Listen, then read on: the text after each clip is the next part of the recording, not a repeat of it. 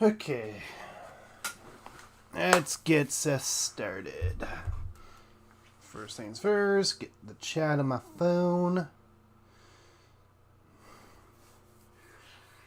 Throw the spam email off my phone. Okay, let's see. Alright, challenge run number 6. Hello, random ad, I don't care. Okay. So, hey everybody, Nit's a Gamer here. I recently woke up, so don't mind if I sound a little tired, a little fatigued here. I just realized I probably should have came in with snacks, but I don't have a snack. Triscuits. Triscuits will do, I guess. I don't have very much Triscuits. Okay, so let's see. Who do we have in the chat here? So far, I still need to increase my viewership, so let me just share the stream around before I get started. Alright.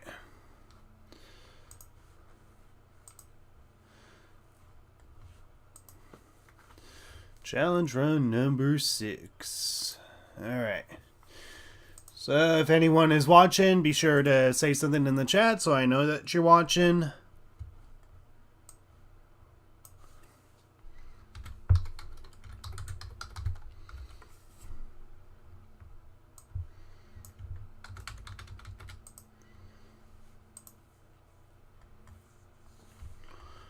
Okay. No, I misclicked something. Okay. Alright, send to Twitter. I just need to share it to my Discord server. Alright, do I have anyone in the chat yet?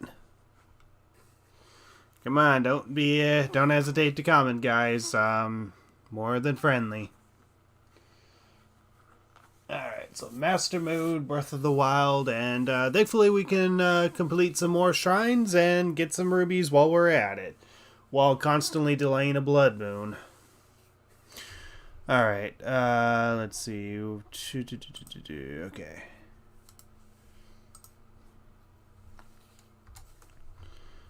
Alright, send that.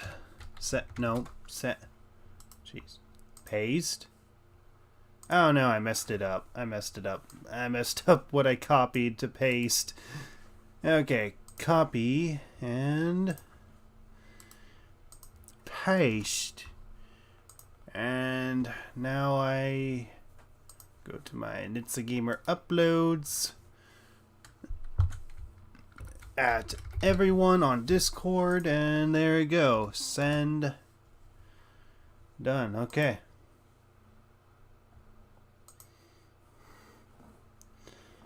And no, I'm not going to sign up for Discord Nitro. That's just a waste of time. Okay. Alright, I think I'm ready to get started. So, is there anyone in the chat yet? Hello? Anyone in the chat? Well, hopefully I get people in the chat over time.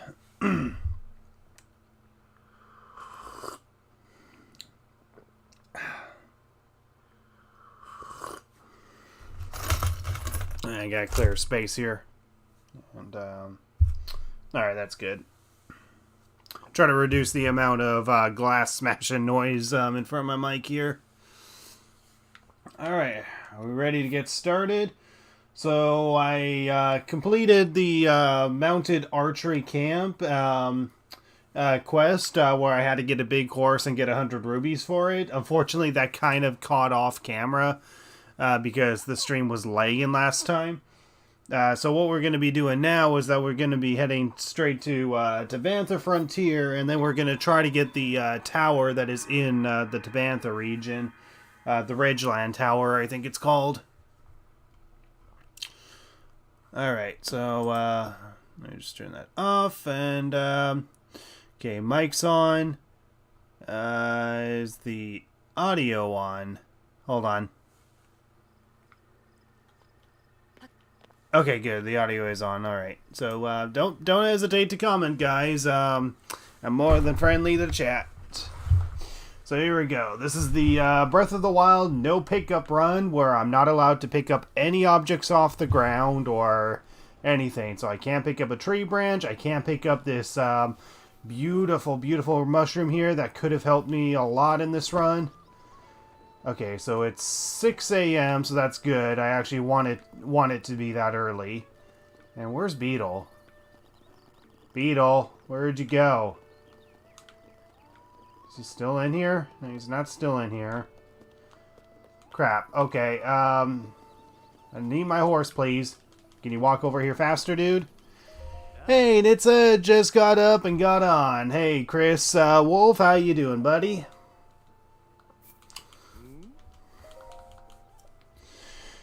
Alright, so just summoning subscribe here.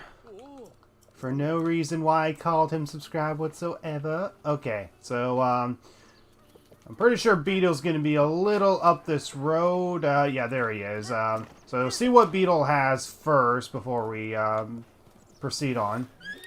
Talk to Beetle. What do you got? And he has nothing useful. Thanks for wasting my time, Beetle. Okay, anyways, so we're gonna giddy up on ahead. Alright. So I know there's the Thunder Plains shrine that is over here, but I don't know if I can even complete that or not. I might be able to complete it. There might be a rare chance I can complete it, but I think for now I'm just gonna head towards the Ridgeland Tower. I think that's the whole reason why I fast traveled here. Or maybe the whole reason I fast traveled here was mostly just to see if Beetle had any power increase in items. Because that was the whole point, is to get a power increase in items. Hi, Supersonic 58. How you doing, buddy? Alright, so I'm heading towards the Ridgeland Tower that is over there. So I only have 2 towers, I think, left in the game to get. So that's the Ridgeland area and the Akala region. So the Akala Tower is the hardest tower to get in the game. So I'm saving that one for last, because I think the best way to get it is to get a high vantage point from Death Mountain itself. You fly from Death Mountain down to where the tower is. Like, you can actually see the Akala Tech Tower. You can see the Akala Tower from here. I keep calling it a tech because there's a tech lab, but yeah, you can see the Akala Tech... I keep calling it the Tech Tower, seriously. The Akala Tower... right over there. You can fly off of Death Mountain Crater all the way to the tower. I'm pointing it with the tip of my hat, essentially. But anyways, what we're going to be doing is that we're going to get the Ridgeland Tower. And we're going to be grinding up some rubies. And how many rubies do we have? 200 and... okay, so... know your place. Well, you're gonna have to know your place, which is in the grave, lady, because I'm gonna completely leave ya. Okay, so right now there's really not much we can attack the enemies with. We just need to use Cryonis blocks and just build blocks all the way to the tower. Right now, that's the best we're gonna do. But besides feel like I look a slander and baseball to my body and how sore I am, getting better for the most part. So, so you took a baseball to the body? That sucks. That sounds absolutely painful.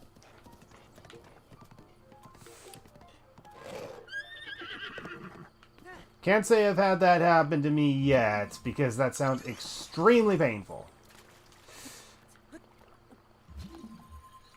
Okay, so I gotta be careful because there's some Lizalfos and some electric whiz robes, and these electric whiz robes could one-shot kill us easily because water and electricity doesn't mix. And right now we already have an electric Lizalfos that notices us, so this is bad.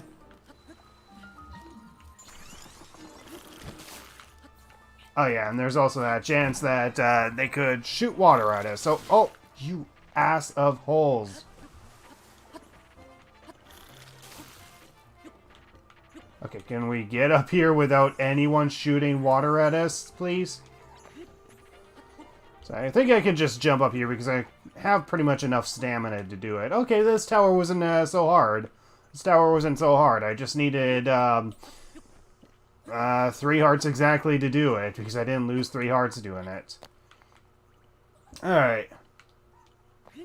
And actually, out of curiosity, how many rubies can I get from the guy that is up here? Because the guy that is up here can actually give you some rubies if you fly a certain distance with your paraglider. Maybe I can actually farm some rubies from here. I mean, I don't know if I can, but I'll see if I can. But here we go. We got our penultimate tower activated, so we only have the Akala Tech... I keep calling it the Akala Tech Lab Tower. It's not the Tech Lab Tower. It's the Akala Tower. Christ. Okay. No stream freezes today, please. Oh, I hope not. But yeah, in the last part, if you guys didn't see, I was riding on a giant's horse, and I completed the quest, but it cut off before you could see the quest completion. I can prove it once I can pause here. Just hold on. But here we go. We got the Ridgeland area now in the map, and by the looks of it, we still need the shrines with the Blood Moon and the shrine within the Thunder Plains. Those we still need to get, but we'll worry about those later. Actually, one of those is going to be a Modern Test shrine, so we'll probably not worry about that at the moment. But anyways, what was I doing? Oh yeah, so in the side quest, in the last part, it kind of cut off because of my bad internet. Let me see if I can find it. No, it's not the Stout Horse. Good size horse. No. Here we go. The hunt for the giant horse. So you captured the giant horse in the grasslands. The giant was an accurate description, to be sure. This beast could probably trample monsters with ease. You brought it back to the NPC, and he was surprised, and he only gave me 100 rubies for it, for all my hard work. But it was worth it, because at least I'm gaining some rubies. Boo! Okay, so anyways, this guy, so yeah, I'll glide for you. 20 rubies, but I'm pretty sure he can actually give you more rubies in return for that. We're going to see how far we can actually get with this. See if we can actually gain some rubies out of this, or if playing tag with the girl is faster. I mean, I'm guessing playing tag with the girl is a lot more efficient and faster, but I'm just going to see just how quick this will go. I mean, this is honestly a lot less annoying than just whistle sprinting to the girl, to be honest. And honestly, it's a nice breath of fresh air. I mean, yeah. This is actually kind of nice. I might be able to grind rubies this way instead. Okay, so we already got the shrine that is down here. But it's a shrine that we were unable to complete. I mean, we might be able to complete it in a creative way, but no guarantees about that. But yeah, if you fly towards, like, the grassland area, you could, like, use, bomb arrows to give yourself an updraft to extend your flight further, but unfortunately we don't have that ability yet, so unfortunately this is the best we're gonna do. Okay, I was gonna use the bomb to get myself a further boost, but whatever. Let's see what he says. Hey, how's it going? It's going good, Killjoy. Right now I'm just okay. Do I get more rubies in compensation? Okay, 100 rubies. So if I just keep doing this, I can pretty much gain 80 rubies every single time. Which is definitely more than two ambers if I were to grind tag, but I don't know if that's necessarily more efficient. Okay, what is the time? 12 p.m.? Well, I'm just gonna see if I can actually get the balls to the Thunder Plains with stasis. I don't know if this shrine is going to be possible or not, because it requires you getting 2 particular balls to the area with stasis, and we could probably use the Magnesis weapon that is within the Thunder Plains to get the balls to their holes. But again, I don't know if this is going to work. It really all depends if we can get this red ball right here and another ball that is on the other side to the middle area. If we can get it to the middle area, then this shrine might be possible. But yeah, the other ball is right up there. Then we got the red ball that's up there. So you who has reached this land of thunder, I present you a trial. I've seen this grind and minigame destroyed with glitches. It's funny. Oh, it's absolutely funny. But yeah, we can theoretically grind like 80 or so rubies just by playing the minigame over and over again. You know, just pay 20 and then get 100 in return, which means we're getting 80 for it every single time. Shit. Oh my god, Link, you jumped at it at a better angle. Stop. Oh my frick. Oh my god. Christ. Are you serious right now? Okay, and you're gonna be a disturbance, so... Boom.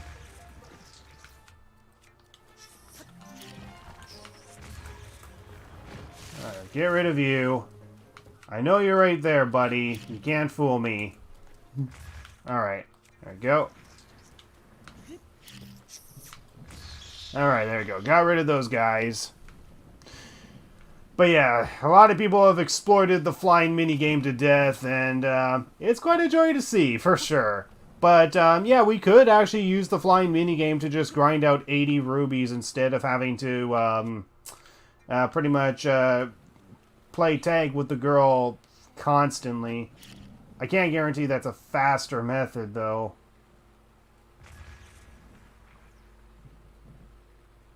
Alright. Gotta place our bomb here just right. Now, okay, come on.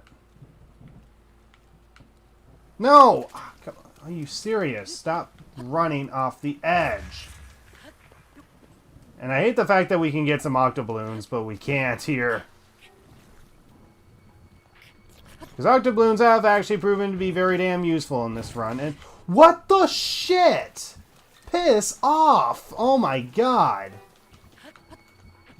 Okay, you know what? I'm just gonna blow you guys up because you guys are such an annoyance, and oh my god, it takes forever for you to die. Okay, here we go. Now let's set a remote bomb here. Unless you're gonna slide off. My god, okay, hold on. Try that again. We gotta set the bomb just right. Alright, there we go. We got it just right. Now, let's see if this is going to be enough power. I don't know if this is going to be enough power, but let's see. Because the idea is that we want to launch the ball across with stasis, but I don't know if a remote bomb is going to be enough power. It might be. Let me see. Okay, that's close. It gets us somewhere, but it's not exactly where we need to go. Maybe if the ball was a slight bit closer to the land, this might actually be possible. Like, we grab a magnesis weapon, which I know there's a magnesis weapon that is up there. We drag the balls all the way to up here somehow. We drag the balls all the way to up here. We launch it across with stasis from here. If we can move the balls up here, that's the thing. This might be impossible, but I think I might also have to come back here later because I'm trying to not have a blood moon pass. Okay, hold on. I want to get to the top link. There we go. But also, I gotta see if the shrine is even possible because I also gotta consider the fact that I need to push the balls into the holes here. And I know there might be a way to theoretically make this work, and that's by using this weapon for magnesis. Hold on. I can't make this go higher enough. Are you serious? Hold on. Let's throw this weapon to the side for now, and just simply push this ball down.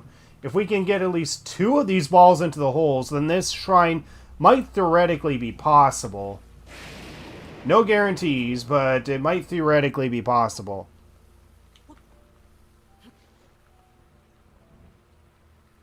Come on.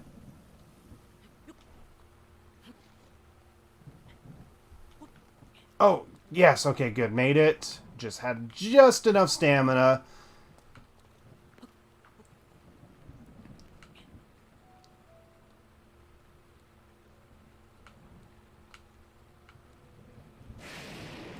Come on. You can push it off with just your own Will alone, Link. You can push this off. Jesus Christ. Okay. Let me see. Is there a better way to do this? I mean, yeah, there is a better way to do this, and that's picking up the ball and doing what I'm supposed to do, but, okay. Bad start.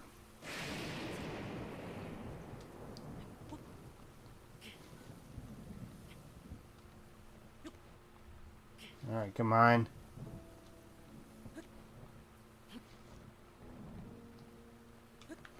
Alright, here we go.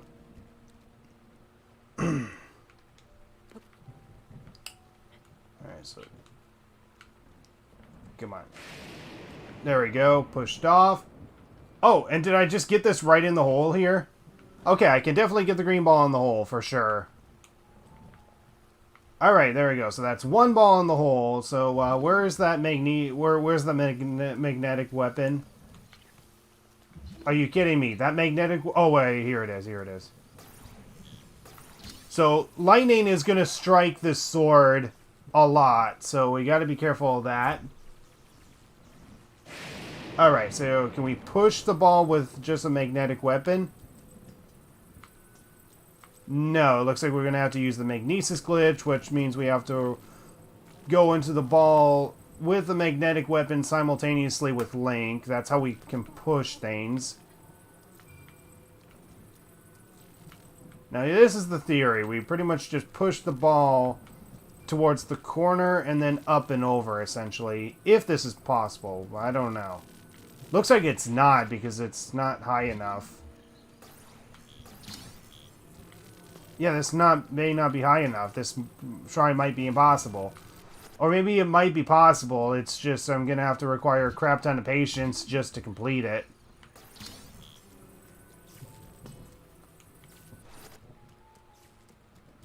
But what happens if we strike the sword with lightning right next to the ball? Huh. Okay. Okay, but the problem lies in the fact that there's really nothing that we can slide the balls up, so... I don't know. This one might be a plausible shrine, but it looks uncompletable for now. Alright, so let me just figure out what to do next here. I know there's 2 shrines here, but they're incompletable. There's one shrine that I want to complete here, but I need a magnesis weapon or something that's magnetic for that to work. Okay, sorry guys, I'm just trying to think of what to do here. There's another shrine that is here, but this one might be incompletable. Or actually, no, wait. If I remember correctly, the balls here are magnetic, so this shrine over here with the 7 heroines might actually be possible. Okay, I'm just thinking here, just thinking. That was a moderate test of strength, that one was definitely impossible. Okay, I don't know if a blood moon is going to pass or not, I think a blood moon is going to pass very soon, so I think what I'm going to do is that I'm going to, I think I'm just going to warp to a random shrine for a second, or just warp to a random stable. Talk to Beetle, see what he has, and then I'm going to duck into a shrine because a blood moon is going to pass. I want to try to delay the blood moon as long as I can. Because I'm trying to get power increase in foods in order to get power increase in buffs. But yeah, right now the only tower that we need to get right now is that tower, the Akala Tower. And that one is the hardest to get. And I just realized I fast traveled to the wrong damn spot. Actually, how many spirit orbs do I have? 2.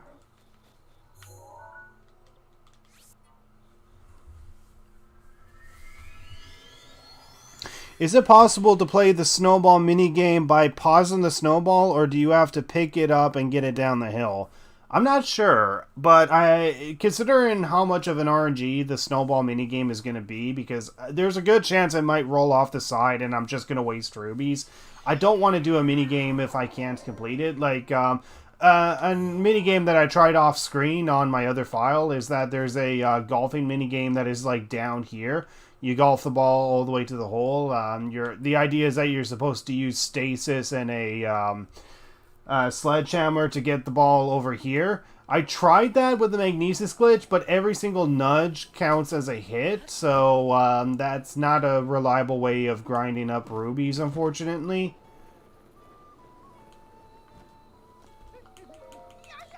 Okay, so what do you got, Beetle? High-tail lizard, fireproof lizard, and you got useless stuff, Beetle. I thought I could rely on you. I'm heartbroken. I'm heartbroken, Beetle.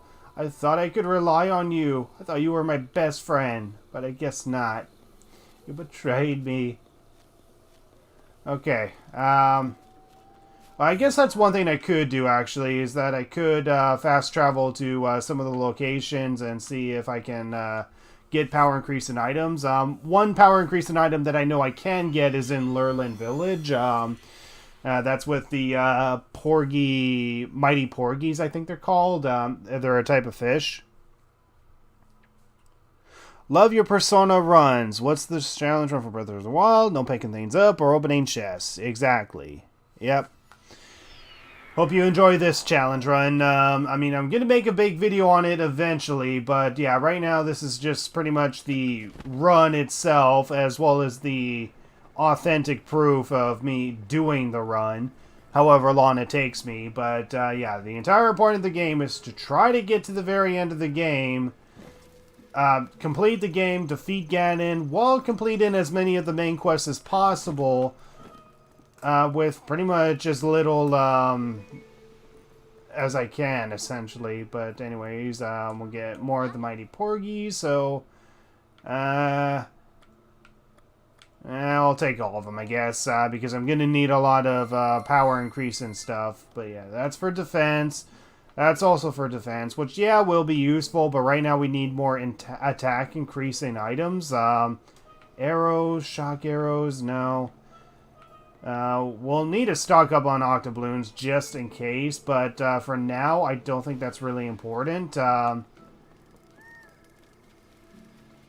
so I don't think there's... Okay, so is a blood moon going to happen? I'm not sure where the moon appears. I think that's the blood moon right over there, right? But yeah, I think there's an NPC up here that gives me the quest for Evertide Island, which I don't know if it's going to be completable or not. But yeah, a blood moon is happening. And the person that usually shows up here is not here. Okay, so a blood moon is going to happen. So in order to postpone the blood moon from happening, we just need to go into a shrine, duck in it for a while. So what I'm going to do is I'm going to go to the shrine over here, because I figured out a way to get one of the other shrines that I thought was going to be impossible. Or I knew it was going to be possible. It's just we need a magnetic shield or weapon or something. Thankfully, that's not necessary. So we head over to this shrine. We'll duck into this shrine for now. Maybe see if it's completable in the process, but we'll duck into the shrine. We wait until it's past midnight. We want to postpone that moon for as long as we can. And then we got to get some power increasing buffs, so that way we can defeat the bosses with efficiency.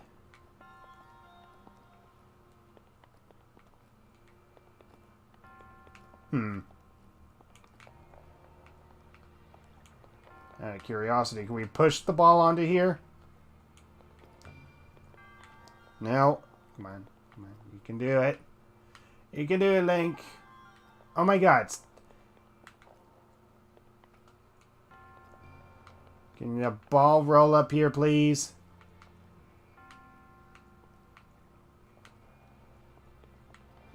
Yeah, the ball's not cooperating.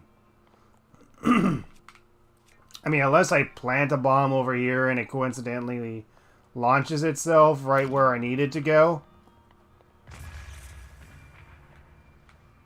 That theoretically could work, honestly, but yeah, it doesn't look like it's going to work.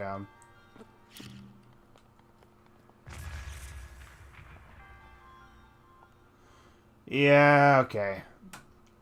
So is it midnight yet? Nope, not midnight yet.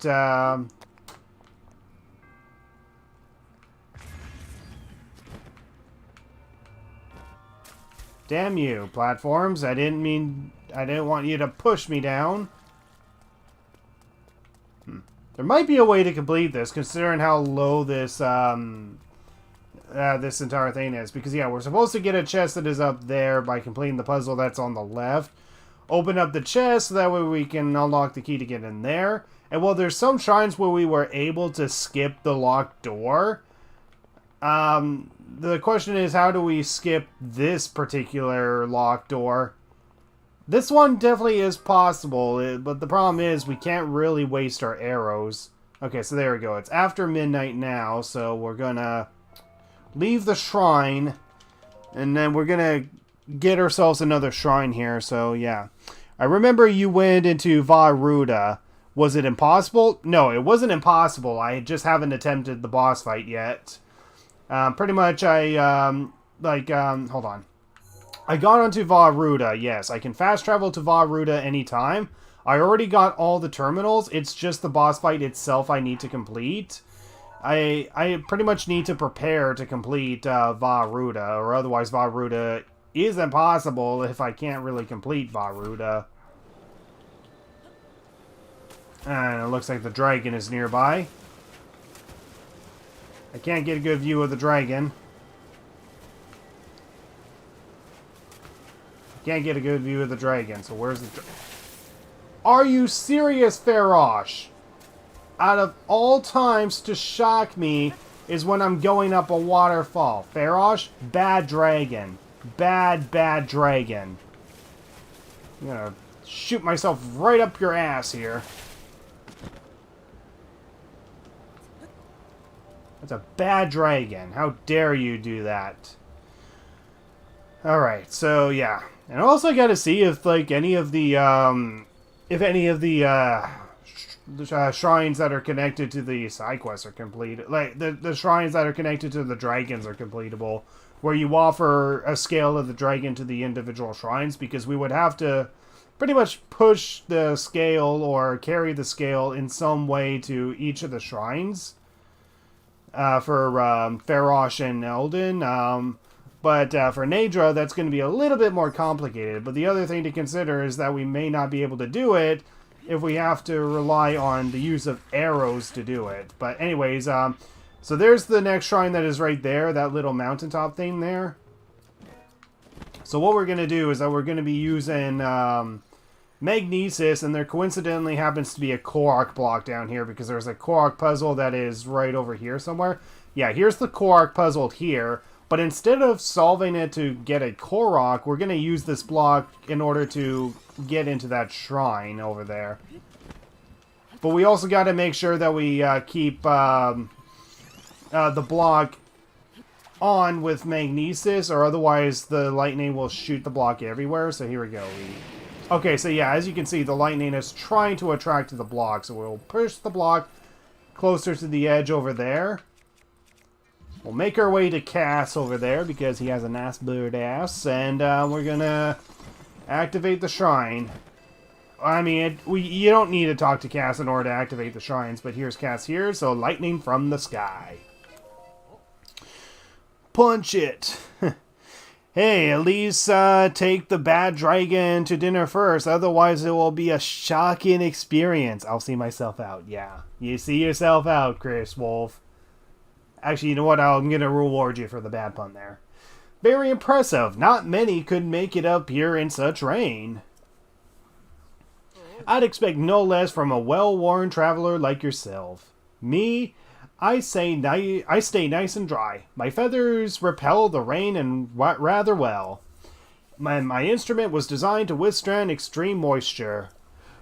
When your livelihood revolves around ancient songs, you gotta be prepared for a few raindrops. I know a song about this place. Would you like to hear the ancient verse passed down in this region? Sure, why not? So without further ado, when the lost hero downs the lightning from the sky, the monk responds from a giant mound on high.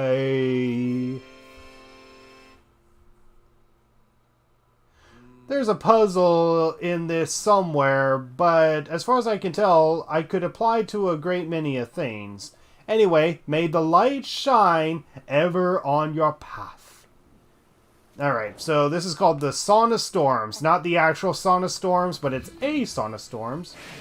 Okay, so as you can see, the lightning is being attracted to this Korok block here. So we need to make sure that we keep this magnetic and further away from us, or otherwise we'll end up getting shocked too. But yeah, lightning is attracting to this block. So what otherwise will be used for trying to get a Korok, we're going to essentially use to complete the shrine, essentially. Okay, looks like lightning's not attracting to the block at the moment, so let's hurry up there. Oh, no. Okay, lightning's attracted to the block now.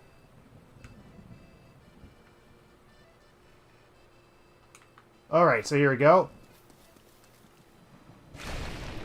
Sweet! That worked! Awesome! So yeah, instead of using that Korok block to get a Korok seed, we can use the Korok block to solve a shrine. We did it! A Sauna Storm's complete. Thanks, Cass! So there we go. Thank you, Korok Puzzle, for solving a shrine for us. Alright. And what sucks about this particular shrine, there's another thunder piece in here. We could get another piece of thunder armor that is in this chest. Because there's one here, and then there's one in the shrine that appears on the Thunder Plains. The Thunder Helm thing is something that I can get from a side quest, so that one was free of charge. But the other two pieces, unfortunately, are inside of a chest. So, unfortunately, that's the best we're going to do. So, there we go. We got ourselves another shrine completed. Awesome. So that shrine is definitely completable. You just get a Korok block or something that's magnetic around. And right now it seems like that Korok block was the closest thing that was magnetic. So we just put that on top of the mound and there we go. That was a quest complete. Ugh. Ah, damn it, my foot's asleep. And yeah, after you complete the quest, Cass is no longer here. No, Cass, I loved you. Why did you leave us? Alright, so in terms of some other shrines that are in here, there's one that I know is here, but I don't think this one is really going to be possible, or if it is possible, it's going to be a big pain in the ass to complete. I know there's one up here, but that's a moderate test of strength. One here, but that's a major test of strength, which is a shame because this island in particular gives us a climbing gear. And the entirety of the island here, maybe it might be possible, but it's way too friggin' hard right now. Okay, so let me just think. I'm not confident that I can get the shrine that is up on the mountain here. I know there's a shrine that is over here, but I know that it's going to require us carrying an ice block, which I don't think is possible. This one over here requires us carrying a flame or lighting 4 different torches on fire. Right now we have no means of being able to move fire. I know right over here is a major test of strength. Over here requires us carrying an ice cube. And then the one here requires us using at least 1 shock arrow, but I want to limit the use of arrows. Actually, that's another thing, is that the Forest Dweller bow, I've only used this 4 times, but the thing is, we can only use this bow about 34 times. So we pretty much have 30 uses left of this bow. Once we use up those 30 uses, then that's it. This bow breaks, and the rest of the game is impossible to complete. This is our only bow for the entire run, so we can't use it. Alright, so let's see. What else can I complete in the meantime? Let's see. I know there's a shrine here, but that one's impossible. Yeah, come to think of it, there's actually not that many shrines within the Zora area. I already got that one. I got that. I got that. Trying to think of what other shrines I didn't get. I know I don't have this, but this one I think is impossible. Actually, one thing I'm going to do is that I'm going to go towards this stable that is over here, because I know at this particular stable, there's a quest that can activate once you have the camera rune, and I didn't activate it because I didn't have the camera rune around this time. So, no pressure. Yeah. Hi, Zelda Queen Bee. How you doing?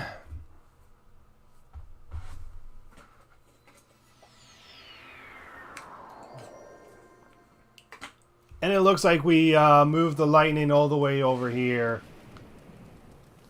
Well, sorry guys, I was too busy trying to solve a shrine puzzle. So don't mind the fact that there's lightning over by your stable.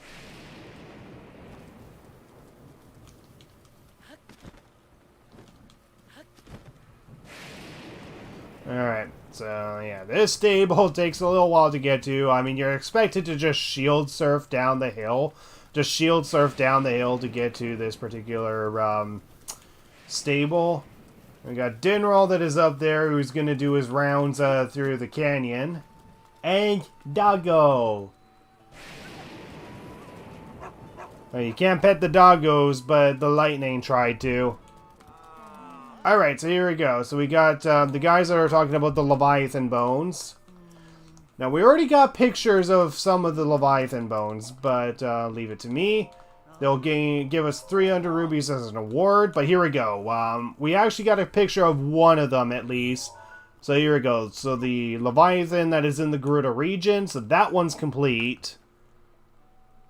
And yes, I am a princess. Alright. I'm guessing you're a queen bee, I guess.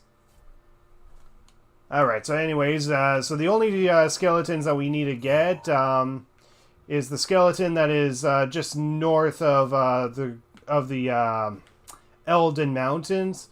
So there's the other skeleton that is right here, which is actually a character from Skyward Sword, apparently. And then the other one is actually located at the shrine that we still need to complete, that is over here. But unless I can find a magnetic weapon that is somewhere around here, then I can't really complete this shrine at the moment. Okay, so let me see. It's 5 a.m. So I think what I'm going to do is that I'm going to grind up some rubies in the meantime, because there's really not much I can do, to be honest. Let me think. Yeah, I'm going to go to Kakariko Village. I'm just going to grind up some rubies by playing tag with the girl.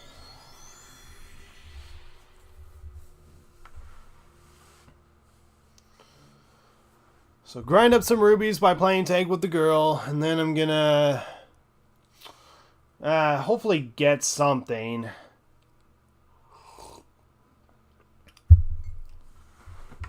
I think what I'm gonna get once I grind up enough rubies, like I don't remember the amount of rubies I need to grind up to. If it was like 700 or something. Oh, hi, Katla. Want to play? No, I want to play with Mommy right now. You just have to wait your turn. Yeah, so if you're wondering where's her mommy is dead. Yeah. That's actually the sad thing, is that she plays with mommy, but mommy is actually dead. Alright, so anyways, I'm gonna sit by the campfire till noon. Jeez. And then we're just gonna constantly play tag with Katla. Thankfully, Katla plays tag regardless if it rains or not, so that's fortunate. Not interested, lady. I mean, stealth gear would be awesome, but I'm not interested.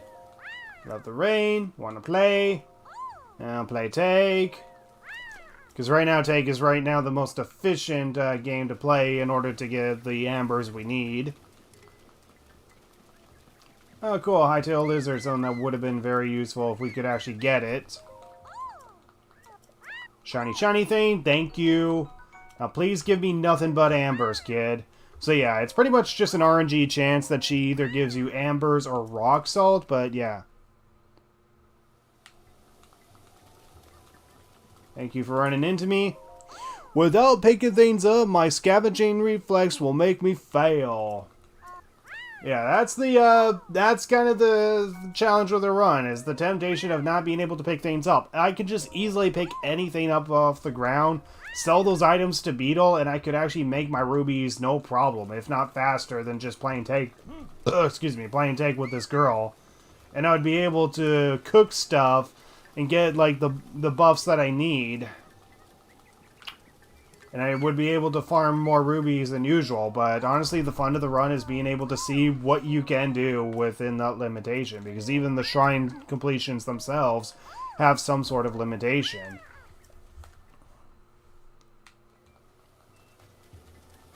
Alright. So please give me... Stop giving me crunchables, you stupid kid. Don't make me slap you out this bridge and make you and drown you in the water. Well, at least you're running into me, so you're speeding this up. Shiny thing, thank you. So just gonna continue playing tag with the girl until she hopefully gives us enough ambers to sell. Because I think the next armor piece that we really need to go for is pretty much the Firebreaker armor. I think right now that's the most important thing. Because we pretty much already have the Zora armor, which is something that we don't have to buy. We already have 2 layers of cooling protection. We don't really need layers of heat protection. We still need to get the Gerudo Vi armor, which costs 600 rubies. But right now, I think getting the other Flamebreaker chest, or not chest piece, the Flamebreaker pants, right now is the next important thing. If I can get, like, the Flamebreaker armor piece, then I'll be able to get at least some of the Vah Rudania quest completed. The sooner I get that completed, then I have one less thing of the main quest to worry about. Because right now I already have the Vah Ruda quest up to the point where I just need to fight the boss. I mean, if I can link multiple attack buffs from just one food to multiple boss fights at a time, then I can save so much time. The only thing is, this kid is not saving me time by giving me nothing but rock salt. The subscribe can't hear you. That's bad for your channel. Hey, the subscribe can't hear me, but that doesn't mean you guys can't subscribe yourself. That's the whole point of me actually having the word subscribe on screen. Alright, kid, stop giving me rock salt. I swear to God, if you give me rock salt one more time, I'm gonna use a remote bomb, blow your face off, and you're gonna fall down under this bridge where the troll is. Okay, that's it. I'm killing this kid. Alright, now that I've committed child abuse, let me just sell the shiny things. I mean, yeah, I'm still gaining rubies even if I get rock salt, but the problem is that's pretty much nothing. Alright, so I'm gonna enter the shop. I want to sell. So only 3 ambers. God damn it, kid. And 8 rock salts. I'm still far off. Christ. I wish there was a more efficient way of being able to grind rubies. I mean, I guess I could just do the flying minigame over and over again on top of the Ridgeland Tower. That's probably a slight bit faster, maybe? I don't know. I don't know. At this point, I might as well just do that. I might as well just complete this... no, it's not the Hebra. It's Ridgeland. Complete the Ridgeland thing over and over again. Just continuously glide down because honestly it's the least repetitive and it offers the best amount of views. Alright, I already did. Awesome. Thank you, Zelda Queen Bee. I hope you enjoy some of the other videos that I have on this channel. Alright. So there you go. Ridgeland Tower. So we'll talk to this guy, and then we'll just continue gliding over and over again, and hopefully that gives us more rubies than usual, because, pretty much for every 2 ambers we get, we're selling, like, 60. For every 3 ambers we get, we sell, like, 90. And for every time we just glide down and complete this minigame, we're gaining about 80 rubies. 20 to do it, 100 as our reward for doing it. And I think just by simply gliding down down here is pretty much just enough to give us 80 rubies every single time. So we just do this over and over again, and we can pretty much grind up some rubies.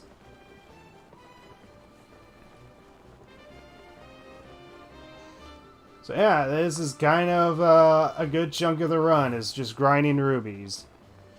Well, you're the same guy that managed to avoid Data Nikechi. Alright, so you're watching my Persona runs. That's good to know.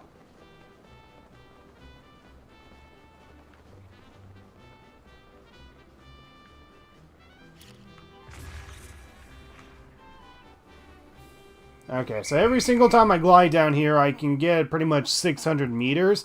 I don't know if I need 600 meters exactly in order to please this guy, but that seems to please him enough that I'm gaining 80 rubies every single time. Yeah, so 100 rubies. So yeah, I don't know. I think this might actually be our next best method of being able to grind rubies. I just pay him the 20, gain 100 in return, while also gaining 80 rubies every single time. So I just keep doing this over and over again. Honestly, it might be a little bit more reliant than RNG, because it seems like the girl has a habit of giving me nothing but rock salt. I mean, eventually I'll have to grind up 10 amber so I can complete one of the quests in Goron City, but that quest is not able to start until after I beat Vah Rudania, so just keep doing this over and over again. And actually, wait. No, wait, I don't get the flame armor check. Oh, no, hold on. I just realized I can't get another armor piece or anything. I realized what I need to use these rubies for. There's something in particular that I do need to use these rubies for, and it revolves around getting the parts to get weapons to begin with.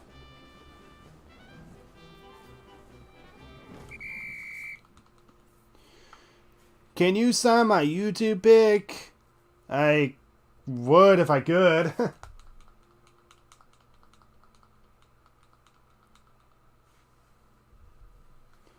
Alright, so spam in my messages. Not interesting. Okay. I'll glide for you again.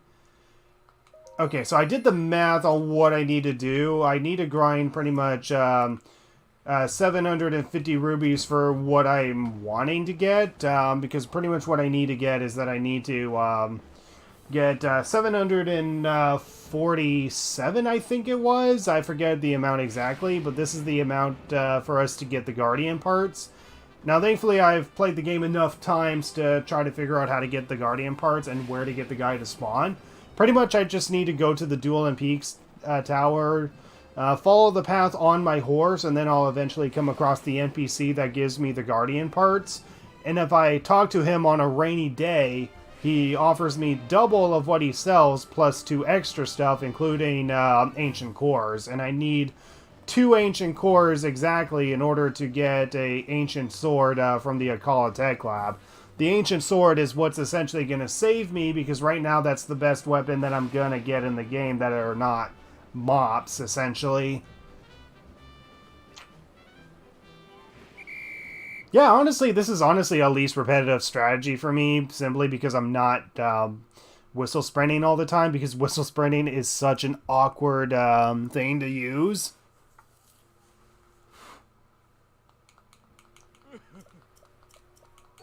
Yeah, honestly, this might actually be a faster way of being able to grind for rubies. So I just keep doing this over and over again until the next blood moon happens. I duck into a shrine and then just come back here and then continue to grind up rubies. So yeah, it looks like this might be our new best method of grinding for rubies instead of playing tag. Which honestly is kind of a relief, because honestly it's freaking annoying every single time I do the tag and the girl only gives me rock salt. I mean, the girl is going to be useful eventually, because as I said, there's a side quest in Goron City that requires me to give a Gerudo 10 pieces of amber. So I need to eventually play tag so many times that I get 10 pieces of amber, because the Gerudo gives me 500 rubies in return. Unlike the 300 rubies that I would get if I were to sell that many ambers to a shop. So playing tag with the girl is going to be crucial in order to gain some rubies later on. But right now, I think just gliding down here is right now just a more efficient strategy for us.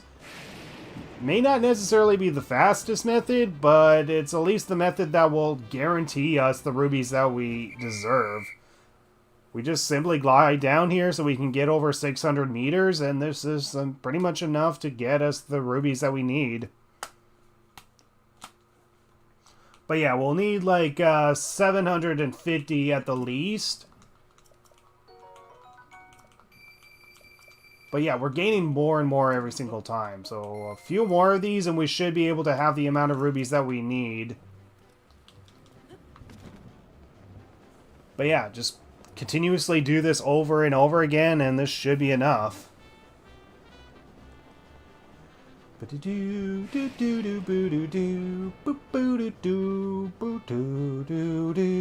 I hope I don't get copyright claimed just because this music is playing. If so, then I guess I'm gonna have to play tag over and over again.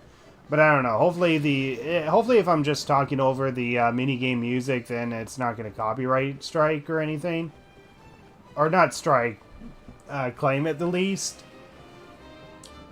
Because all of you pretty much know Nintendo and their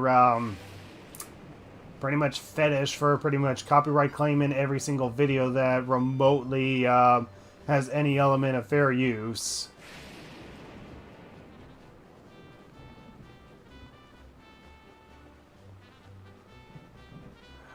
Oh no, no, no, no, no. I just need to give myself a boost there because I wasn't certain if I was going to get over 600 or not. I don't know if I gain less rubies if I don't get over 600, but I just wanted to make sure that I get over 600 there. You could just mute the game. I could do that. Or I could just talk over it so that way I don't have to do that. Alright, so we finally got the rubies that we need in order to get the Guardian parts that we need, but we're going to play the game at least one more time. Or maybe at least enough times that we're at least getting closer to the Blood Moon, because I think we want to play this game pretty much enough times that we get closer to the Blood Moon.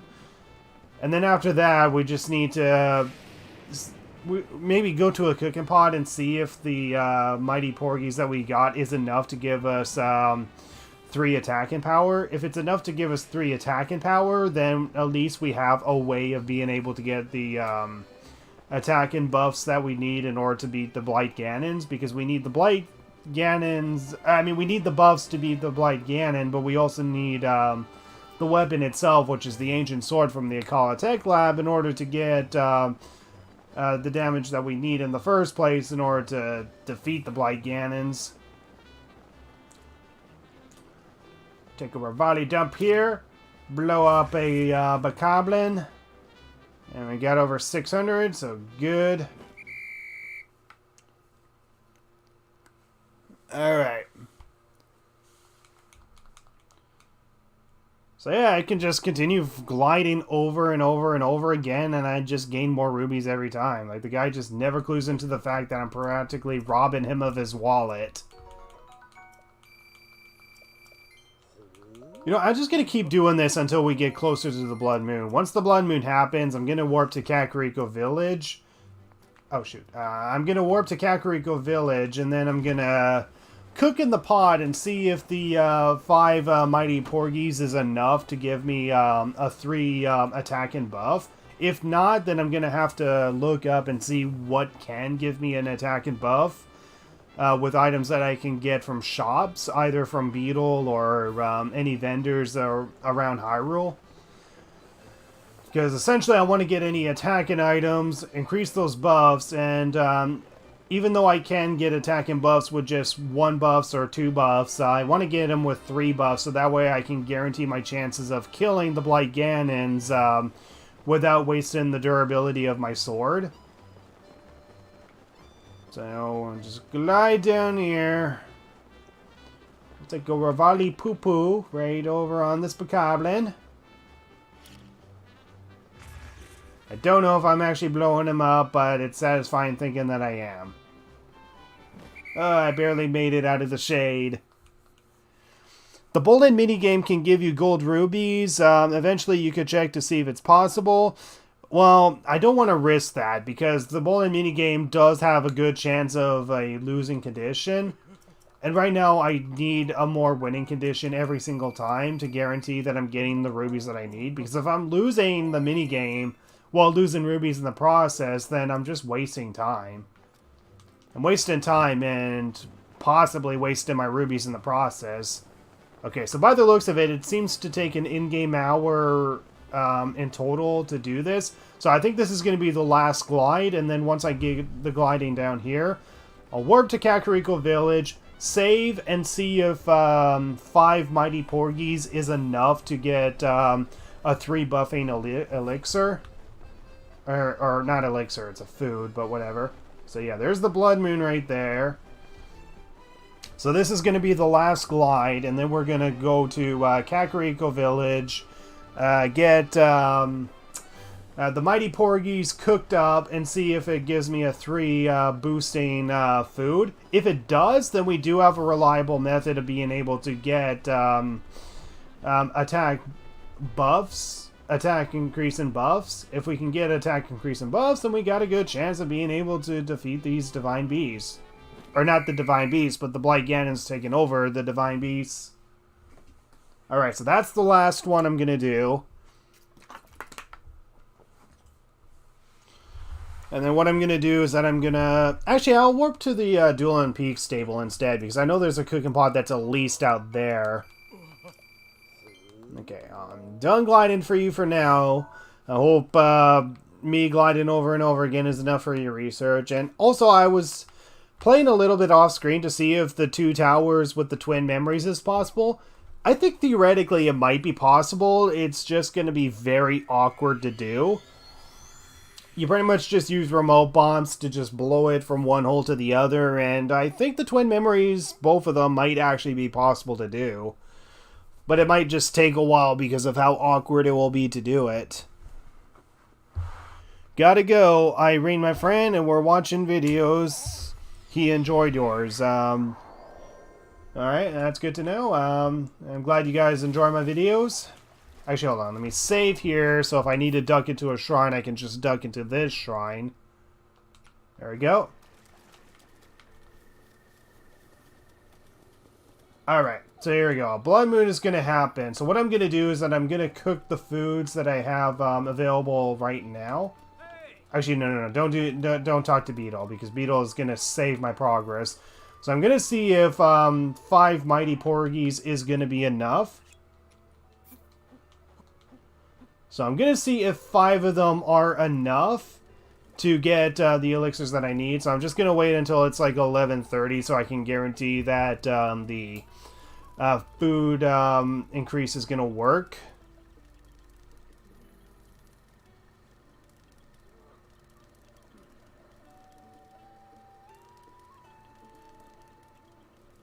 Alright. Just waiting it out.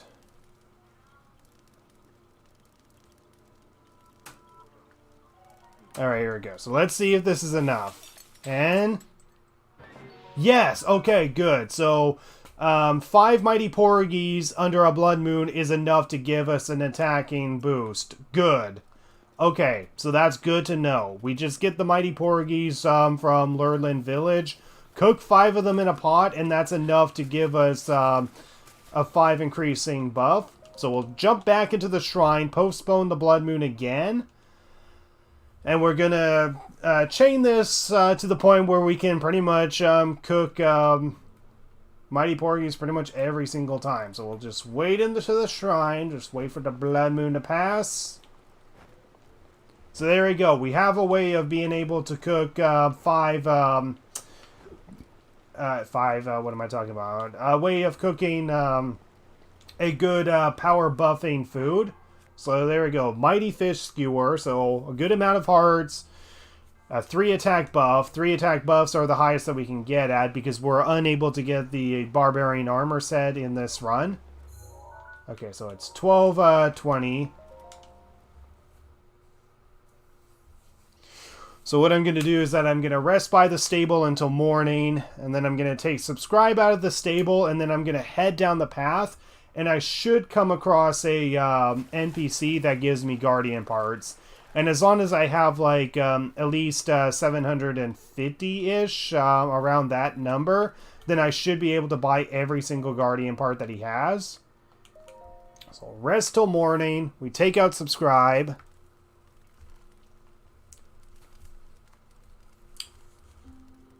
Alright, there we go. Alright. I'll take my horse. Take out subscribe. No, I want to take out subscribe. Jeez. Take horse. Sorry, I'm kind of button mashing with B here. Alright, so if you're wondering how the heck we're going to get the parts, like the Guardian parts, if we can't attack Guardians and get their parts, or we can't farm decaying Guardians, like, how the heck are we going to be able to farm the parts if we can't get the parts to begin with? And the answer is simple. We just start from the Duel and Peak stable, follow along the path, turn right, and we just follow the path and head towards Hiteno, essentially. We head towards Hiteno, and we'll eventually come across an NPC that will give us a the Guardian parts that we need.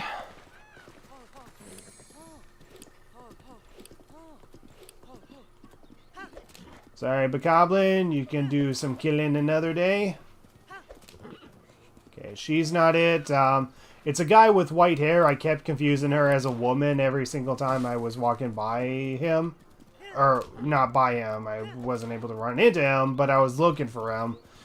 Yeah, I was having a hard time being able to find this particular NPC, but what we need to do is head past Fort Hiteno, because the NPC goes between Fort Hiteno and Hiteno itself. And here we go. So,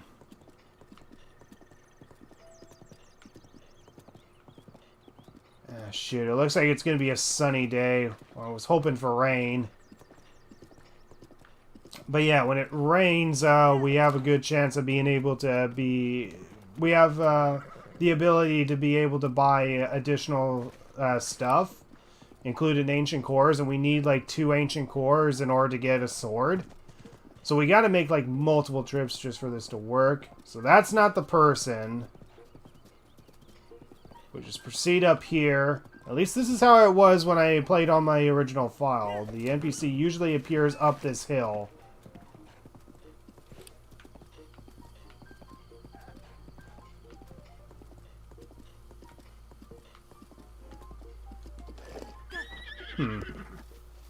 I don't know where the hell he's appearing or if he's gonna appear, but let's see. There's a chest there. Okay. Now this is the problem. I don't know if he appears going from there or if he goes from here. I don't know what direction he comes from.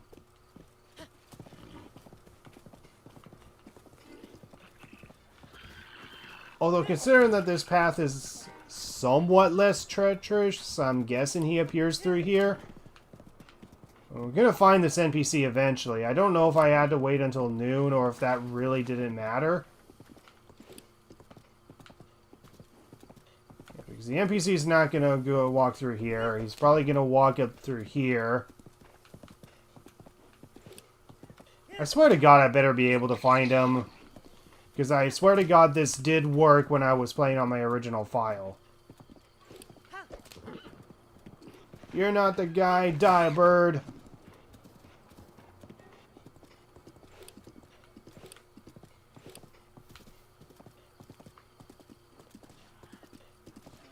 Yeah, they're just attacking a boar, so they're not important. And I know, at least from the wiki that I read, the guy sometimes rests within the village inn that is up here. But shit, you're really wasting my time. Right when I found a consistent strategy of being able to get to you, you waste my time.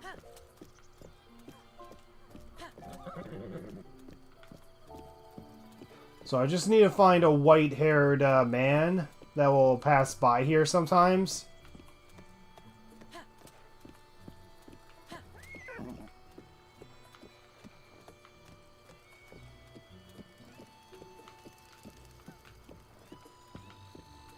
mean, unless there's a certain trigger point or something, then I don't know.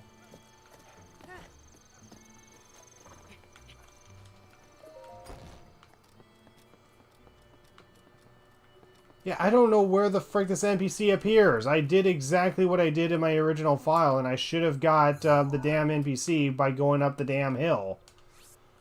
Okay, I'm going to warp back to the Dueling Peak stable and try that again. Because I'm quite confident this NPC appears at some point. I managed to get it to work off-screen on another file. So this should work.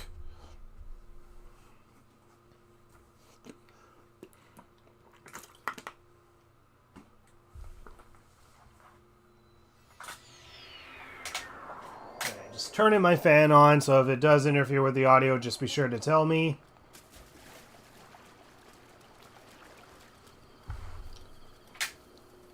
Alright, does Dueling Peak stable Beetle have anything useful?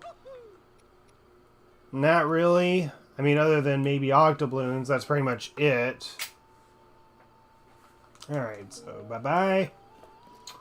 So we're gonna summon our horse again. So yeah, it doesn't matter what stable that you're at or where your horse was, you can always summon your horse back at the stable. Regardless of what stable you're at. I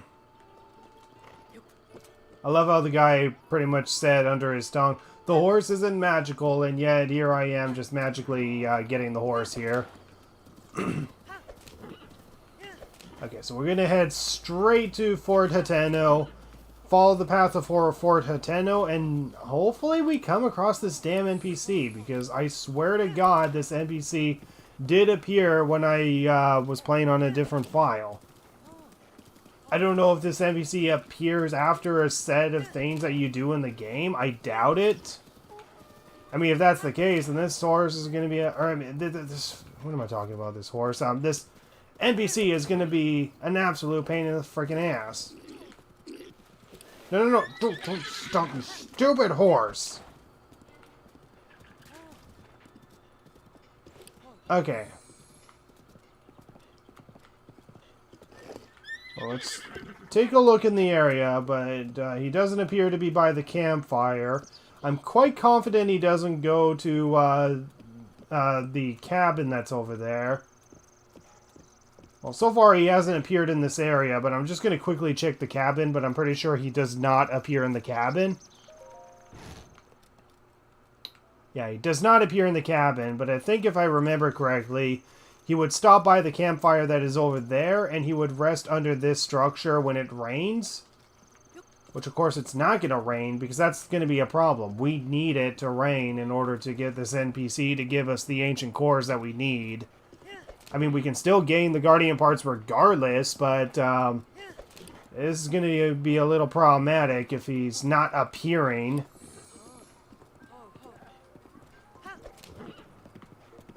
That's a Yiga clan member, so we ignore her.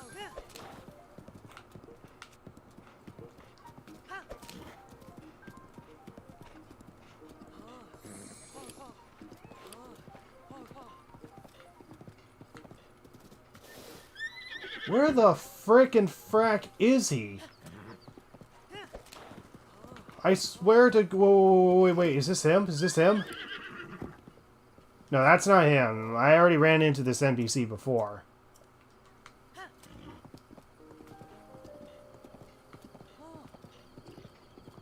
I'm quite confident that he's not going to go along the path up towards the tower. Because that just seems like something an NPC would not do. It seems like an NPC would go down this path and then it would take a sharp left here to skip this entire fort area, because this entire fort area is practically a death trap. Yeah, I don't know why this NPC is not appearing. But shit, he's gonna waste so much of my time, because I need to make multiple trips to him in order to gain the materials that I need. Wait. You're not it. You're not it. Screw you.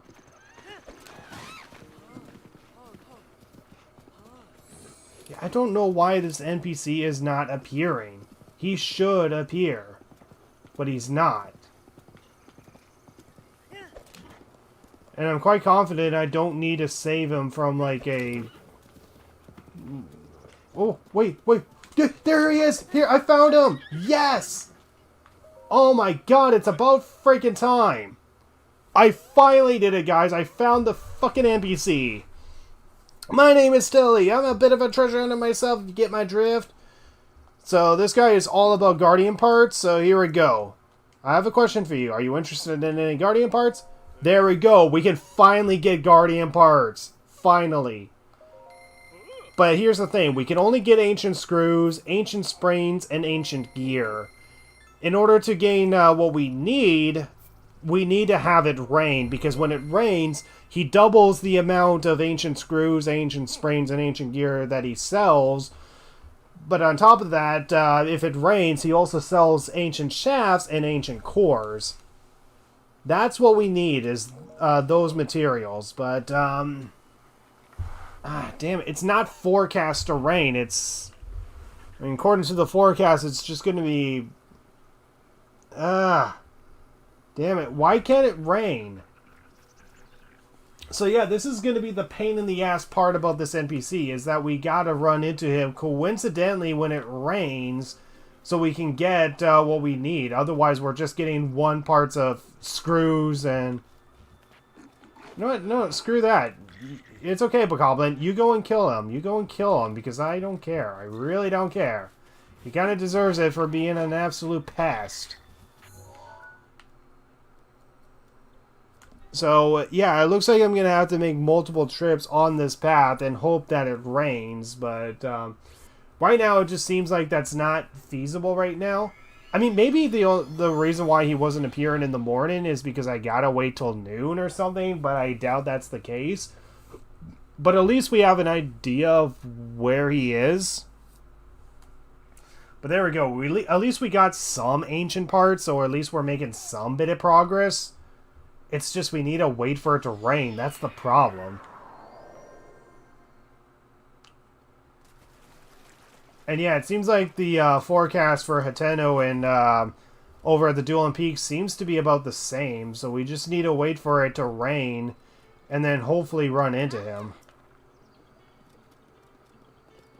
Yeah, it seems like that's what it's going to be like. So, okay, so before we get out of here, I'm pretty sure there's an NPC that actually gives us an award here. Okay, no, not you guys, because you required me to pay rubies for nothing. Hold on. There's an NPC that's somewhere around here for a quest that I'm sure I can complete with ease. Just need to find him. Where is he? Is he, like, over by the trees over here? No? I'm pretty sure there's an NPC or something that tells me to ride on a horse or something. Alright, what do you have, Angus? Goat butter, fresh milk. Okay, no, not useful. Unless you have a thing of meat, then that might be useful, because I have one of the sisters in Kakariko that want a thing of meat.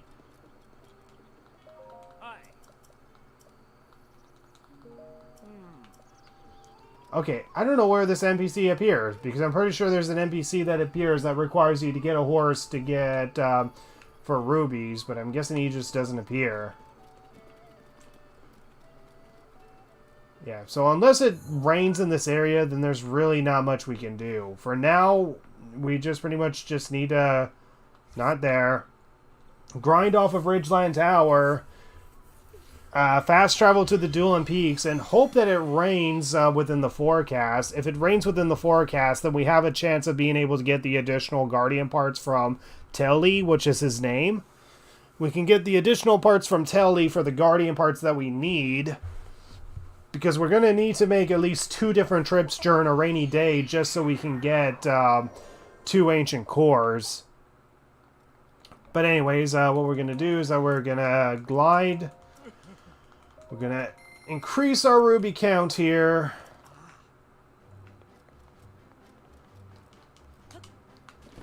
Oh no, I dived off of that really, really bad. That was a really, really bad glide there.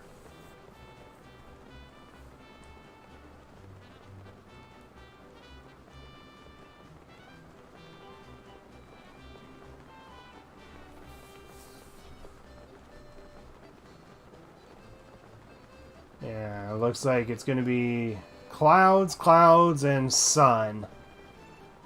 So that's problematic.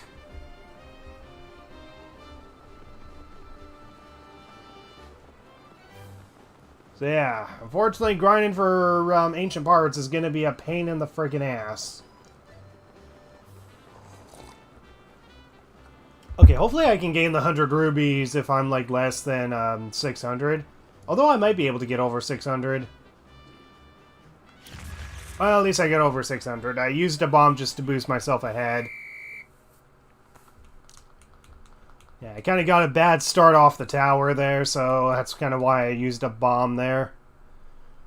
But yeah, right now this seems to be the best way of being able to grind for some rubies.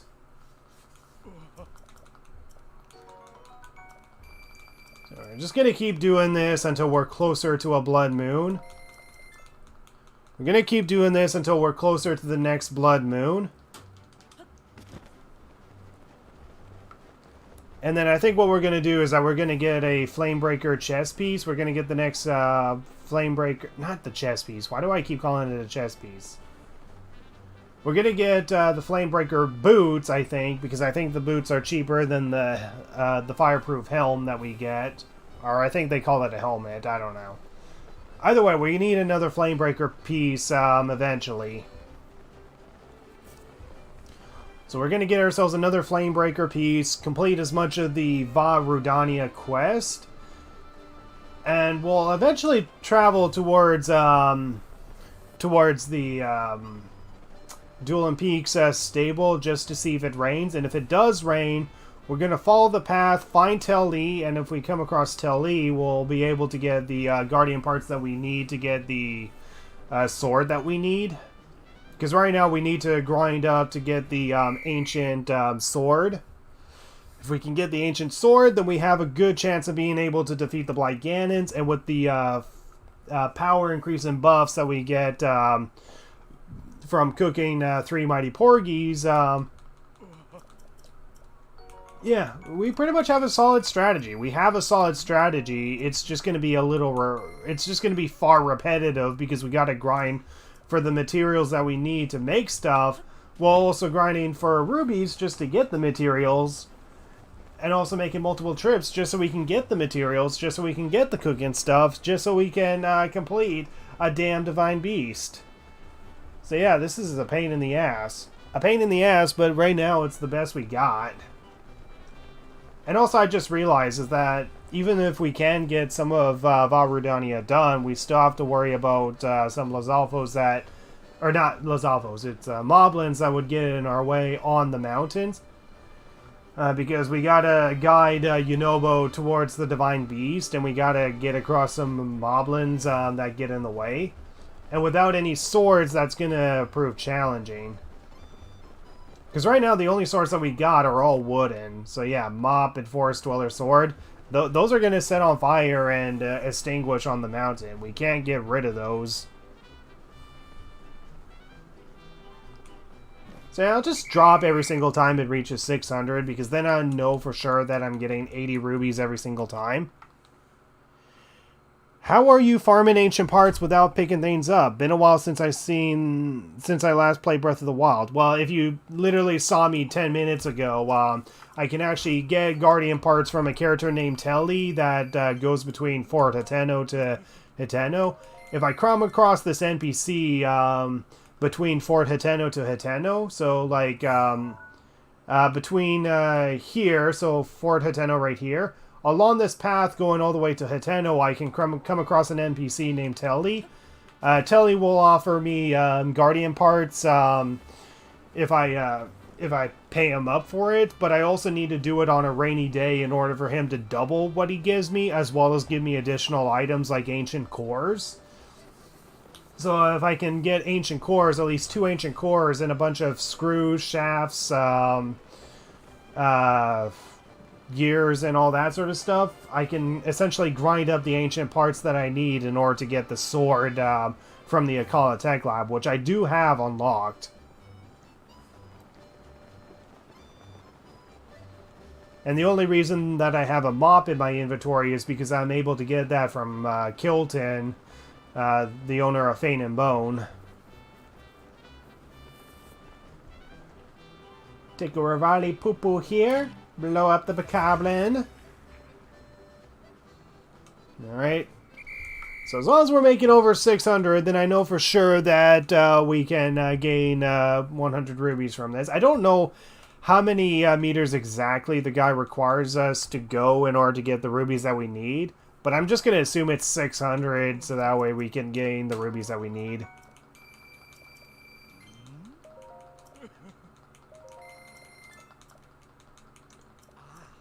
Okay, the time is 8, so a few more of this, and then I'm going to warp to Goron Village.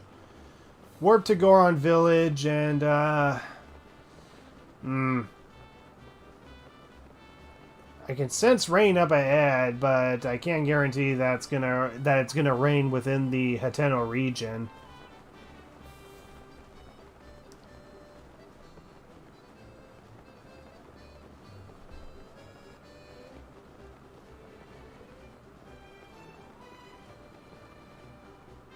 Although I guess one thing I could do is buy up some Mighty Porgies from Lurland Village, because I need to get at least 5 of them to get 3 attacking boosts, because I'm gonna need a lot of this if I'm gonna have a chance to get all of the Blight Ganons, and of course Ganon himself completed.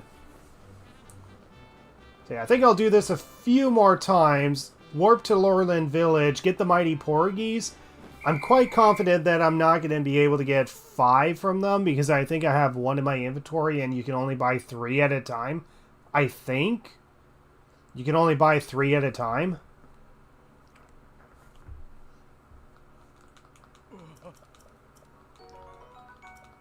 Okay, let's see. Glide again. Fine. Okay, so he's at 900. So yeah, an hour pretty much passes every single time we do this minigame. So keeping that in mind, we can essentially do this like 12 times and gain like 1,200 rubies every single time we do this. No, we don't gain that amount. We minus that by 20. 20 times 10, that would be... Or no, 20 times 12, that would be... Sorry, I got a brain fart with math here. That'd be 240. So 240. So yeah, we would pretty much gain about 1,000 rubies every single time we do this for an entire day, essentially. An entire in-game day. So yeah, this is honestly a lot more efficient than playing tag with the girl in Kakariko Village. Completely unrelated to Breath of the Wild, I started Persona 4 on PlayStation 2 recently. Do you have any general tips? Well, the thing is, I didn't really play the original Persona 4. The first time I played Persona 4 was on Persona 4 Golden on Steam. That's the first time I've ever really played Persona 4.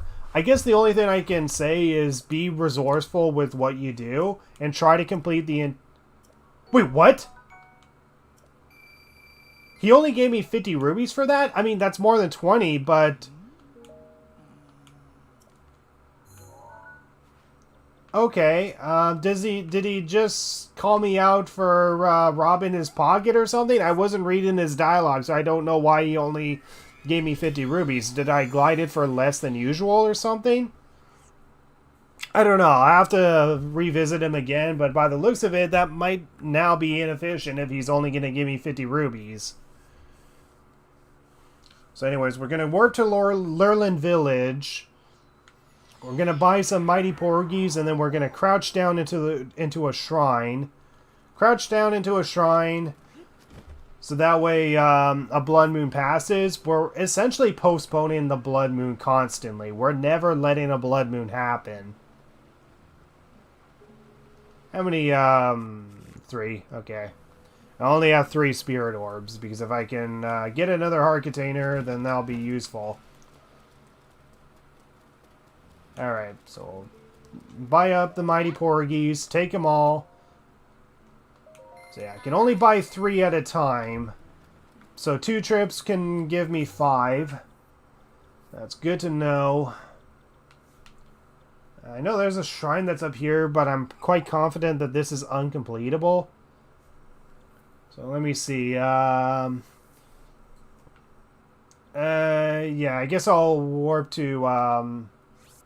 Goron City, and I'll try to get the other Flamebreaker armor piece. Get the other Flamebreaker armor piece, so that way I can make some progress in the Vah Rudania quest. Is that an emoji of sneezing or an emoji of someone doing a dab?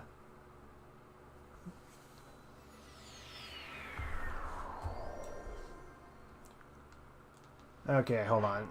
Let me just equip the right stuff here. So, Flamebreaker chest piece. We'll equip the Champion's Tunic because that's better defense for us. I have nothing equipped, right? Yeah, I got nothing equipped, so I'm good. Oh, wait, what am I doing? I have to wear the Flamebreaker armor, not the Champion's Tunic. Idiot. I mean, once I get the pants, then I should be able to wear the Champion's Tunic for better defense, but that was a dumbass move. Anyways, so we go to the armor shop that's over there. We got plenty of time before a blood moon happens. Here we go. So here we go. The pants is 700 rubies, so we'll buy those. So the Flamebreaker boots. And there we go. We finally got 2 layers of fireproof protection, which is all you need. You do not need 3 of them. You only use 3 of them just so you can be fire resistant or something like that. But yeah, game nice. Yep, the game is very nice. But there we go. We got 2 layers of fireproof protection, so that will be very useful when we fight up against Fireblight. Okay, so this is a shrine that was uncompletable, and I'm pretty sure it's gonna be uncompletable. I actually forgot the reason why it was uncompletable. Swinging Flames. Okay, yeah, I think I might have remember this one.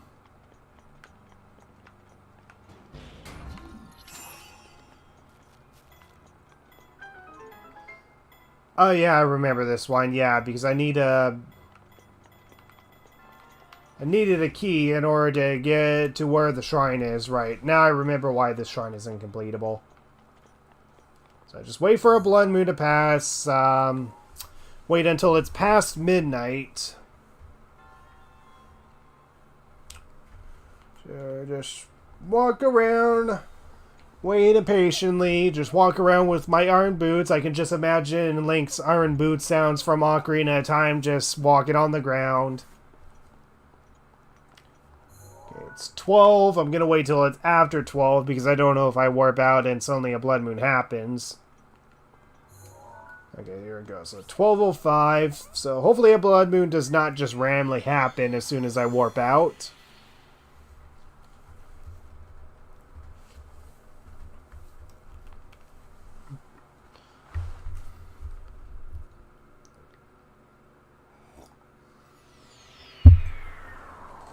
Go. Okay, blood moon has passed. Blood moon's not triggering, so that's good. So from here, we just need to make our way towards the northern mine. And the northern mine is so hot that we require 2 layers of fireproof protection. Because, yeah, we need 1 layer of fireproof protection just to explore Death Mountain. But we'll need multiple just to be able to... Alright, that's the boss's cannon. Don't you dare touch that lever. Oh, I dare touch that lever. I dare touch that lever. So there we go. We take a Rivali dump to put that down, and we can essentially just move the lever with a second remote bomb. So... Kaboo... What? What? Are you saying that a Romo bomb isn't enough? Hold on. You gotta be crapping me. Is a... Okay, a mop is enough. A mop is enough. So it's good to know. But we gotta put our mop away the moment we use it. Because a mop is at least easily replaceable. I just need to buy up some bokoblin guts from the shop and then just... yeah, bokoblin guts are at least... bokoblin guts are easy to buy because I can get them from Kakariko Village. A mop is easy to replace, so I'm not too worried about wasting mops. But yeah, entering in this area is like very, very hot. You need like multiple layers of fire protection. Only 2 of them, making it sound like a lot. Okay, so Yunobo is up there. I'm trying to remember where to go, where to complete this. Pretty sure I go over here or something. Okay, so we do a Rivali dump down here. And then we take our mop out briefly. Put the mop away. Kaboom! And that gets rid of them easily. So we're wasting our durability on our mop, so once the mop runs out, then we're going to have to come back here later. So we need to make sure that we're able to... Okay, if I remember correctly, we need to go up there. We need to go up there somehow. Just gotta do it without getting hit. Okay, I think I remember this. I need to blow up that particular rock just so I can get up there. But I don't think that's necessary. I just need to climb up here. So I've pretty much wasted a little bit of durability on my mop there, just attacking 2 things of the levers there. But as long as I put the mop away, it's not wasting its durability when it does get set on fire. Okay, so here we go. We go to this particular cannon. We blow it up at the right time to set Yunobo free. And this should be enough to get our quest started. So yeah, we're going to need to... There we go. So we only need to use that once, but I ended up using it 3 times. So yeah, I think we're going to have to grind some mops and get mops from Kilton. We're going to have to get some more mops. Because I'm pretty sure we're going to have to deal with multiples of those levers when we eventually go up against Rudania. So here we go.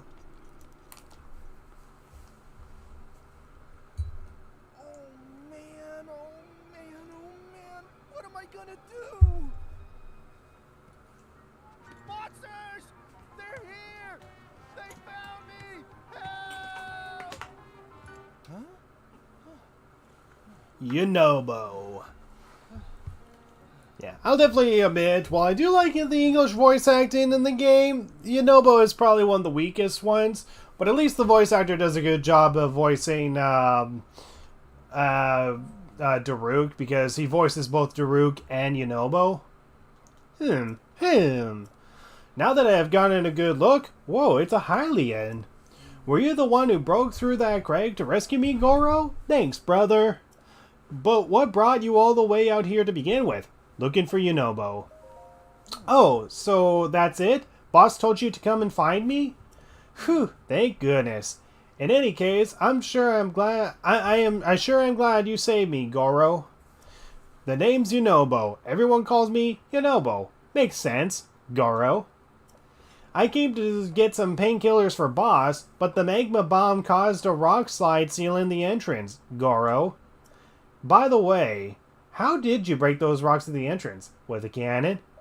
Huh? You use the boss's cannon?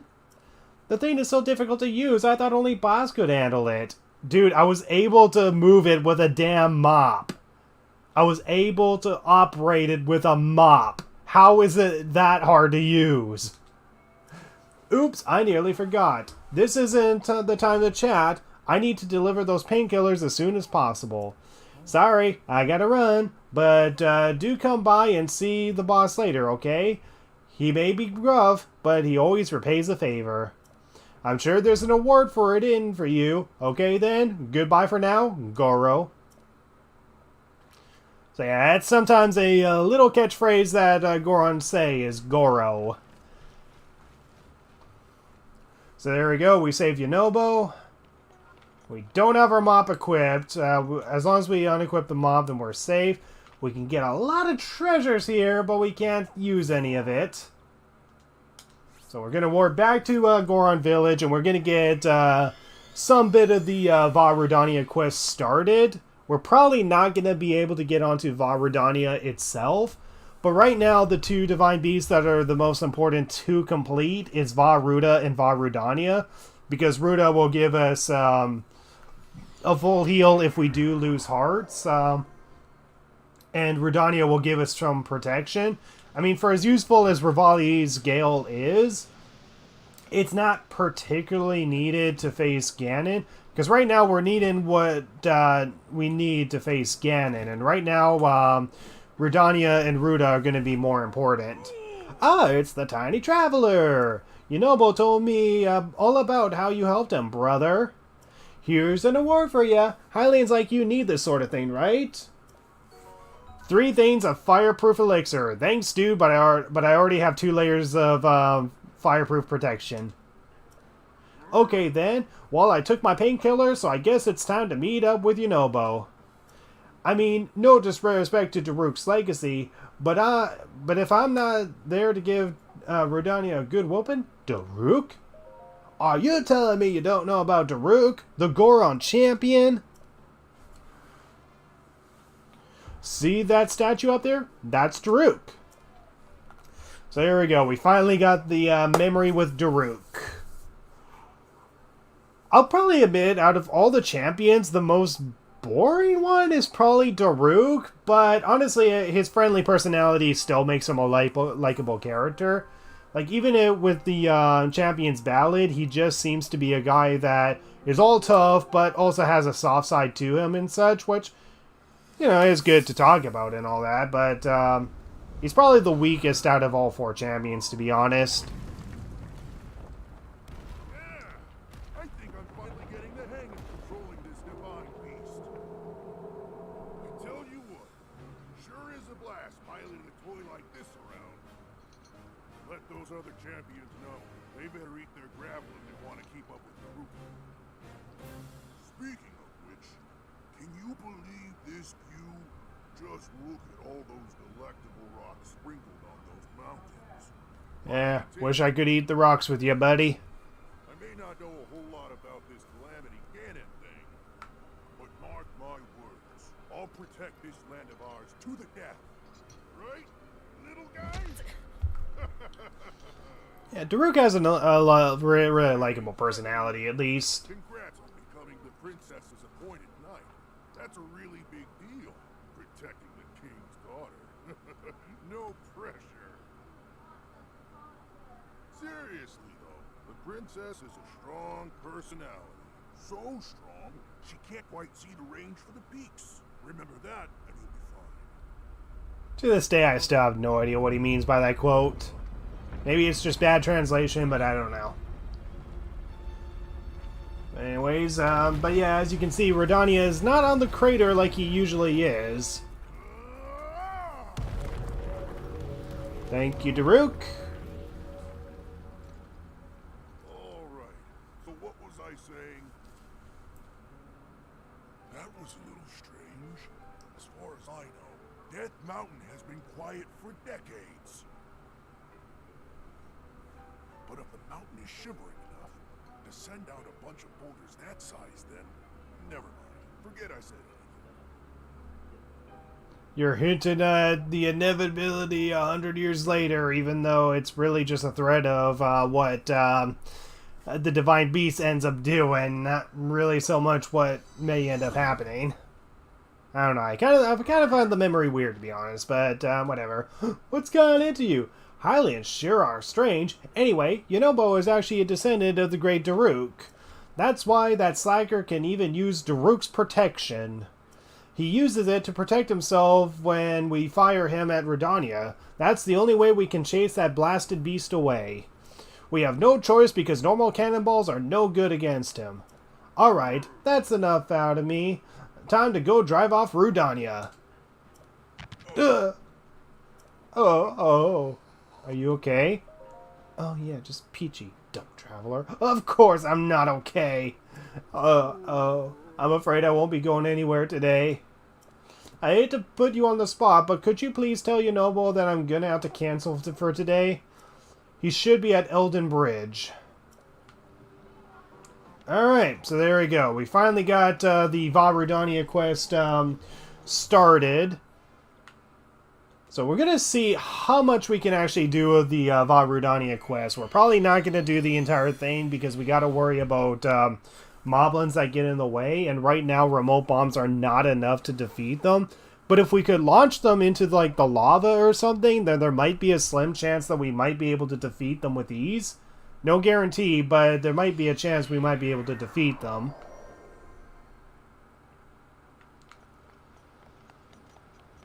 And the next thing we'll need to do is that we'll need to grind up some rubies because we're only down to 300. We need to grind up to at least 740 something. At least 750 rubies so that way we can gain all the parts that we need.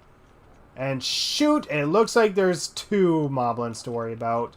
Well, we'll see if we can defeat them at the very least. We probably can't. Someone help me.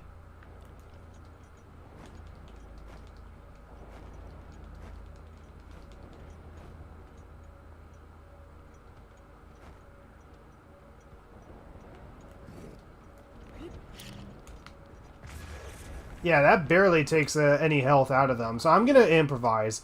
What I'm going to try to do is lure them towards the lava pit. Maybe they'll follow me. Over here, buddy. Over here. Okay, there we go. Okay, I can definitely damage them. but it doesn't launch them into the lava.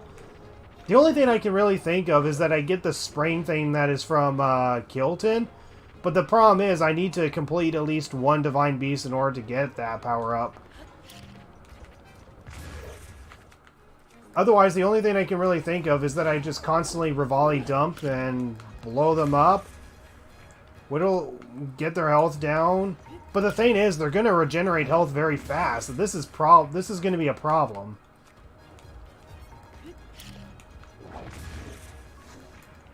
Yeah, I mean, this could work, but they're just going to regenerate health very fast. And one of them's going to kill me. So yeah, I got to somehow prepare for this. So unfortunately, there's not much we can do to continue Vah Rudania at the moment until we can get rid of those moblins. Again, the one thing I can think of is that we get ourselves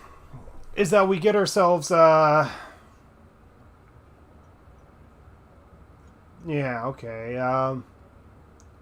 The only thing I can really think of at the moment is that we just get the Sprain Hammer that is from Kilton, and maybe use that to try to drive those guys off, but right now that's just not going to work for us.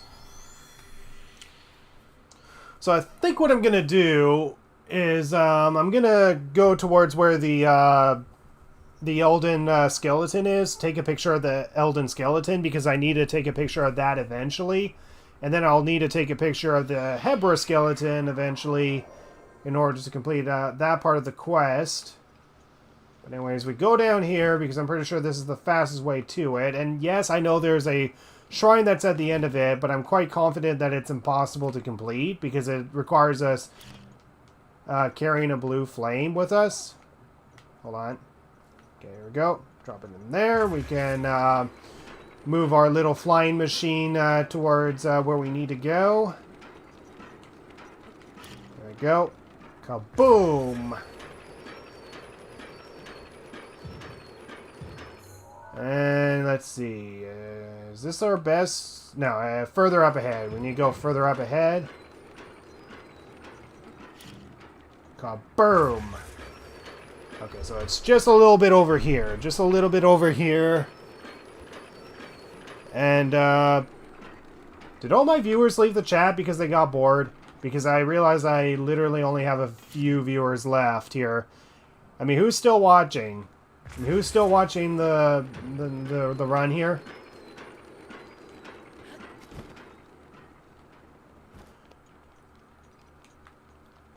Okay, so what we're going to do is that we're going to head towards where the skeleton is. Actually, I should probably mark it on my map so I'm heading in the right direction. There we go. So head towards the red spot, so just straight up here. Whistle sprint it, so that way the word subscribe will constantly appear on screen. Me! Okay, so Supersonic is still watching. Good. Feel free to comment if you want, buddy. Because, yeah, I think I just lost my viewers here. So I'm suddenly boring now. I mean, obviously the only reason I need to stream this is for authentic proof, not so much, not so much to prove the run itself. I just need to pretty much just do this so that way I got the footage. Okay, anyways. So here we go. So here's the Leviathan skeleton in the volcano region. And for those of you who have played Skyward Sword, you should know who this particular skeleton is. But yeah, this particular skeleton is a character that you've all seen from somewhere. Let's see, it has a big head, and it also has an indent somewhere on its face here. Somewhere on its face here. I don't know where it is exactly, but yeah, if you don't notice, this is actually... Oh, here it is. Right here. This is actually a character from Skyward Sword, and this is its remains, apparently. Yeah. I'm just a lurker. Good to know.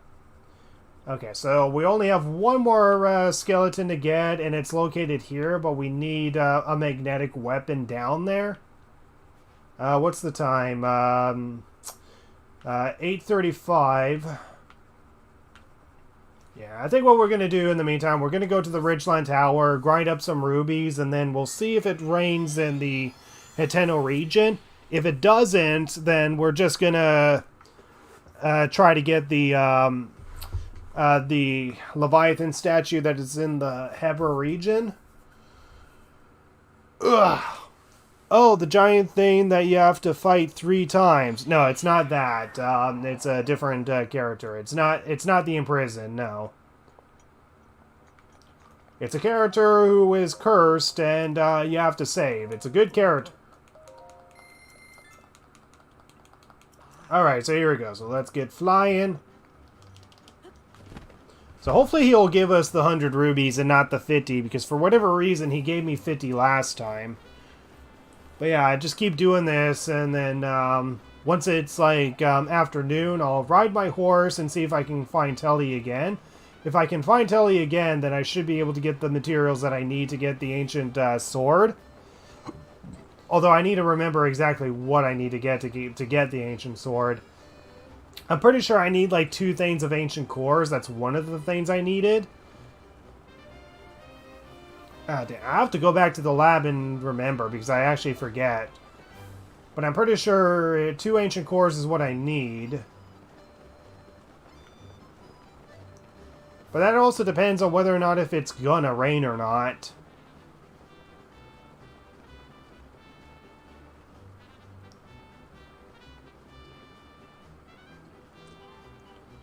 Alright, stick the landing, good.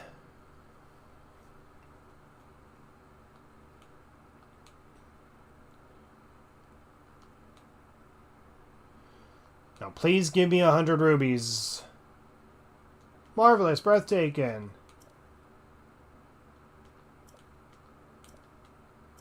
Okay, so maybe it's because we got under 600 that he gave us 50 rubies. So as long as we're getting over 600 meters, then we are gaining a lot of rubies. I mean, we'll still be gaining rubies even if we don't go for 600, but I jumped off of that poorly. Jeez. So I gotta make sure that I get more than 600.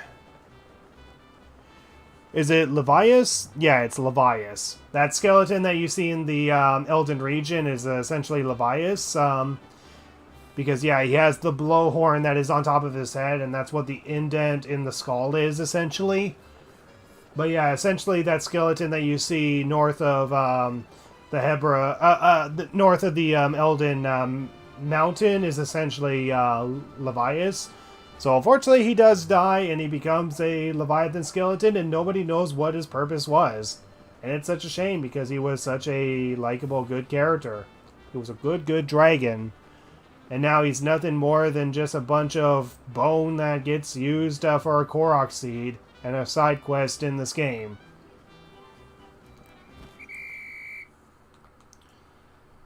Yeah, but the other two Leviathans are a little unknown. I mean, one is predicted to be a windfish, and the other is a fish that we may not even know what it is. But the one that is north of Elden is no doubt Levias from Skyward Sword.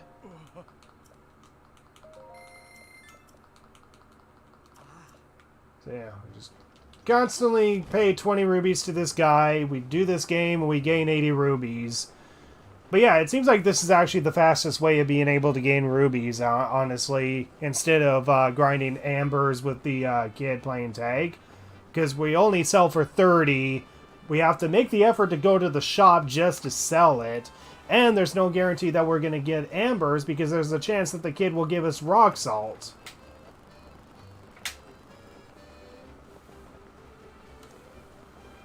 You know, just glide down here. Make sure that we get more than 600 meters. And we can pretty much gain rubies every single time.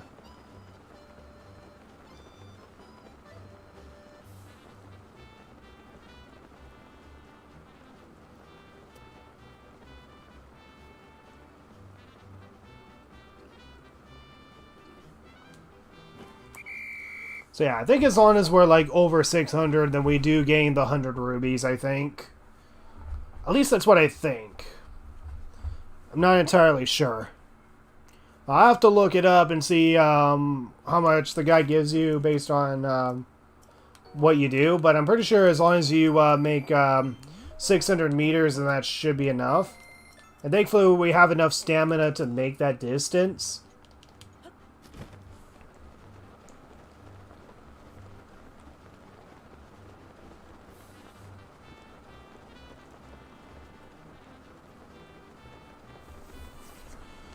So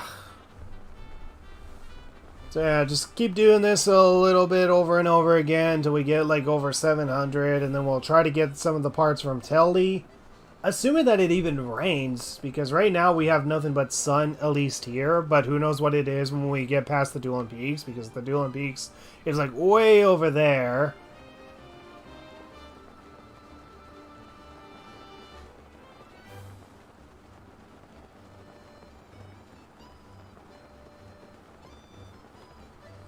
But yeah, we just keep doing this over and over again until we eventually get what we need.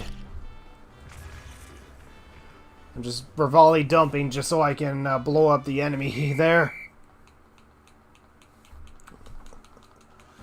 Alright, so yeah, I think this is essentially the fastest way of being able to gain rubies.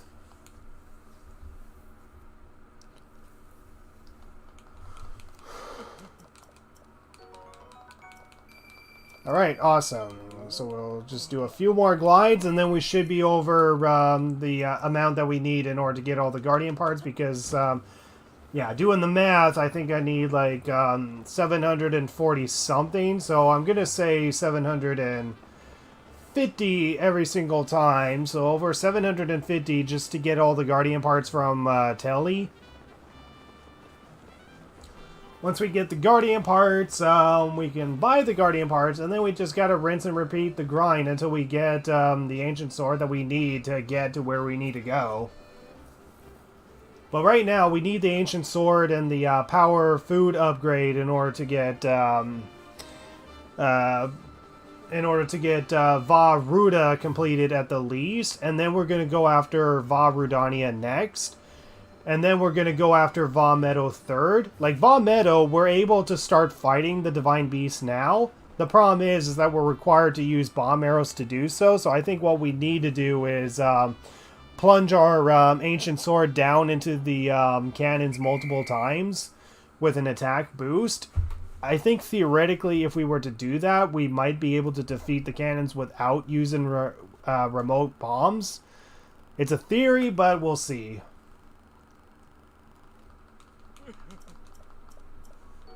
Okay, 100 more rubies. So we definitely have enough to get all the materials that we need, but we're going to do one more glide just so we have more rubies on us.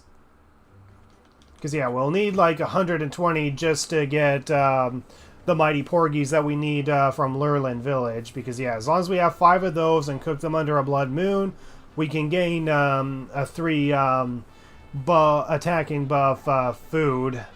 And we need a lot of those for the boss fights. So yeah, doing the math, 120 plus 750, that's 870 rubies. So I think as long as we get more than 870 rubies, then we can get the attack food that we need from Ridgeland Village, as well as the materials that we need from Telly. And that should essentially be enough to grind to what we need to do. So I guess we'll just keep doing this until we eventually get 870 plus rubies.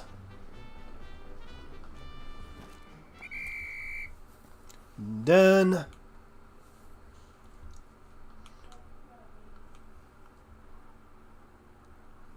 So yeah, I think that's the goal. Just get more than 870 rubies. And by doing that, we can essentially get what we need. Okay, so a couple more glides. And then we'll have exactly what we need in order to get the Guardian parts, as well as the fish for the attack buffing food.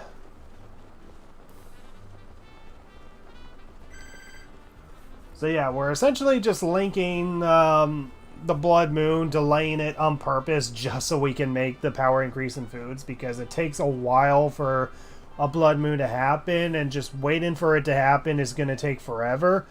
So if we just constantly delay it, then we can pretty much guarantee that we can cook food for as long as we can. Alright. I hope my fan is not getting in the way.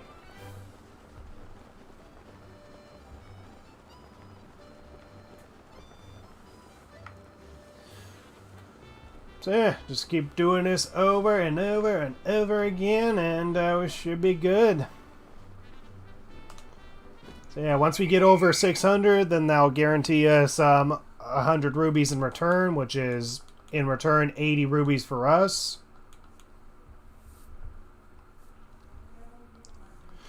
Alright, come on. There we go. Breathtaking. I know. Okay. So I'll glide one more time. I know I'm over the amount that I need, but I want to have more rubies on me just in case.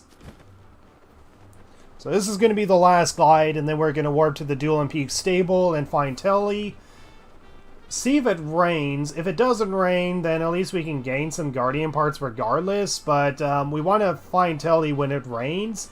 Because when it rains, that's when we can get the additional parts that we need, including the ancient cores. We need 2 ancient cores to craft a ancient sword.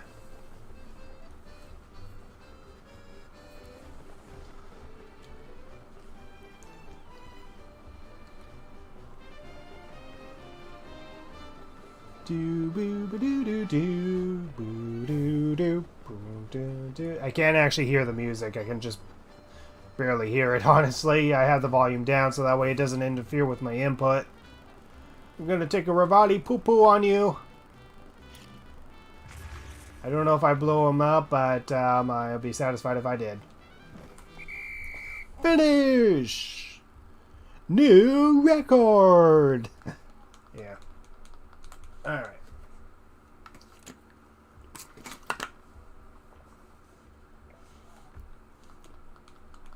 Marvelous. Alright, there we go. I'm done. It's like 4 p.m.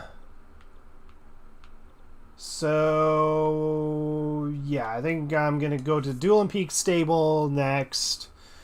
Get my horse, and then I'm going to ride towards Hiteno Village, and hopefully I come across Telly. Although there's a chance that it may not rain. It may not rain, because I need it to rain in order to get the materials that I need. I mean, I can still get materials, but I'm not getting all the materials that I need. Hadahama Shrine. Yeah, because according to the forecast, it's going to be sunny, cloudy, then sunny again. We need it to rain. We need it to rain in order to get what we need. Oh, hey, wait. Okay, here we go. We can finally do this quest. Okay. There's a set of horses over there. 2 minutes flat. Okay, no problem. I'll do that. You know what? Honestly, I'll do this instead of finding Telly.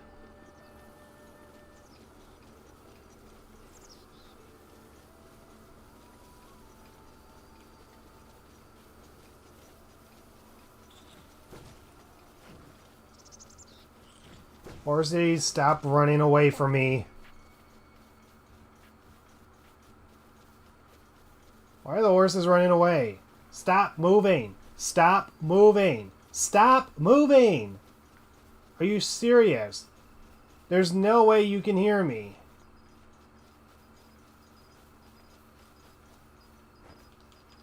There's no freaking way they're able to hear me. Are you shitting me, horses? Stop moving.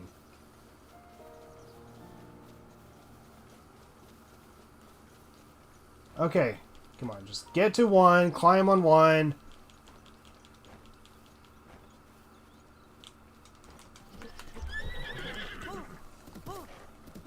Alright, there we go. Now hurry it back up to the stable.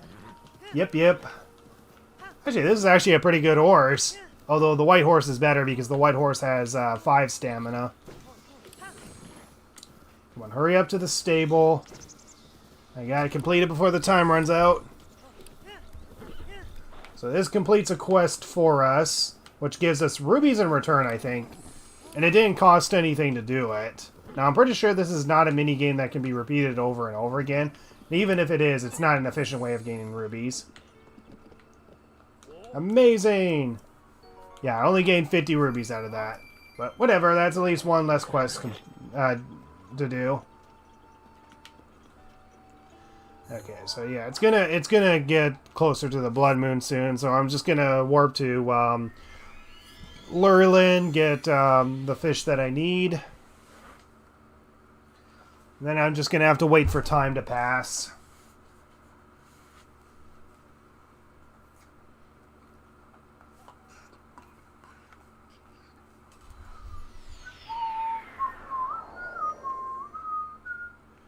I mean, the only reason I'm not going to Telly now is because Telly is not going to give me what I need.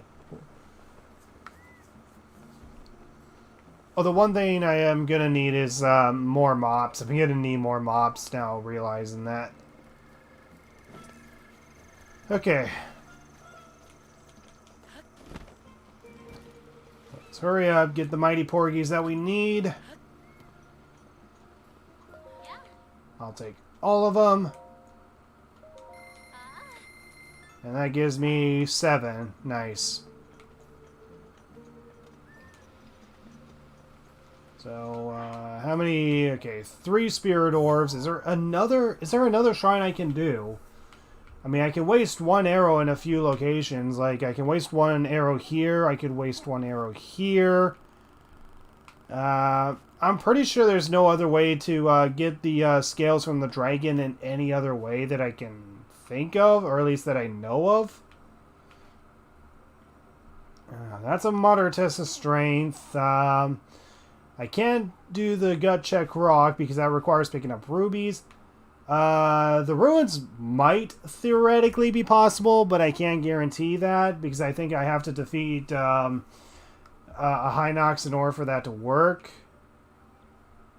Power of reach. I don't remember why this was impossible.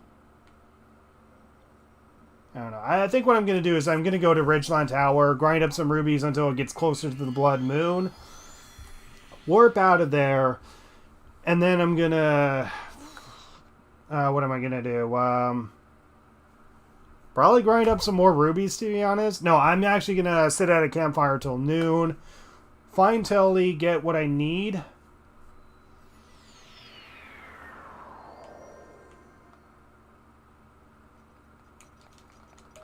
So, yeah, I'll glide for you. Alright, let's get going.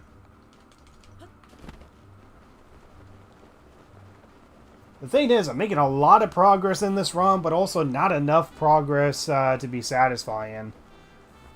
Because the thing is, this run would go a lot more smoother and a lot more quicker if I was able to pick things up.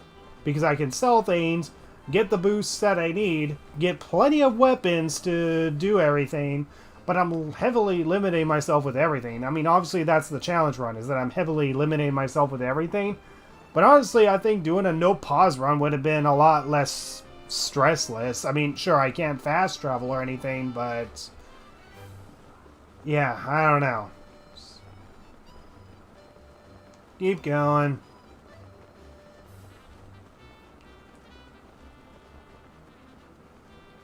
Once I reach 600, I just drop down.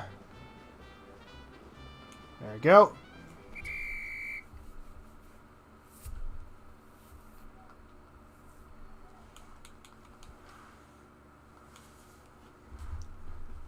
Is there anyone in the chat? Literally nobody is chatting.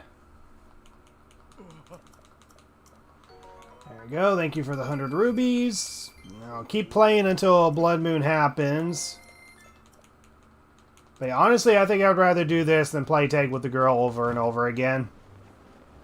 I mean, I'll have to play tag with the girl eventually, just to get 100 rubies. Or no, 10 amber, so that way I can gain the 500 rubies needed for one of the side quests later on.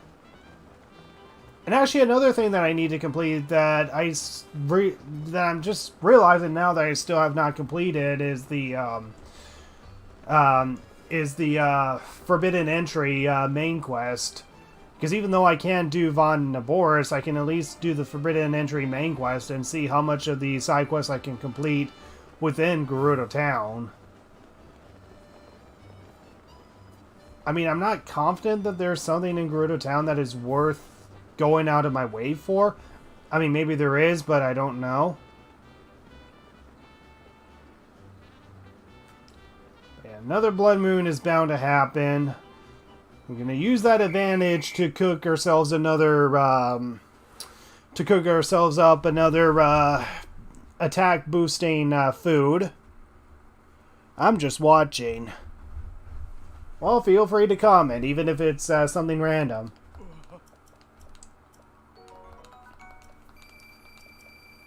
Alright, I'll glide for you again. Although it's nearing a Blood Moon, because I can barely see the Blood Moon just over the horizon. So yeah, I think this is going to be the last glide. This is going to be the last glide, and then I'm going to go to a cooking pot, cook up my 3 boosting power thingy, and then postpone the Blood Moon again. And I think what I'm going to do is that I'm going to try to get the other Leviathan skeleton, because once I get to the other Leviathan skeleton, I can get one more picture and one more shrine out of the way. And another shrine out of the way means I can upgrade another set of hearts, and I can complete the Leviathan quest to gain another 300 rubies. I don't know why I just stopped there. I kind of just stopped moving the joystick in a certain direction.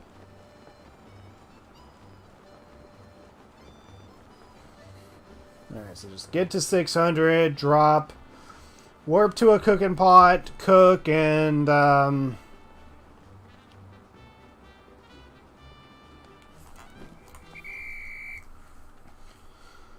gonna have to change to 2 layers of coolant protection soon.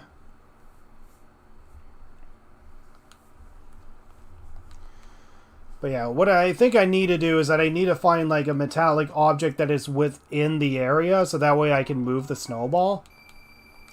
Alright, so there we go. I'm done gliding for you, man. So we're gonna go towards Snowfield Stable, because at least I know there is a at the least I know that there's gonna be a cooking pot that is up here.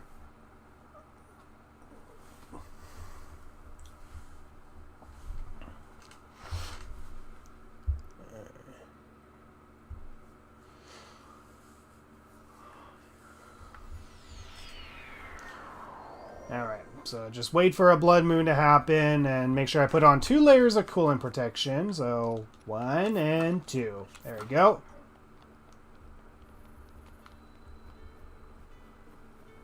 Okay, that's just the fire camp, so the cooking pot is over here, I think. Okay, what do you have, Beetle? Arrows. Actually, we're going to need to stock up on arrows, now thinking about it. We're going to need to stock up on arrows in order to get the ancient arrows that we need later. So we'll definitely buy some arrows. I mean, no more than 30 arrows. No more than 30 arrows, because that's the... Wait, there's no cooking pot in this area? Seriously? Okay. Okay, so Kakariko Village it is then. At least I know there's a cooking pot that is there. I don't currently have much to talk about at the moment. Alright.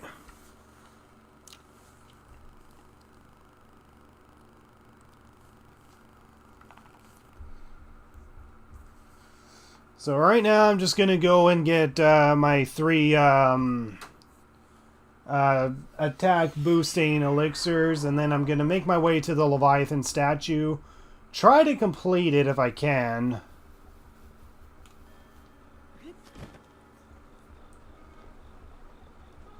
Actually, how many bokoblin guts do I have? Because I need to stock up on those. I only have 1, so I'm going to get some bokoblin guts. Alright, so bokoblin guts. Screw you, screw you. I want the bokoblin guts here. I'll take them all. I still have enough rubies to visit Telly.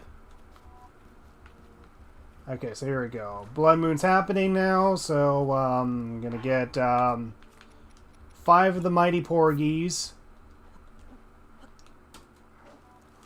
Cook it up. And there we go. So 3 attack boosting. So that's pretty much what we need to do. We just need to keep on doing that, and that should be enough to get what we need. Okay, so here we go. We're going to go to the red giveaway shrine. And then we just need to find a metallic object that is within the area. If we can find a metallic object that's within the area, then we should be able to get the snowball to the door that we need. So it's just going to be a quest to pretty much find the metallic object that we need. Alright. So duck into the shrine. Postpone the blood moon again. Hopefully I don't make my game crash because of it. Because the whole purpose of the blood moon is to make sure that your data doesn't overwrite itself constantly. But, yeah. Okay. But yeah, I've already completed this shrine, so no need to worry about completing it again. Pretty much I just had to awkwardly push the ball up here, push it in the right direction. Put a chest in the way, and then use magnesis to move the chest out of the way, and yeah, the shrine is actually easily completable without picking up the ball. Okay, so it's 12:15, so the blood moon is passed. So what we're going to do is that we're going to make our way towards where the Leviathan skeleton is, but we have to complete the quests for the shrine. So we're going to save here. Okay. And what we're going to do is that we're going to try to find something that's magnetic. I mean, we'll look inside the cabin, but I don't think there's really anything we can get inside the cabin without straight up stealing anything.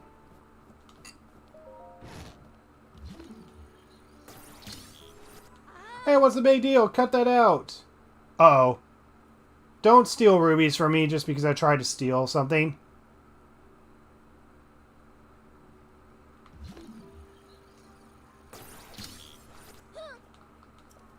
Okay, so I can't steal anything within the cabin. Good to know. Just don't make me pay for it, lady. Okay, here we go. We found a metallic object. Good. So we're going to have to carry this thing all the way to our freaking destination, which is like way over here. So we carry this thing all the way over here. I mean, maybe there might be another more convenient way of completing the shrine, but for now, this is my only best method I can think of.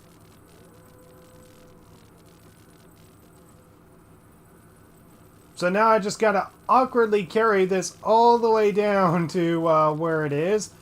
I'll be pissed if there's like a better way to do this. Like if there was another metallic object that was nearby the area and yeah. So I'm just carrying a metal object all the way down to where the snowball is, essentially. This is such an inefficient way of being able to complete the shrine, but gotta do what we gotta do to complete the challenge, right? And we gotta do it before the next blood moon happens.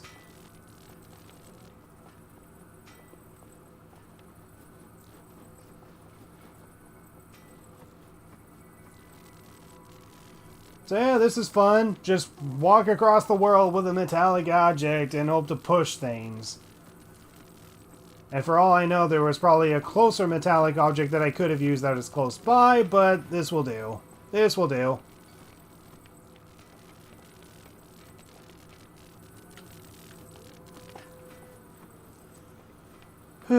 Alright.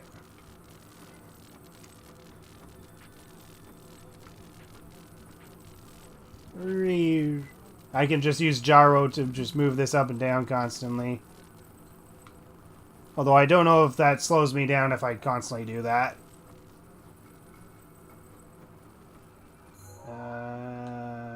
Maybe I might be able to get to where I need to go by going up here. I don't know.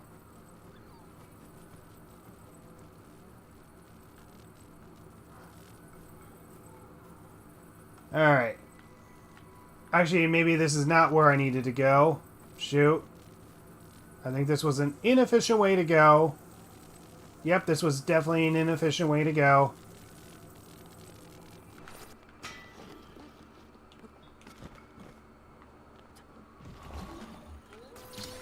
Don't shoot me. I'm too busy trying to complete a shrine.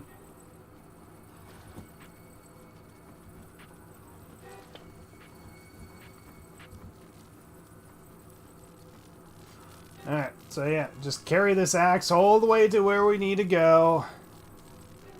Then we just need to roll a snowball big enough and rolling fast enough to hit the door, and this should complete the shrine quest for us. We can activate the shrine, get the picture of the Leviathan statue, and then not only do we get a spirit orb, but we also get 300 rubies in the process. This is all going to be worth it. This is all going to be worth it in the end.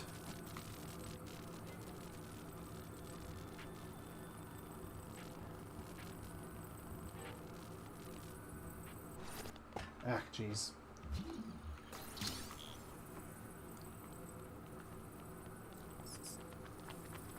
Yeah, just keep going, ignore the keys.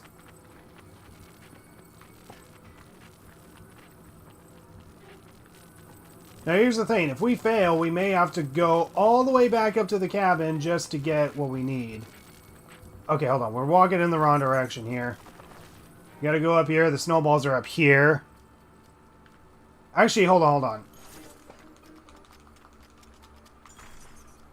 Okay, we need to get rid of this ice keys because it's going to get in our way. Christ, okay, come on. I'm trying not to blow... Are you shitting me? Are you shitting me right now? Okay, good. We got rid of it. don't despawn the weapon because I worked really hard to get it over here. So we just need to fill the gap with cryonis blocks.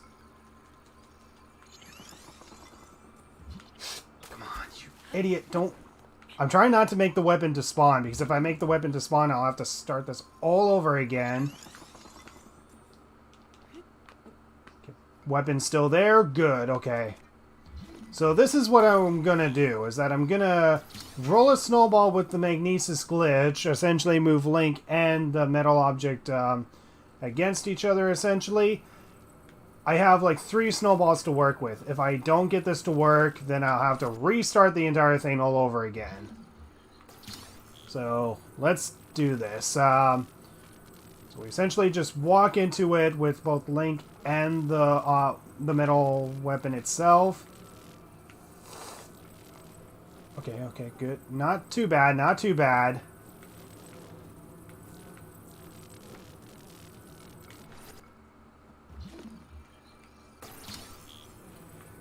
Come on. Oh my god, come on. Don't be a pain in the ass.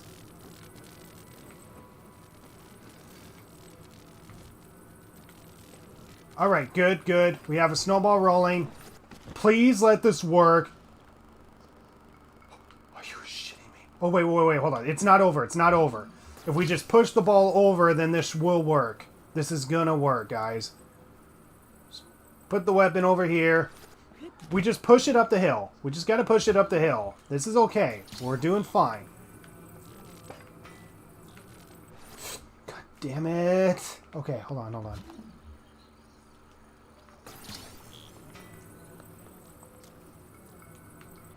Gotta do this before a blood moon happens.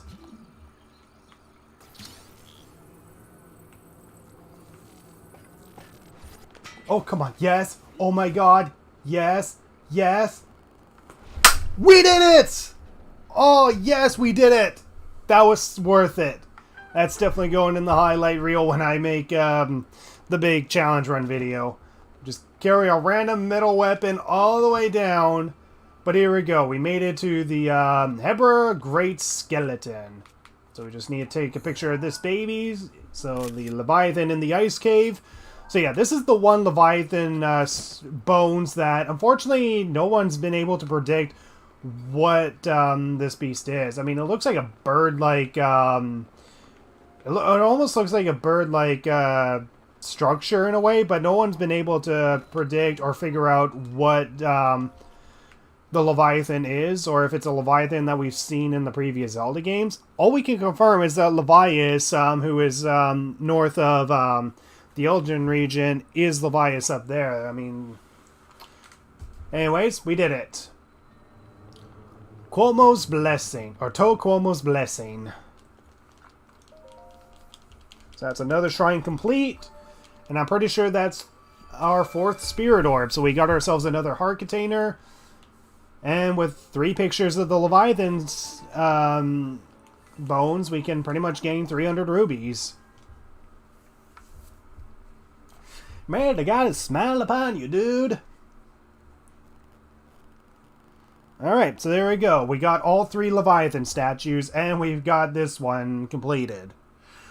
The only problem is that I know there's another one that's related to rolling a snowball to a door, but I don't know if the shrine itself is completable because it's not a blessing shrine.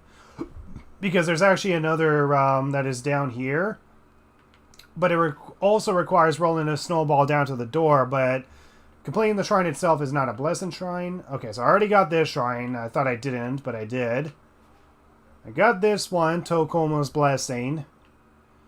So, now it's just going to this stable, showing the picture to the guys, having them cream their pants when they see that we took pictures of all 3 Leviathans.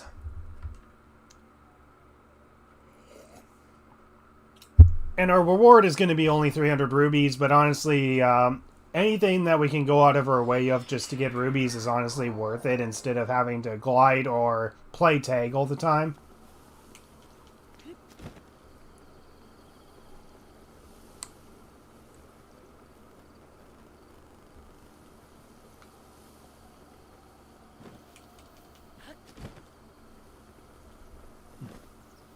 And that's the thing that sucks about this run, is that I'm making progress. I'm making progress, but the progress always feels so slow that it almost feels like I'm not making any progress. Yo, Marineri, how you doing, buddy? Nice to see you in the chat. I hope you're enjoying the run so far. So, as of now, we got a little bit of the Vah Rudania quest started, but we still need to board Vah Rudania. Now, see what Beetle has here. We're going to need to get some arrows at the least. Okay, so we got 20 arrows in total. So we only need just a little under 30 just to complete the quest, but here we go. So I'm going to show them the pictures of the remaining Leviathan statues in the Hebra region. And then just one more left. Hold on. So here we go. A picture of the Leviathan statue in the Elden region. Be right back. Okay. Yes, I drew it. I am such a great artist. So there we go. 300 rubies is our reward for finding all the Leviathan statues. We deserve a bigger reward for the type of run we're doing, but right now it's the best we're going to do. Do you sell anything, lady? Nothing that we need. Do we have anything that we can sell? Not really. Okay, not now. Okay, so what's the time? It's 8:50. So I think what we're going to do is that we're going to go to the Dueling Peak stable, sit by the fire till noon, see if it rains, and if it doesn't rain, then we'll try to find something else to do, because we need to try to get the ancient parts from Telly when it rains, because he sells additional stuff when it rains.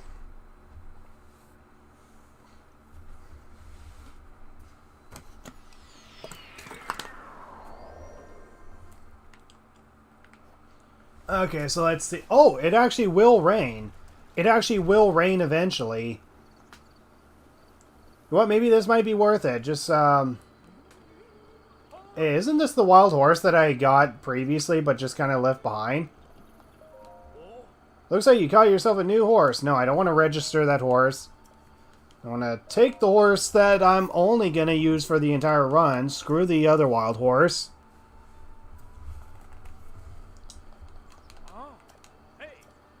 There we go. As for this wild horse, sorry, but I don't really care about you. So here's your remote bombing. Boom.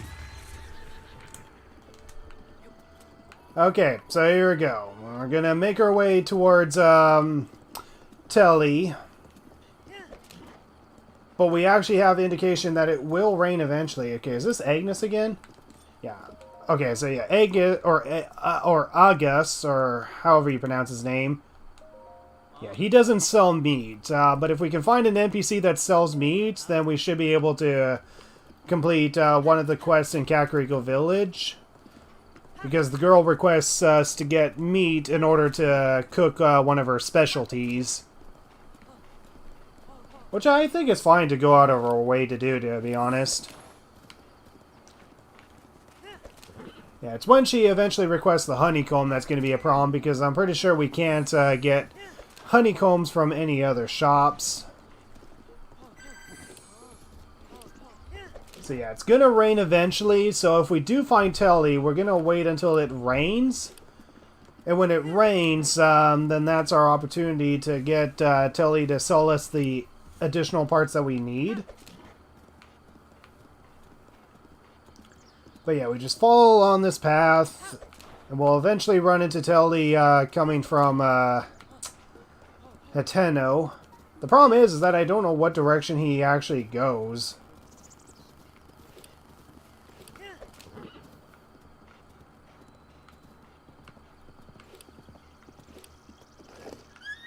Okay, so Telly's not here yet.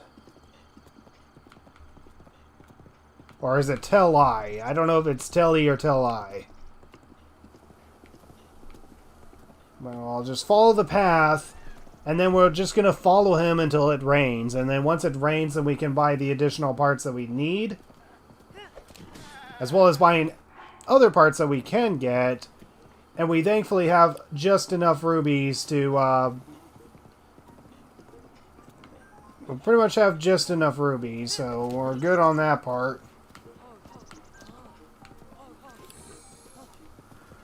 Alright.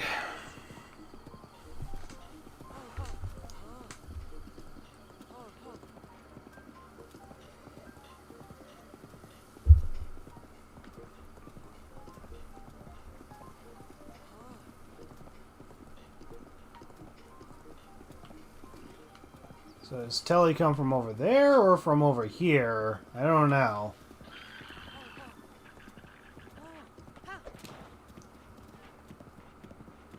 But I swear to God, if he ends up in a swarm of enemies that I can't defeat, oh, I'm gonna be so pissed.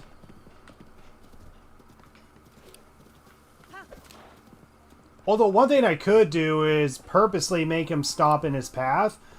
I could purposely make him delay his walking speed just by using remote bombs and then just delaying his running. Okay, he's only after a goat, so that's fine. Because if he runs into some enemies, then I'm going to have troubles being able to talk to Telly. But if I can delay Telly's schedule, then I can essentially... get him to stop walking from his destination, so, shoot, where the frick is he? Again, Telly, can you show up when I need you to show up?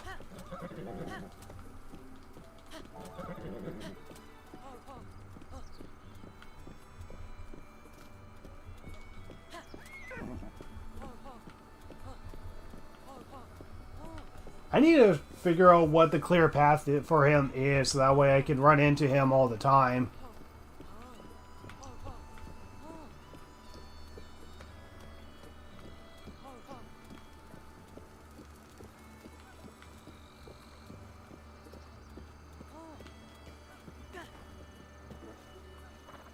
What the frick?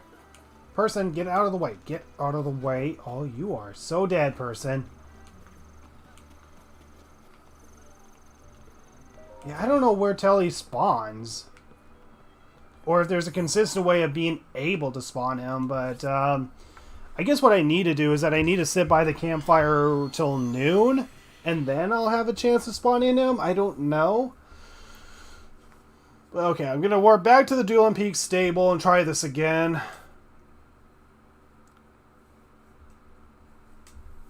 I know I can get myself another hard container, but right now that's not important.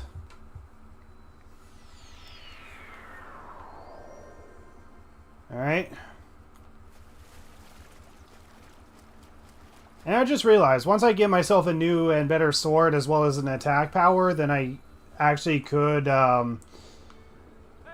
complete some of the minor testosterons. I could probably complete some of the minor testosterons. It just requires a lot of grinding just to get it all done. Although I have to see how many minor testosterons exist and figure out how much of it is worth completing. Okay, so it hasn't rained yet, so that's good. Okay, yep. Make our way to Fort Hateno.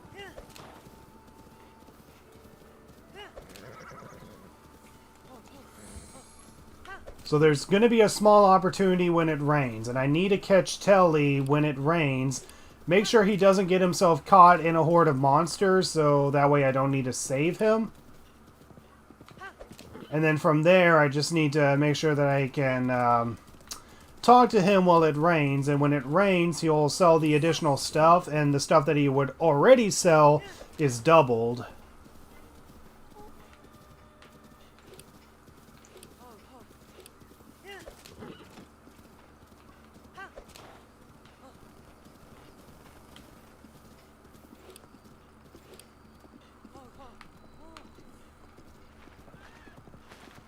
So, you're not him.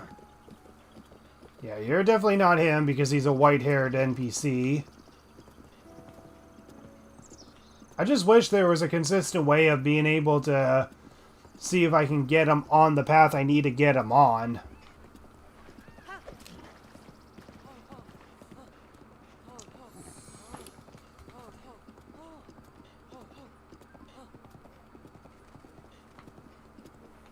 But maybe the trick is that I just need to wait at a campfire till noon and then go up here. Although I don't really remember if I waited until a particular time at a campfire or if I just kind of went here on a random time of the day on my other file just to see if I can find him. Wait. No, you guys aren't it. Yeah, you're Agus, and you're Jotes, however you pronounce it. I don't know.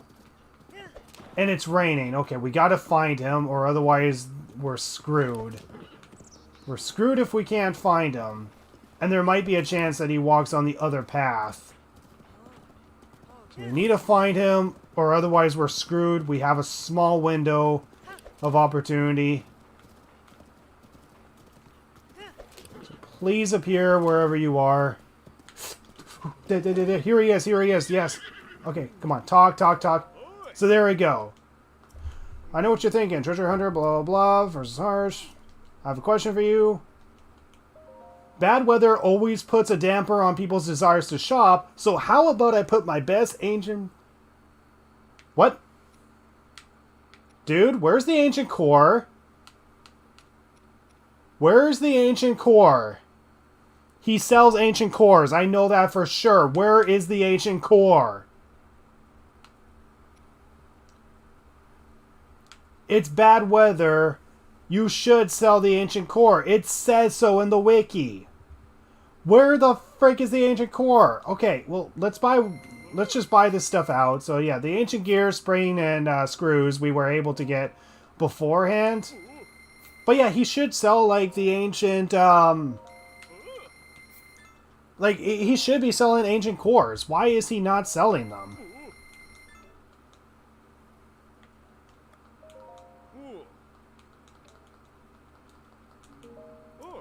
Maybe if we just follow him for a bit, and maybe talk to him, maybe he might just randomly sell ancient cores, or maybe we have to get an ancient core just so he can sell an ancient core. I don't know.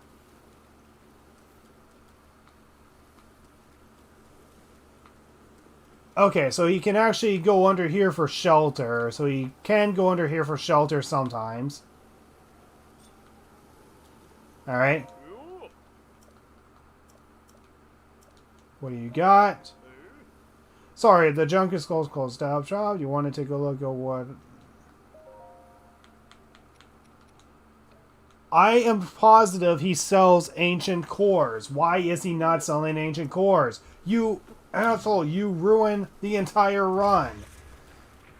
Okay, we need to rethink our strategy here, because we may not be able to get the ancient sword if the ancient cores are not appearing. Been on a road trip with family members for the past week and a half. Well, I hope it was a good trip.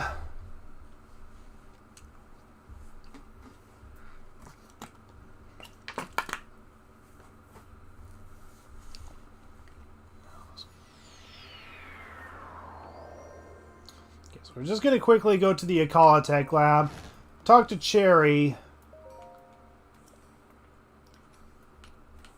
Okay, so let me see. So we can actually start buying ancient arrows, as long as we can get the ancient shafts, but the ancient shafts are only available when it rains. So as long as it rains, we can buy at least one ancient arrow from Cherry.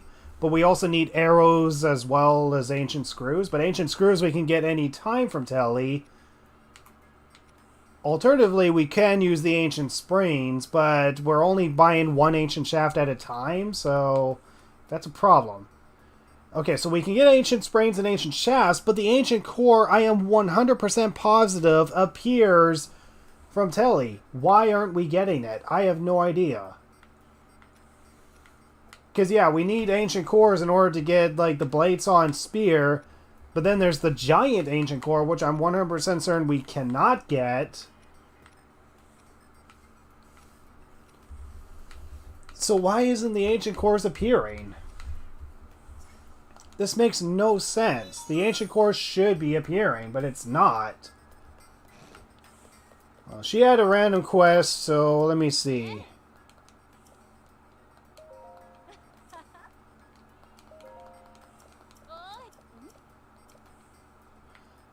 Or maybe she just gives me the shrine quest.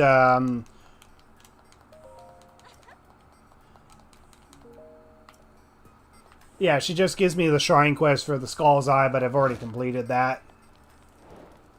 Complete! That was an easy shrine quest. But yeah, there's not much progress we can do right now. Until we have, like, some sort of attack power to get Ruda out of the way, there's not too much we can do. So I might need to rethink of a different strategy to make this all work, because this is bad. This is bad.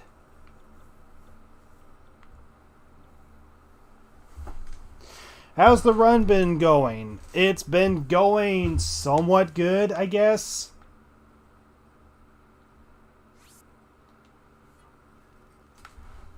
We're back to Hiteno Tower for a second. Talk to Telly, see if he just randomly has the Ancient Core on him. Because I don't know if we need to get an Ancient Core once, and then the Ancient Core happens to be available. Because when I was playing on my file, the Ancient Core was always available. But for whatever reason, it's now not available.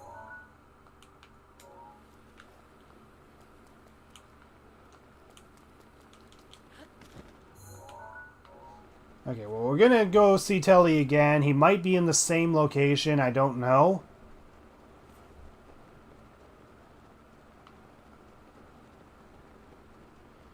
Check the wiki, says that it sells ancient cores when it rains. Nothing more specific than that. Yeah, that's exactly what I got too. Is that he sells ancient cores,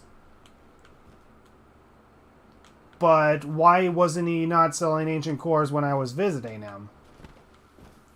And he's no longer here, so, Horsey? Need you over here?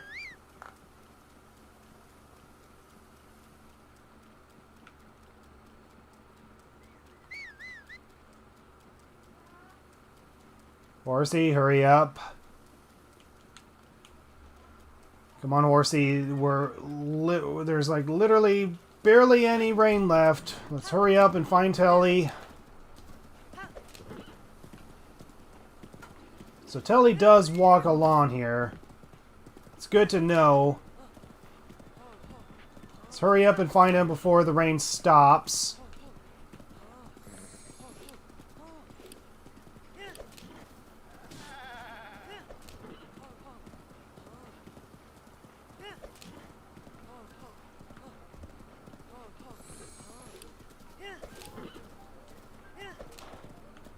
There he is. Alright, Telly. Are you going to give me the ancient cores, or am I going to have to frickin' murder you?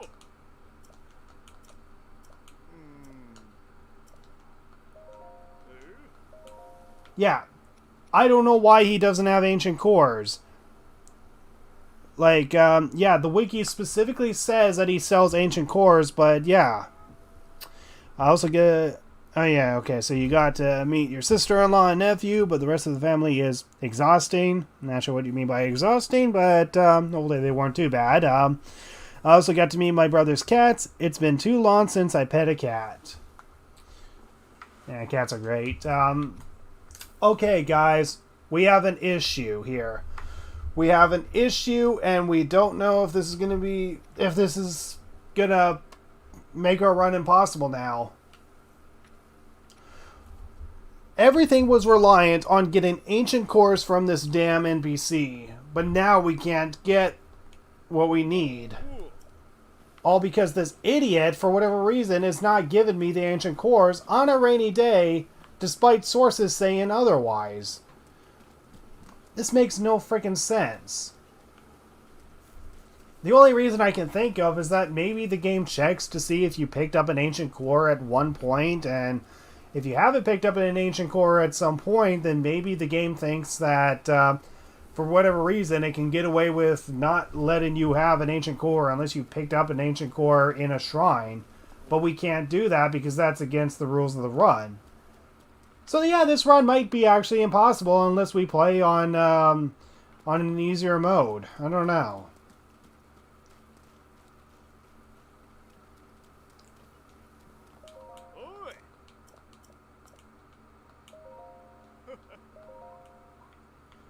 Yeah, and then once it stops raining, then he doesn't sell the ancient shaft anymore, but we already bought the parts from him already. So yeah, this is going to be a problem. Why is he not selling us the ancient cores? It says he should sell the ancient cores, yet he's not selling us the ancient cores. This doesn't make any sense. And I know the wiki is not wrong because I did visit this guy before. And he did sell ancient cores.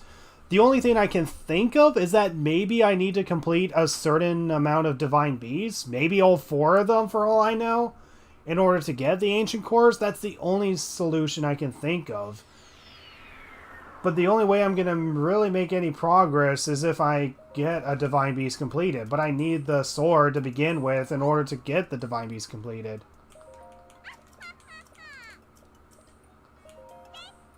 Okay, so, ancient materials. I'm game. So what can I upgrade? I can probably upgrade remote bombs, right? Now that requires 3 ancient shafts. Hold on, what do we have here? 1 ancient shaft, so we gotta pay, like, 2 additional visits during the rain just to get 2 more ancient shafts. Then we got 3 gear, 3 screws, and 3 springs. So, hold on. Okay, so we can do the Sheikah sensor thing, but that's not really a requirement. What about stasis? 3 ancient cores. That would be great if I could actually get ancient cores. Right now, the one that would be the most useful is bombs. That's the most useful one, is getting the remote bomb upgrade, so the bomb, so that way the bombs regenerate faster. Because that's really the only useful one, is getting less time for the bombs to charge up.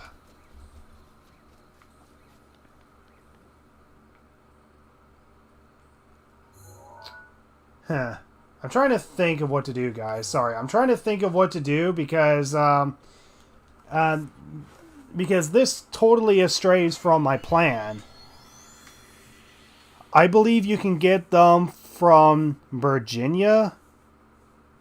Who the heck is Virginia?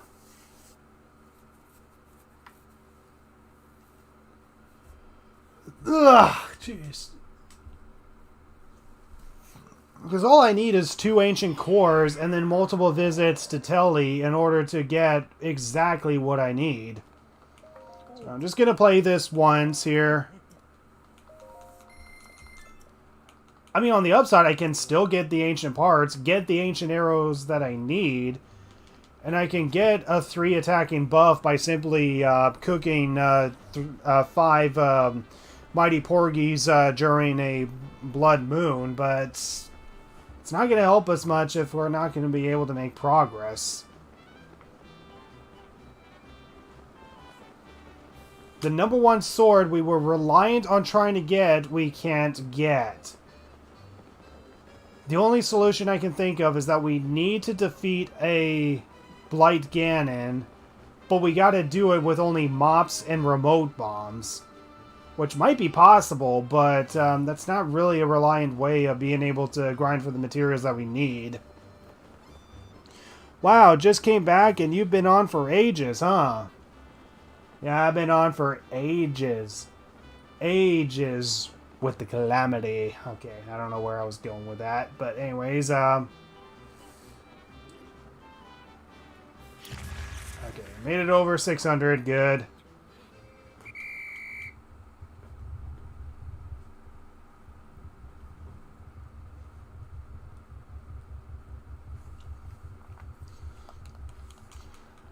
So I think next I'm going to go to Lurland Village, get the fish that I need.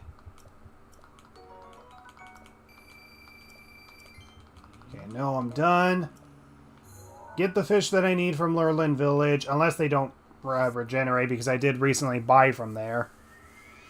So yeah, Telly is going to be a huge problem. I don't know why he's not selling me the ancient cores. The only solution I can think of is that I need to defeat a certain amount of divine beasts, because Kilton only has a certain amount of items that you can get from him unless you defeat a certain amount of divine beasts. And we can only do 3 of the run. So if we have to do all 4 divine beasts just to get the ancient cores, we're screwed.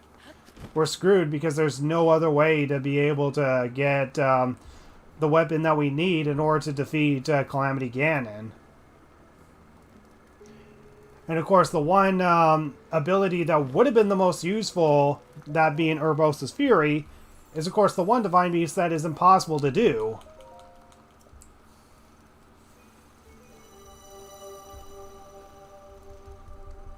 But yeah, it seems like right now our best solution is to get some ancient shafts and upgrade our remote bombs so that way they recharge faster. But I also got to stay out of the range when I blow them up. That's the problem. Remote bombs are not reliable. Otherwise, the only other solution I can think of is stock up on a crap ton of mobs with Kilton. And yeah, that's really the only other solution I can think of. Okay, so I got some more Mighty Porgies. That should be enough to... Oh, crap. Thing's still connected, right? I kind of bumped the cord for my recorder here. Have you done the 3 Divine Beasts? I've boarded one of them. I'm in the attacking state for one of them, and I'm close to the other. I can't make progress with Vah Naboris because it requires us opening up a chest just to get the quest started, because we got to open up a chest within the Yiga hideout just so I can get the materials that I need. Okay, so I think what I'm going to do is that I'm going to buy more Bokoblin Guts. And I'm going to have to stock up on a bunch of mobs, because right now that seems to be my only attacking method at the moment, is a bunch of mobs. Okay, so we're going to cook some Mighty Porgies, but we got to wait until it's 11:30.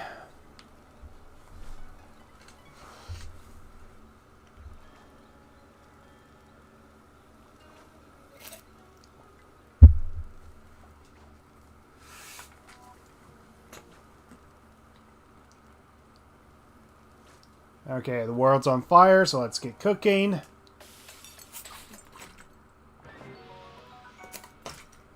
Alright, so a 3 attack and increase, good. Now, before we do anything, I'm gonna just see if I can rush this. I don't know if I can. No, I can't do it. I can't do that. Hold on. Go to the shrine, get into a shrine. Gotta postpone the Blood Moon. I'm sure you'll be able to mop Ganon right up. No, it's impossible.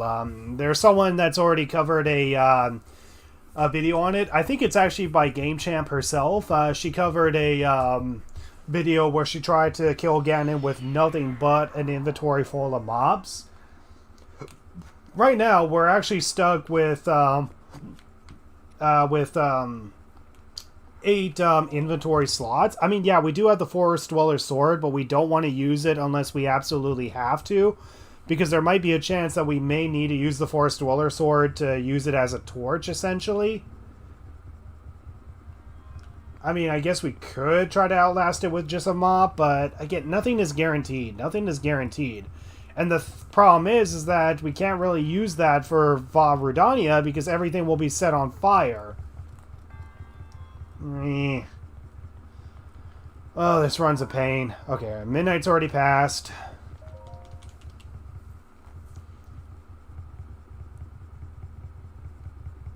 But no, you can't defeat Ganon with just a mop. So I may want to keep the Forest Dweller Sword on me, because if the Forest Dweller Sword is what's going to get me through Calamity Ganon in the first place, and that's the best I'm going to get at. Otherwise, I may have to break the rules and pretty much use the Master Sword, because the Master Sword is essentially the ultimate win button. Swim upwards. I'm making sure I don't pick up any fish.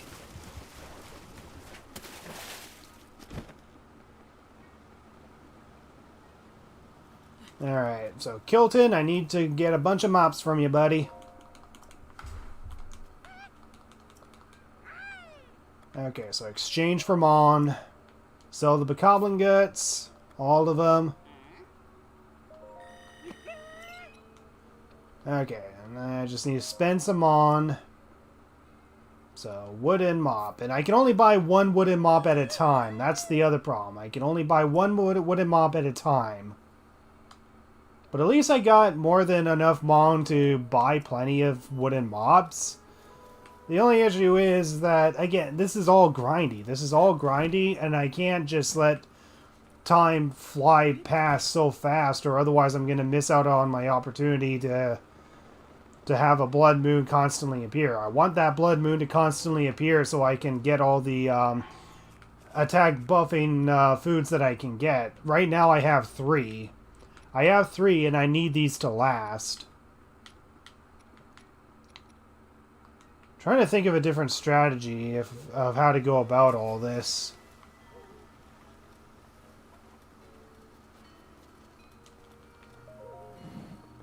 Yeah, your quest is not available, but I guess it doesn't matter because we need to complete the Cuckoo quest to get the shrine that is up there, and right now I just don't see the Cuckoo quest being possible. Alright, time to figure out what to do next here. So, minor test of strength. I mean, we might be able to complete some of the minor tests of strengths with just a mop. But that's really not a guarantee at all. In fact, I think that's a complete unguarantee.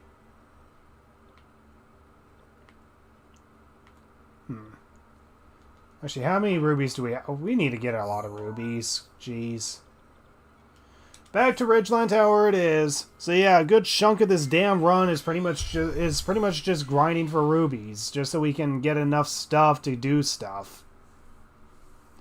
And we've only completed 56 shrines? Seriously? And out of all those shrines, they're either impossible to obtain, impossible to collect, or they're like a test of strength shrine. I don't know how many test of strength shrines there are in total, but we can't really do any of them.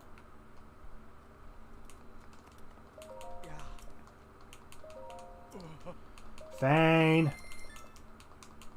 Just please give me 500, or please give me 500. That'd be awesome. Please give me the full 80 rubies that I deserve. And yeah, the best part about this is that I can actually do this anytime. So unlike Katla, who's spending too much time playing with her dead mother and waiting for dinner time, with this guy I can at least grind out the 80 rubies anytime I want. Kinda wish I had got the Ridgeland Tower sooner, but at least I got it now.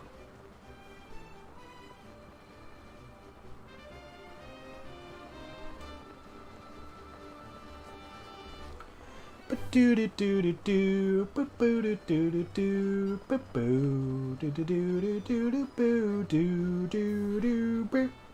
probably off sync with the music because I don't actually hear it right now.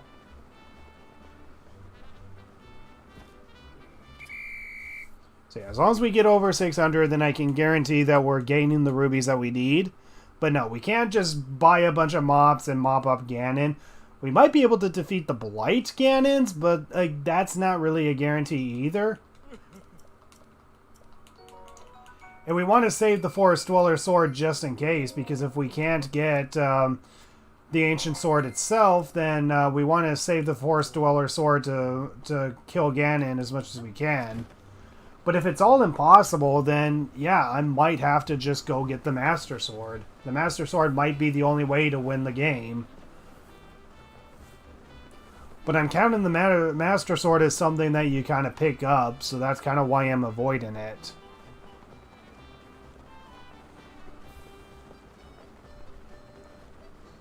But right now, this is pretty much just what we're doing. We're pretty much just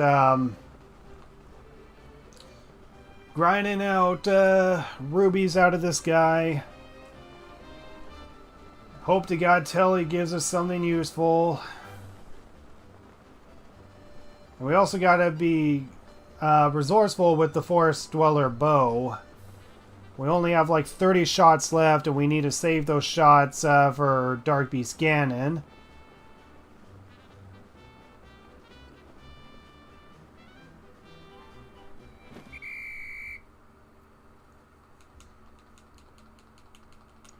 Alright.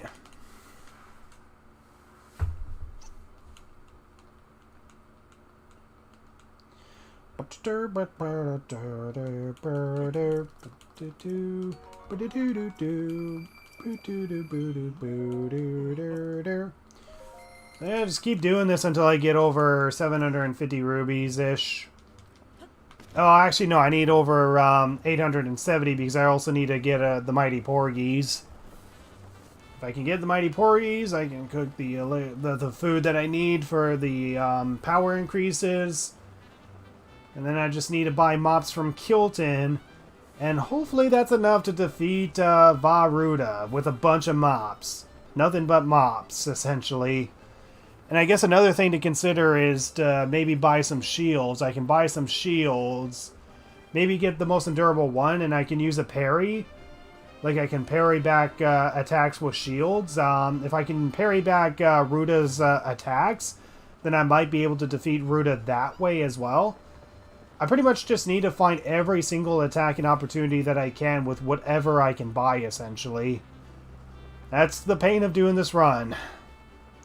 This run is going to be a burden. I mean, honestly, it beats the do-a-nothing run by 1,000,000%, for sure. And hey, Zelda Queen Bee, welcome back.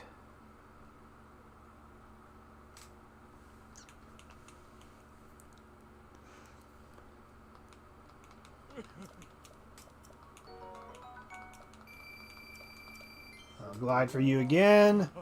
Fine. So yeah, unfortunately I think that's our best strategy, is to grind a bunch of mops, but we can only buy from Kilton once per night. So yeah, this is repetitive as frick. And then we also need to grind up some rubies so that way we can get the Knight Shield, which is like the best shield that we can get right now. Buy the Knight Shield from the tree that is just in the northern part of Hyrule. I can buy the shields, and then I can get enough durability to hopefully get through the Rudania fight, parry back the attacks, or I can go up to Rudania and then just kind of do like a parry attack, where I just constantly bash or not Rudania, it's Water Blight Ganon. Water Blight Ganon. I keep saying I'm attacking Rudania. I'm not attacking the Divine Beast, I'm saving the Divine Beast. It's Water Blight Ganon that I need to defeat. Too bad you can't just throw hands with Ganon. Yeah, too bad indeed.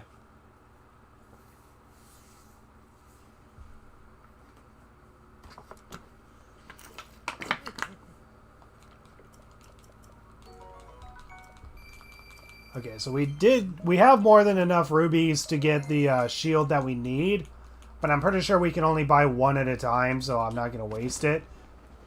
And also, that's another thing I need to consider, is the possibility that those shields do not respawn, and those are the only shields that I can get in the game. But I don't know if that's the case. As long as one shield is still there, the shield that I did buy, because I did actually buy one shield from that tree, as long as those shields do reappear, then I do have a way of infinitely getting the shields.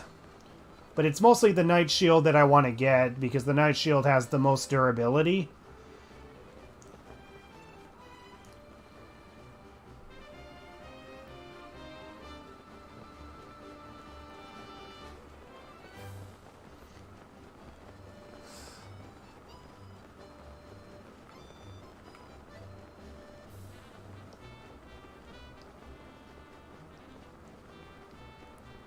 Because, yeah, right now, that's pretty much the main goal right now, is to figure out how to beat Water Blight Ganon. So pretty much save Vah Ruda. Right now, that's the number one most important goal at the moment, is to complete Vah Ruda.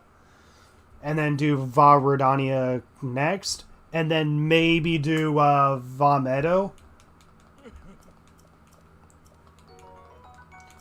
Of course, the problem with Vah Rudania is that I'm not going to be able to rely on my mop if my mops are going to break all the time. And even the Forest Dweller Sword is not going to be reliable because it's a wooden object that's going to burn in the crater of Death Mountain.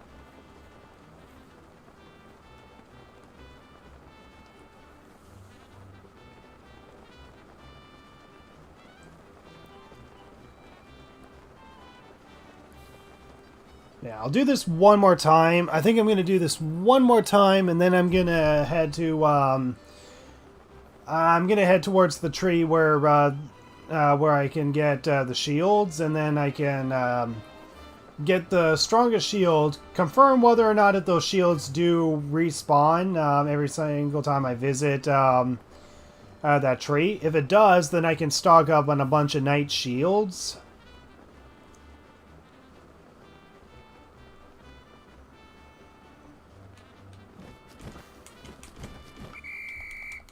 There we go.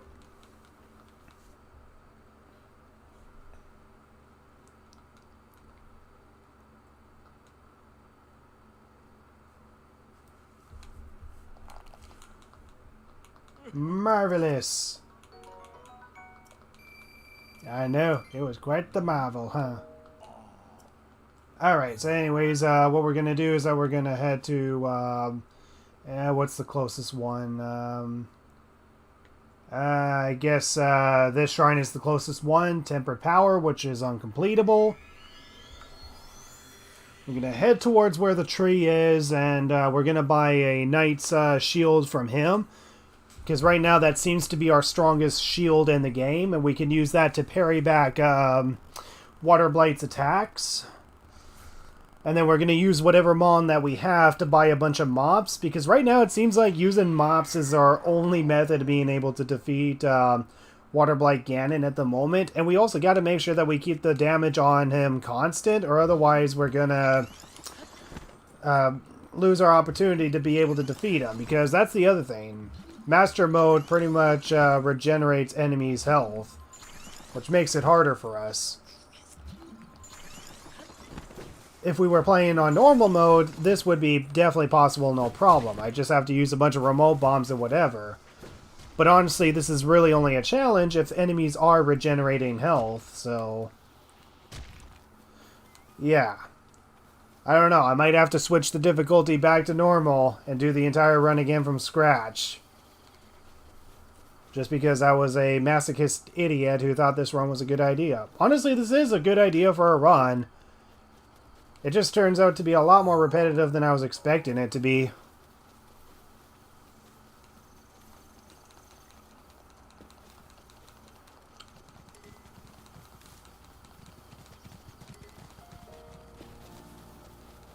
But yeah, just head up to the tree. I know there's a Korok to the right of me, but Korok seeds are useless in this run.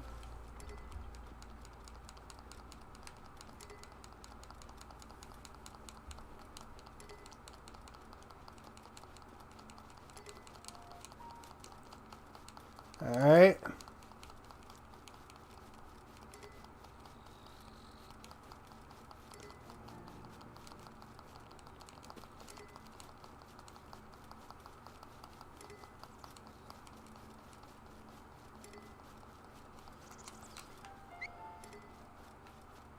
Oh no! The shield's gone.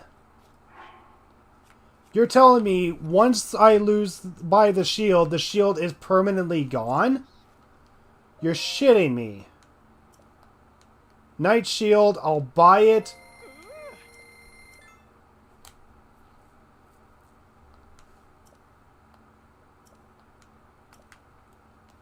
But... Soldier Shield, I'll buy it. Thanks, man. Now you're a bona fide shield surfer. By the way, have you heard the legend? Pretty epic. I already know about that, but I'm not shield surfing. Hey man, are you here for shield surfing? Nope. So do these shields come back if I break the shield? That's my main question. Do the shields ever come back if I were to break the shield? I'll give that a try. Or actually, no, I probably can't because I can't see if the shield comes back unless I come back here later. Shoot. And I only have like 2 save slots. The guy doing the nothing run. Masochist idiot. I never would have guessed. Well, the thing is, I thought this run was going to be a lot smoother and easier than I was expecting. Unfortunately, it turned out not to be. I'm going to see if I can enter this shrine again. I did try to enter it before, but just couldn't, so I'm going to try it again.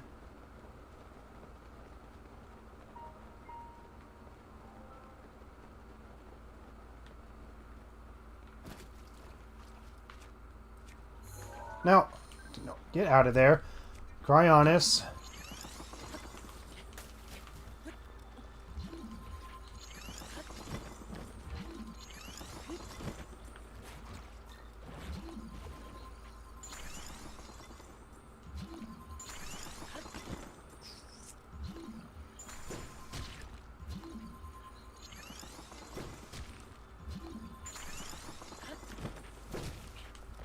I guess the ice pillar doesn't raise him up. I'm going to try this shrine again, see if it's possible to get inside it.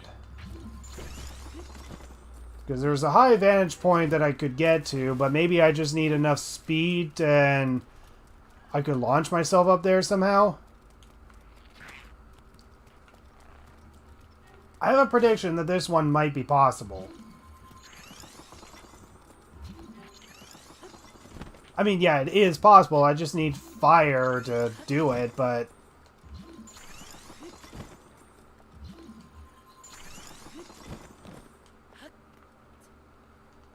yeah, I don't have any climbing gear, so don't worry about that. There's no fire on the island, so I can't just carry fire with a mop with me. Alright. I'm gonna get a remote bomb out just in case.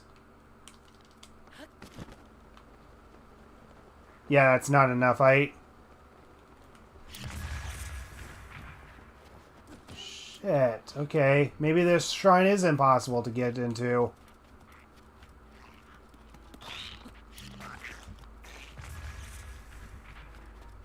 And there's no way I can just carry fire over here. The only way that I can think of getting in here is pretty much using Rivali's Gale. That's the only solution I can think of.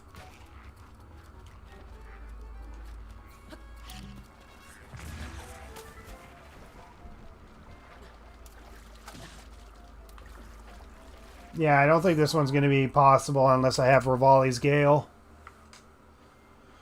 Ugh, God, this run is going to be the bane of my existence. I thought this was going to be an easy run.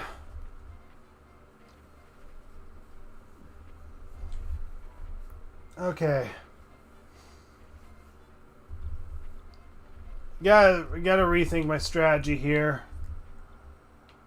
I don't think there's really a strategy to rethink. I just need to constantly buy fish, get the mops from Kilton, and that's it. That's really all I can do. Actually, one thing I could do that I keep avoiding is getting into Gerudo Town, but I need 600 rubies to do that. I'm just going to see if the Mighty Porgies do respawn again. Get the Mighty Porgies, and then I'm going to... what's the time? And then I'll see if it's raining in the Dueling Peaks Hateno region. If it is, then I'll buy some more stuff from... what's his name? It's starting to rain. It is indeed, lady.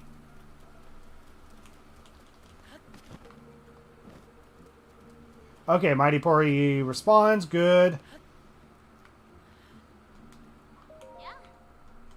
There we go.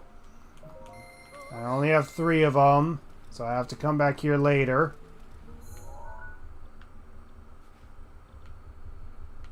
Yeah, I think I'm going to have to grind some more rubies.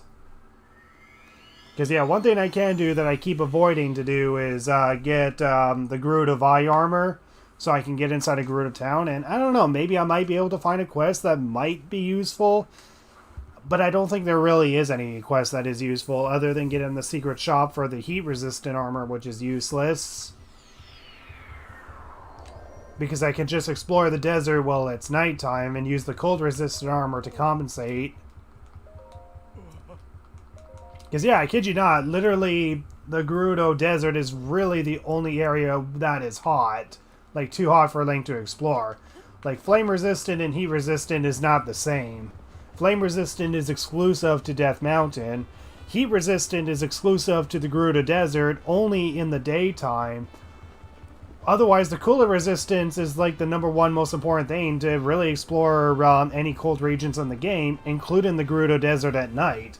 Like, it's so unbalanced. Like, if I had to complain about anything in this game, there's not enough regions that are too hot to balance out the thermometer mechanic. It's only ever too hot in the desert, and it's only ever too cold in multiple areas of the game. Like, it's such an unbalanced mechanic, to be honest. Like, coolant resistance is far more useful than heat resistance.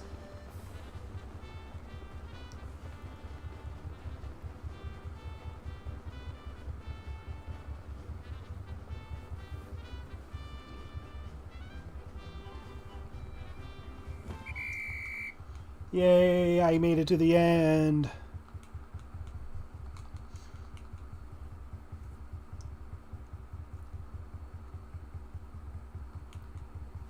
But honestly, there is some things in this run that I can actually take some gratification for. Fine, keep on playing. Gotta grind over 700 rubies anyway. So yeah, a good chunk of this run is pretty much just me gliding off of this thing.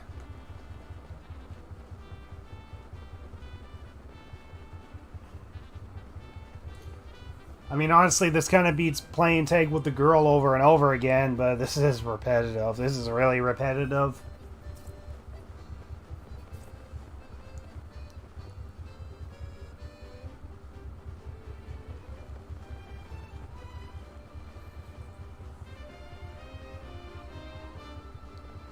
Actually, I just thought of something.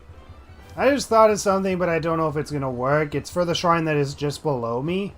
That one isn't possible because we need to somehow knock a ball into a hole. I think that one actually might be possible if we just throw a mop at it. We'll waste the mop, but it at least gets us somewhere.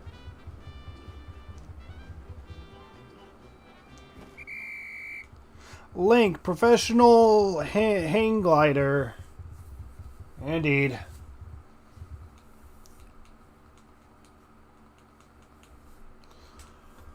Ugh, God. Marvelous, breathtaking, awesome, yay, give me the stuff I need. Glide for you again, because why not? Fine.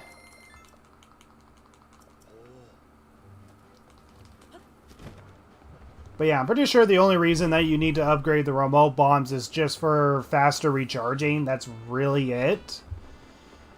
Stasis would have been useful, but we need like 3 ancient cores for that, which is a definite no-go.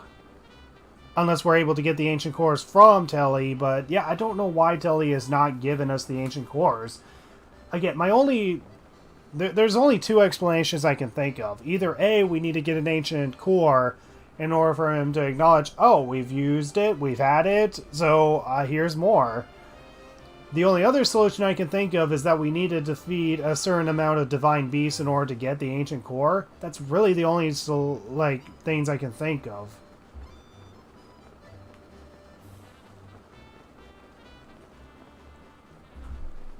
But yeah, this is quite a repetitive run.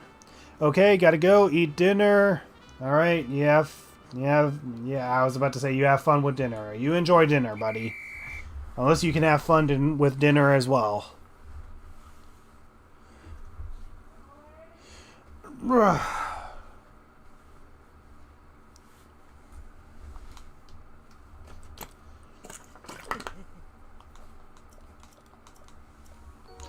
I love how this guy just never clues into the fact that we're straight up robbing him. Like, none of the NPCs just clue into the fact that we're just straight up robbing their pockets.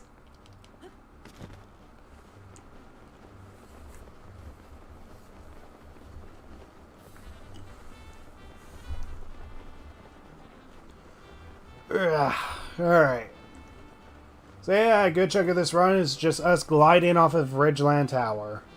Honestly, I wish I got this tower sooner so I can realize that this is a better strategy than playing tag.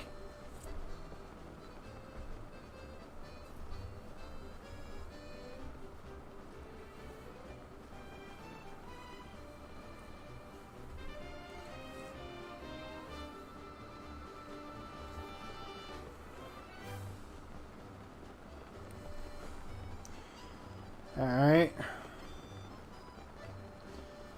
So how many stamina wheels does it require to get at least 600 meters? Because I'll have to make note of that when I script the video. Okay, it looks like you only need about 2 stamina wheels, so that's good to know.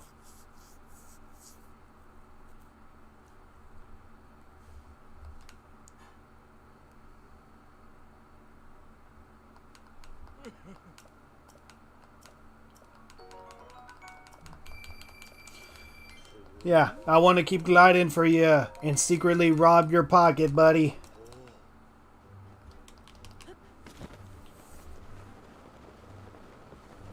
So just keep doing this over and over again until we get over 600 rubies. And then once it's nighttime, we can make our way to Kilton, get ourselves another mop, and then from there, we just continue doing that. We just grind for rubies, get mops, go see Telly during the rain if we can, so we can at least buy the materials that we need. Complete some of the divine beasts, and hopefully complete enough that we can actually get the damn ancient sword.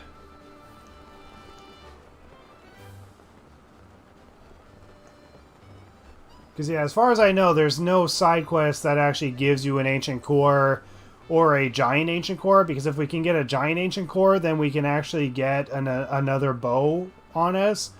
But for now, it seems like the only bow that we can get additionally is the Forest Dweller bow.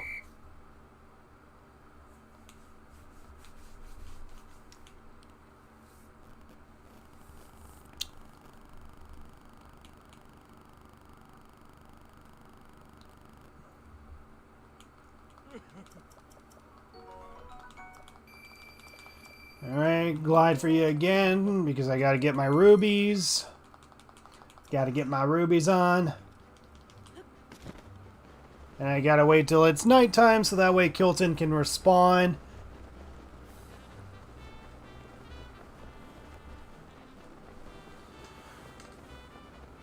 So yeah, this is actually quite a repetitive run, I'm not gonna lie. I almost kind of prefer doing the no pause run that Game Champ did. Kind of jealous that Game Champ already covered a no pause run, because that honestly would have been a great idea to cover. I'm pretty sure she'll try to cover it again when she does the Breath of the Wild 2, whenever that comes out. And I don't know, maybe I could do a no pickup run for Breath of the Wild 2. Maybe I can continue that, I don't know. But we still need a title for Breath of the Wild 2 to begin with. All we know is that Ganon is back. His literal corpse is located probably under Hyrule Castle, and islands float in the sky. So we go between land and sky.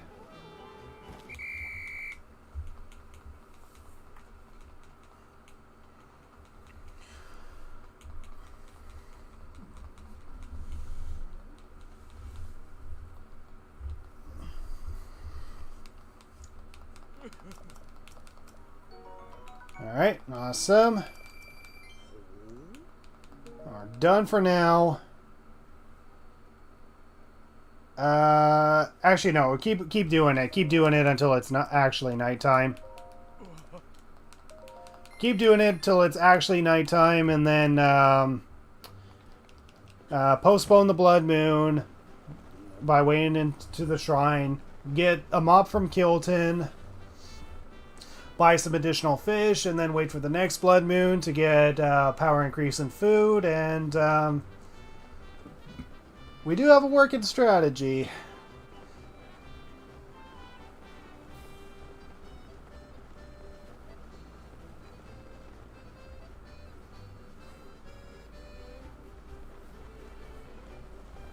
Ugh. I just wish I could figure out an efficient way to get onto Vah Meadow. Because Vah Meadow is also a problem, because just using remote bombs to blow up the cannons is not enough. I mean, it would be enough if we were playing on normal mode, but we're playing on master mode, where health regenerates, so that's a problem.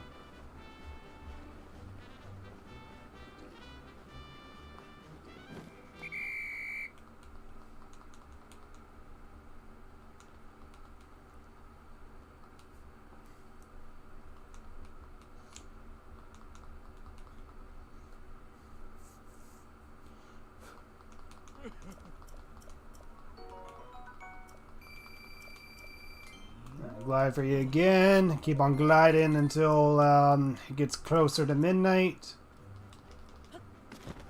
Probably glide 2 more times. Really depends on the time, because it takes about an hour to complete this. Actually, maybe this will be our last time. Yeah, this will be the last time, and then we go visit Kilton, if he's available. I don't know if he's going to be available right away. Or actually, one thing I'm going to try to do is go into this particular shrine, because I think the shrine might actually be theoretically completable if we were to use octobloons, because I didn't really have octobloons at the time, or if I did, I just didn't consider using them.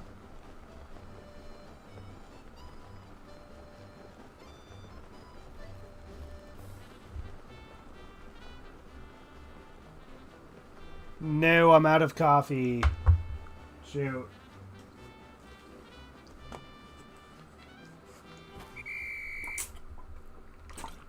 Water's gonna have to do for now.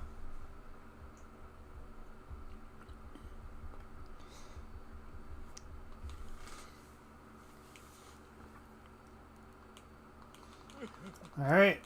Thank you. 100 rubies for my hard work. This guy never clues into the fact that we're robbing him. That's what makes it so hilarious. Okay, so we're going to go to Kakariko. See if Kilton is on top of the waterfall. If he is, then we can get ourselves a mop. And then we're going to go to the shrine that I was just talking about, and I'm going to see if it's completable. Because I think we might actually be able to complete it.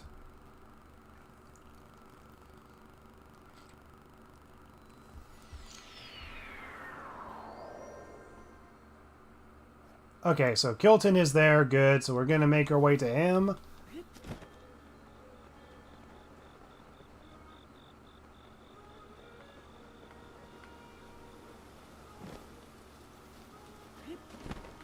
Make sure we don't pick up a fish.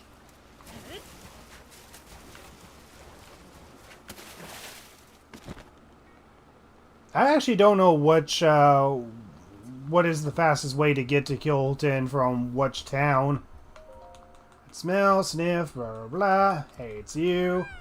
I'm gonna spend some on... Ah, no! I gotta wait?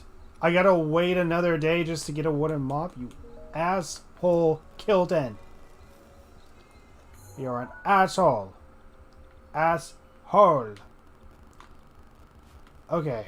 So I want to go to this. 2 orbs will guide you, because I think this one actually might be completable with an octobloon. I don't know if it is, but I'm going to test it out.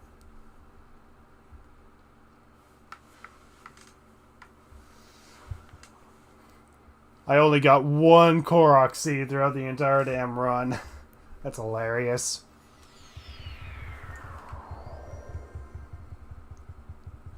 I'm going to save. And then after this, I'm going to head towards the Gerudo region. I'm going to head towards the Gerudo region while it's nighttime. Oh, no. I wait till morning. I'll wait till morning, because that's when it's Actually, no, it doesn't matter. I have 2 layers of coolant protection. What am I talking about? Okay, so this, I tried stacking bombs in order to try to get this orb off. But I'm going to try something different. Do that. Do that. I don't know if this works, but I'm going to test it out. Can I use an octoballoon and rise a remote bomb up? I don't know if this is possible, but I'm going to test it out.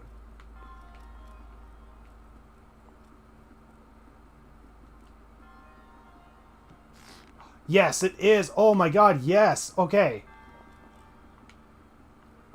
Oh, but it's like at the wrong angle. That's as high as it goes. Oh. That pushes it. That actually pushes it, guys. This is probably going to work. Okay, this is good. We have a working strategy now. So let's align ourselves just right.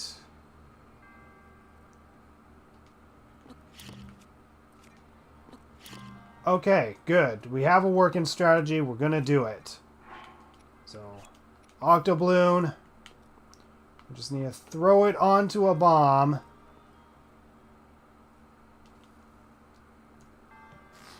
Good. That pushes the bomb forward a little bit. It's as high as it goes, so boom. Are you shitting me?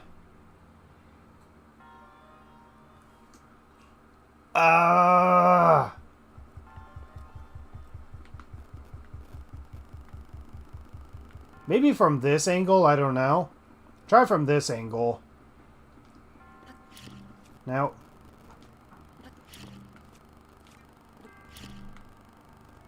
Alright, let's try it again. So throw from a distance, throw onto the bomb.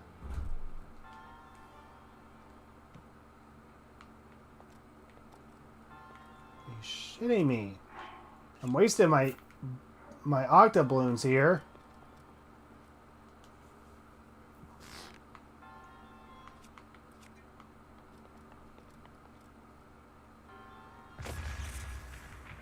Yeah, it looks like this doesn't work, but we do have a little bit of movement. We do have a little bit of movement. It just isn't going to work. Okay, I'm going to reload the save. That was a smart strategy, but it doesn't work. Okay, we're going to enter it again. Enter it again. See if we can actually do something else with an octoballoon. Otherwise, we just wait out the shrine until a blood moon passes. Darn, indeed. Thought you were eating dinner, buddy. Actually, wait. Oh wait, no, hold on. We need an orb to begin with just to get to that.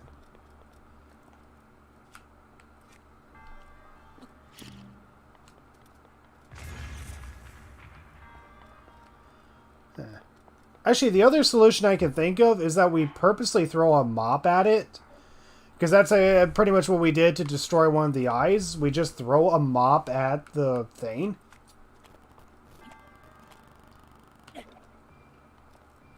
Not like that. That looks like it works, though. We just throw a mop at it, and we waste a mop, but at least it works. Although, do we really want to go out of our way to waste a mop if we can't guarantee another spirit orb? Probably not. So I think what I'm going to do is that I'm going to wait at this particular shrine, the power of electricity, which unfortunately was impossible because we needed a... Wait a minute. I actually have another idea, guys. I just have a brilliant idea here. Because this is another shrine that I deemed impossible to complete, but I suddenly have an idea. Stroke of genius. I'm probably just wasting time, but I just want to test my theories out. Okay, so save. Go down here, and then I'm thinking of actually using an octoballoon. Maybe using an octoballoon to get me over to where I need to go. Okay, hold on. just gotta do that. This one might be impossible, but I'm just gonna give this theory a test.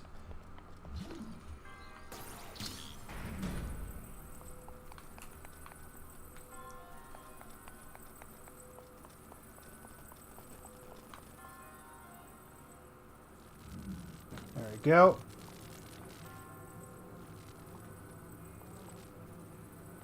So just put this here.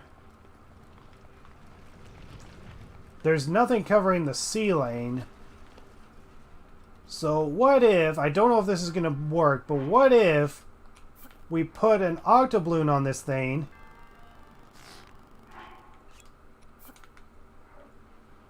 And right here. Oh wow, this is going to work. No way! We figured out how to get past a locked door, guys.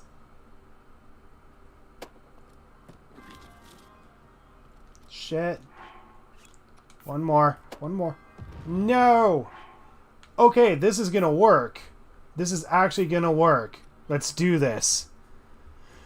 I'm trying to multitask. LOL. Okay, we just figured out how to complete this shrine, guys. We just need to use octobloons. And I think 3 should be enough to complete it. 3 or 2. I don't know.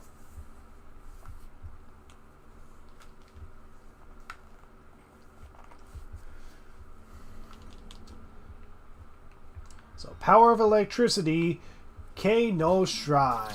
Okay.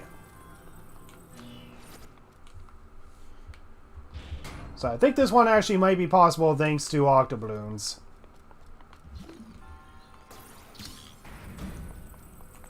Alright, let's make sure we push that far away.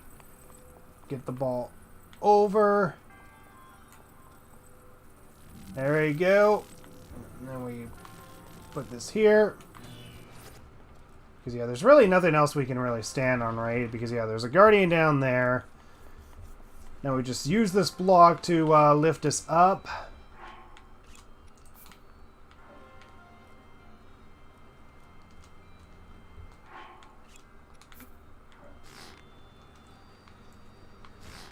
There we go. And then just when the balloon is about to pop, we place another one down on this side. It's power of electricity, more like power of balloons. Exactly.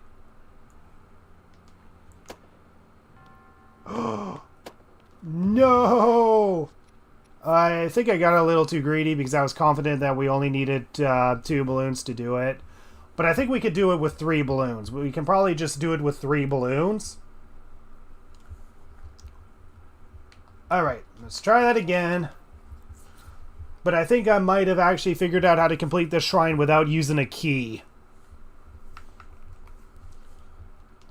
Alright. You guys did not see that.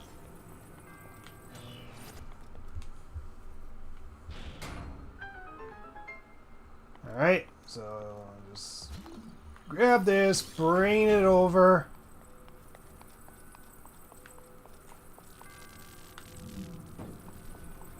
And just place it here.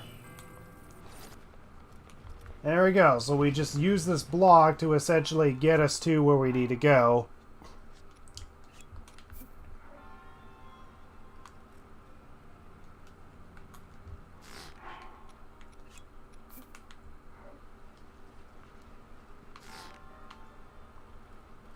Okay, we might need one more octobloon just in case.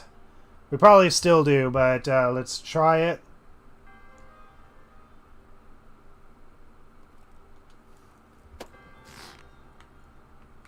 Oh, wow. This is amazing. This is freaking amazing. We get a whole overview of the entire shrine itself. We're not supposed to be up here, guys. We are not supposed to be up here. So we get past the locked door, past a bunch of additional stuff, past a whole guardian, but we still got that wall to worry about. Crap. Okay, never mind. I'm not a genius.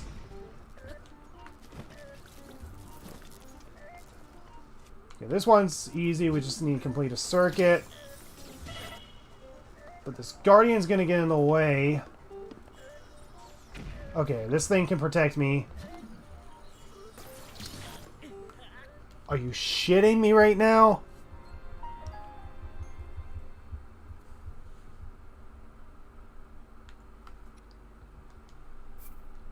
Okay, I'm gonna return to title screen. This is one that's definitely possible to complete. I just need to... Don't die. I just need to not die, and that Guardian's gonna be a problem. Okay, so anyways, where was I? This shrine.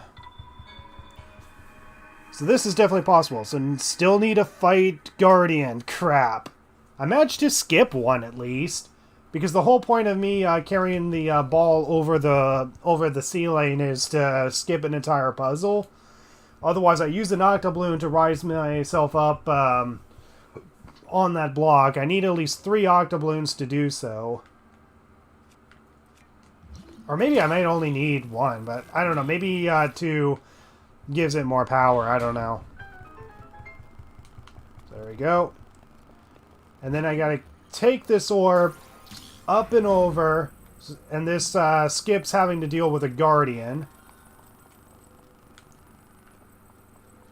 Oh, no. Okay, good. So just place the ball here, and doing that skips the entire puzzle where we need to get that while dealing with that Guardian that's over there. Thankfully, we don't need to do that. Maybe I could actually save the octobloons if I place this as centered as possible, maybe? Why did that pop? Why the frick did that pop? Ugh, I probably should have came into the shrine with a full set of hearts, now realizing that.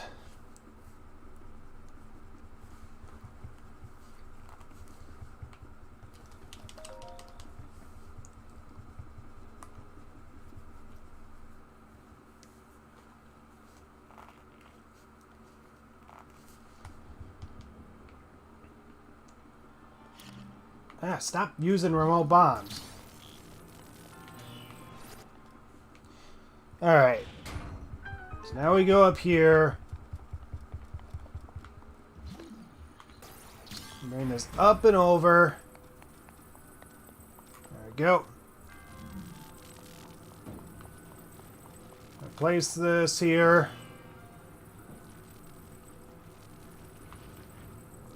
Actually, can we push this up and over? No, we can't. Okay. At least we tried.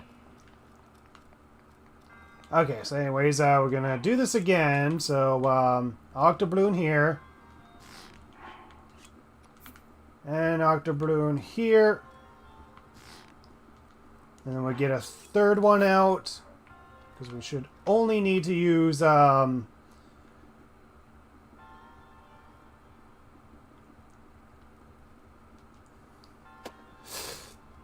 good.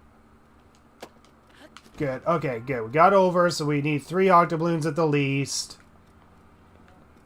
Okay, so now it's just dealing with this Guardian, this damn Guardian that's here.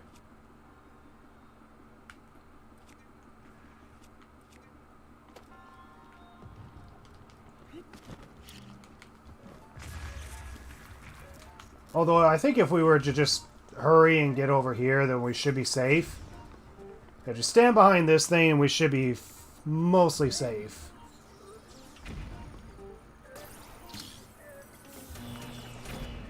Alright, there we go. We completed one of this. Oh, wait, hold on. No, hold on. We didn't complete it all.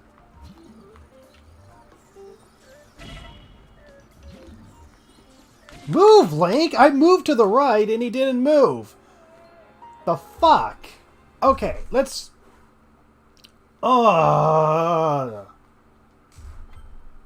Please don't actually save that. I swear to God, if it saves me losing the balloon, I'm gonna freak. Okay, no, I start up here, so I should have the octobloon still on me. Come on, this is possible. This is now possible. Let's make it possible. We figured out a way to make it possible, so we're gonna make it possible. Okay, we still have the octobloons on us. Good. So place that there. Bring the ball up and over. Obviously, I should have came in here with full hearts. But I'm just going to see if I can make it last. Oh, you shitting me? Are you freaking... Put that there again. Yes, cutscene yourself open. I don't need a cutscene to show that I've opened it. Alright, up and over.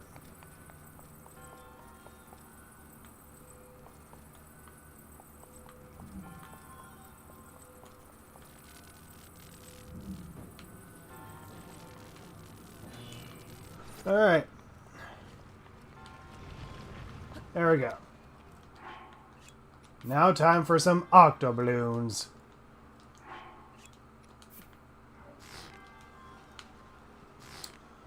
We'll need one more. So once that one's about to pop, we put another one down. And then we make the jump.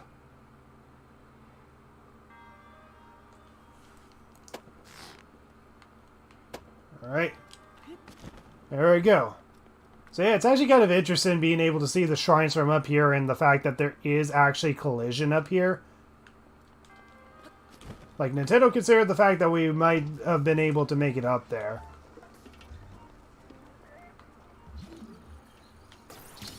Oh, is the Guardian not going to bother us? Sweet. Don't bother us. We hate you.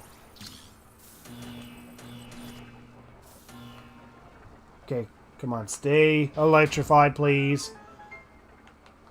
Alright, sweet. A shrine that we deemed impossible before turns out to be possible. That's the whole fun of this run, guys. Proving the impossible to be possible. By using the most inconvenient. So there we go. We skipped a door. We skipped an entire locked door without having to open up that locked door. Okay, now hopefully a blood moon has passed while we were in there.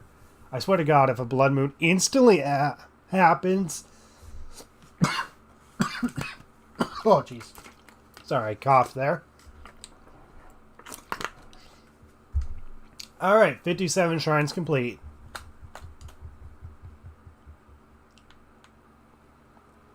Oh, wait, is it past? Oh, we just barely passed the blood moon. It was 12 exactly. I saw the spark. Okay, so we postponed the blood moon just in time. It was just noon. Oh, thank goodness. Alright, we're safe. Guardian, no Guardian. Yep. Bad Guardian. Okay, hardy lizards might be useful, but no.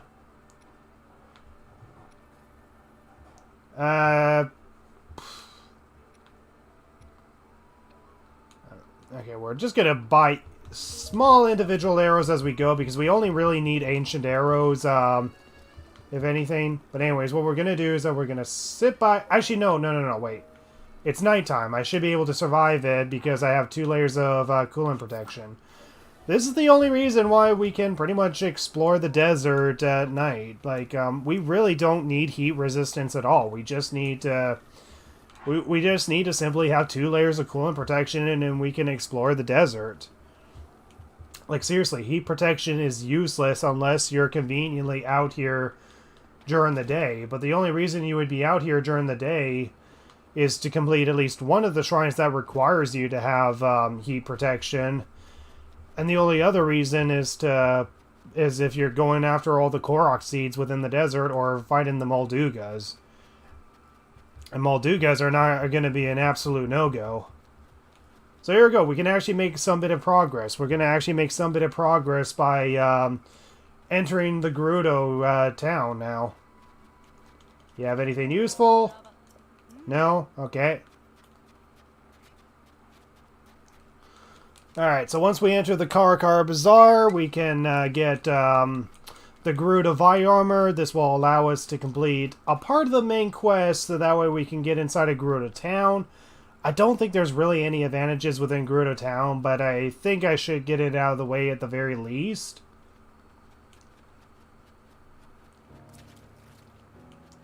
Goron died.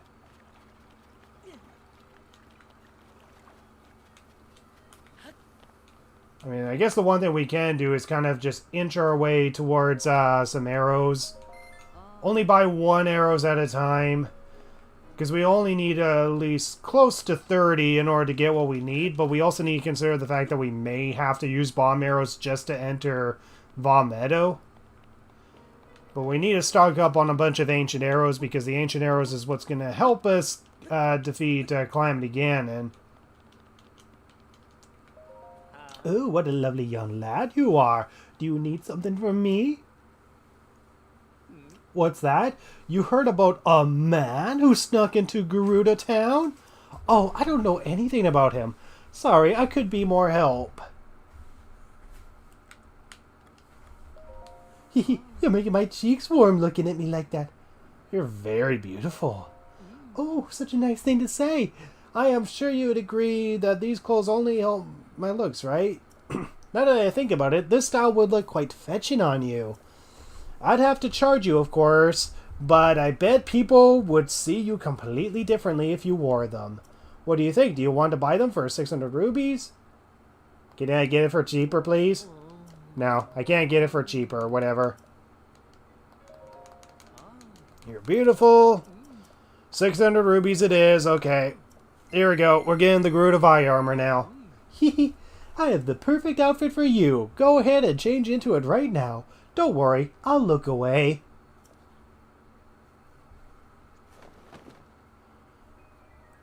And there we go, we got the Gerudo Vi armor.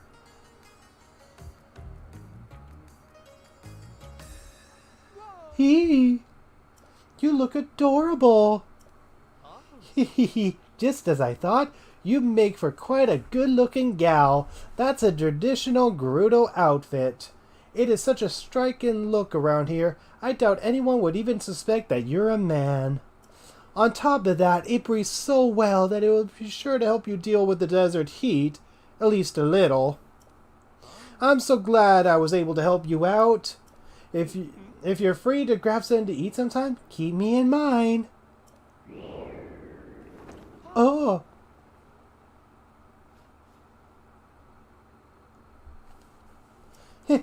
Make sure you watch out for the wind. But here we go. We finally got the Gerudo Vi armor, which means we can enter Gerudo town now that we can deceive women into thinking that we're women. Alright, so let's head inside of Gerudo town and see how much we can explore. Nitsa, funny but questionable thought. Imagine Cass in that outfit. Well, I'm pretty sure he has such a big body that his big booty would probably rip the pants. Although you're free to draw him in that outfit if you want. No judgment here. I mean, I know Cass is like one of the biggest hotties in the game, next to Sidon. Damn, Link, didn't know that you're that scrawny. Actually, if we talk to this guy, he actually will give us some snow boots, I think. If we talk to this guy that's over here, he'll actually give us snow boots that can somewhat help. Get over here, you idiot! There we go. Nice sand jogging. Give me the boots. The 8th heroine? Oh yeah, the heroines. I gotta see if I can complete that. I think that one actually might be completable. But yeah, there's an 8th heroine that we gotta take a picture of. So there we go. We temporarily get the snow boots. Unfortunately, this is not going to help us since we have snow quill trousers. But using the snow boots, we can actually go through the snow a little bit more efficiently. And we can get the sand boots from him as well. Though whether or not if that's really going to be efficient is the other question. But here we go. We finally entered the city. We entered this city. We entered this city and we're gonna mash beep up. Oh, we can actually also get the Razor Shroom, so we can actually get attack increase in food this way, actually, now thinking about it. Although I don't know if 5 of these will actually give us what we need, so... Not going to get it unless I know for sure it's going to increase what we need. What do you have, lady?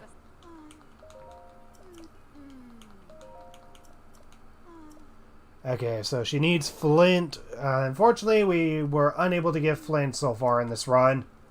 So that's uncompletable.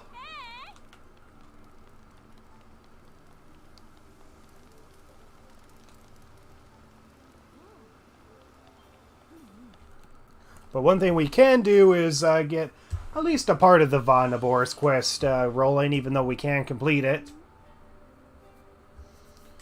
Raiju, Gerudo Chief. Yet another traveler. How did you get in here?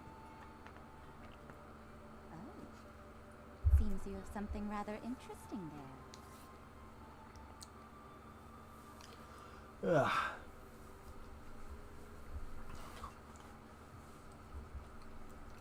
You stand before Lady Raiju, Chief of the Gerudo. Declare your business, but come no closer. Hold on, Valeria. This one seems to appear to be more than just a common traveler. You there, what's your name?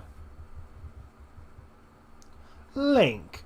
And what is it that you've come all the way out here to tell me, Link? I can calm Naboris. You think you have what it takes to subdue something so powerful as a divine beast? The only ones who could ever control them were the champions like Lady Urbosa. And all the champions died in the calamity 100 years ago. Valeria, a memory just jumped in my head. Something my mother spoke of. When the calamity happened, the Princess of Hyrule placed a fallen swordsman into a deep sleep. That swordsman, so much like our new friend here, was named Link, though it always seemed more like a legend than fact. Lady Raiju, do those same stories not also say that the Hyrulean champion carried a legendary sword? I see no such weapon in this person's care. They do indeed. If I recall correctly, they called it the Sword That Seals the Darkness. The Princess of Hyrule supposedly hid it away in a forest somewhere. What of that device on this one's hip? It appears to be the wreckish relic of the Sheikah. I can't imagine they would give something so valuable to a simple drifter, can you? I don't remember ever hearing of the Hylian Vi among the champions. Wait a moment, you're a Vo! A Vo within our walls is a great crime, but a Vo who is a champion. Well, we would never mistreat a friend of Lady Urbosa, and if you're here to help us with Naboris, then we are allies. You saw it on your way here to town. Divine beast Vah Naboris cloaked in a massive sandstorm, hurling lightning at anyone who dare approach. We have to do something to stop it, but we have yet to find any way to appease the divine beast on our own. If you truly are a champion, perhaps you can enter Naboris and calm its anger. Lady Raiju, I don't see how you can trust a complete stranger with something as important as this task. Perhaps if this person were to prove his worth by recovering your stolen Thunder heirloom, damn you, I'm gonna kill this goddamn bodyguard for suggesting such a thing. Ah, yes, an interesting suggestion. Don't give in to the suggestion, Raiju. Damn you. This is the reason why the Vah Naboris quest is incompletable. You see, there is only one thing in all of Hyrule that can withstand lightning from Naboris. The Thunder Helm, a family heirloom and relic of the Gerudo. But as Valeria says, it was stolen from us. You needn't to worry, Lady Raiju. If he truly is a champion, this should be an easy task for him. Yeah, about that. Our soldiers could tell you that all you need to know is the thieves who stole Lady Raiju's heirloom. Head through this arc, it will lead you to the barracks, then seek out Captain Tiaki and ask for a full report. Without my heirloom, we'll never be able to approach Naboris. Heh, you know. I take heart in having such a rare visitor as yourself. Lady Urbosa must be looking out for us. So there we go. Divine Beast Vah Naboris, and unfortunately we can't complete it. Because the Thunder Helm we need to get, even if we were able to get through all of the Yiga hideout and all that, and defeat Master Koga and all that, we have to open up a chest just to get the Thunder Helm. And because of that, this quest is pretty much incompletable.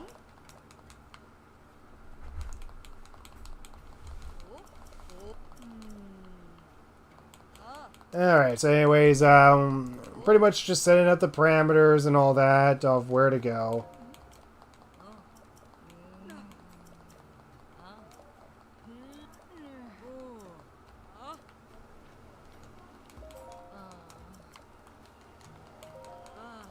Everyone is worried about Barta, but unfortunately, yeah,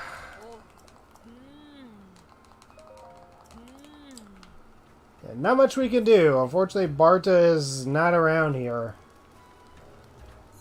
So we can't even get that side quest going. But yeah, we're supposed to go into the Yiga hideout that is over here, but we can't really do it because we gotta open up a damn chest. Raiju's voice actress is Sai? Wait, really? Same voice actress? I didn't know that. So why are you even here then? I'm pretty much here just to pretty much get at least part of the quest going. And just to kind of see what I can complete in the meantime.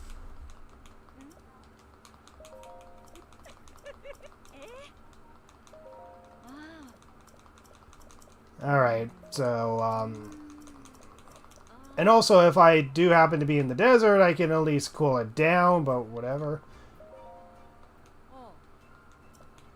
Okay, so anyways, we have to learn a secret code here. Wait. Okay, maybe we gotta talk to him from this side. Hold on.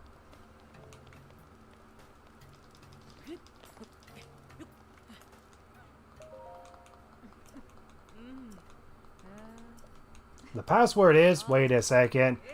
Bischoff, whoever you are. Okay. And then we can eavesdrop on their conversation from the window here. Anyways. So, CS...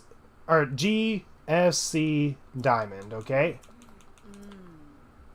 So, we gotta keep that in mind.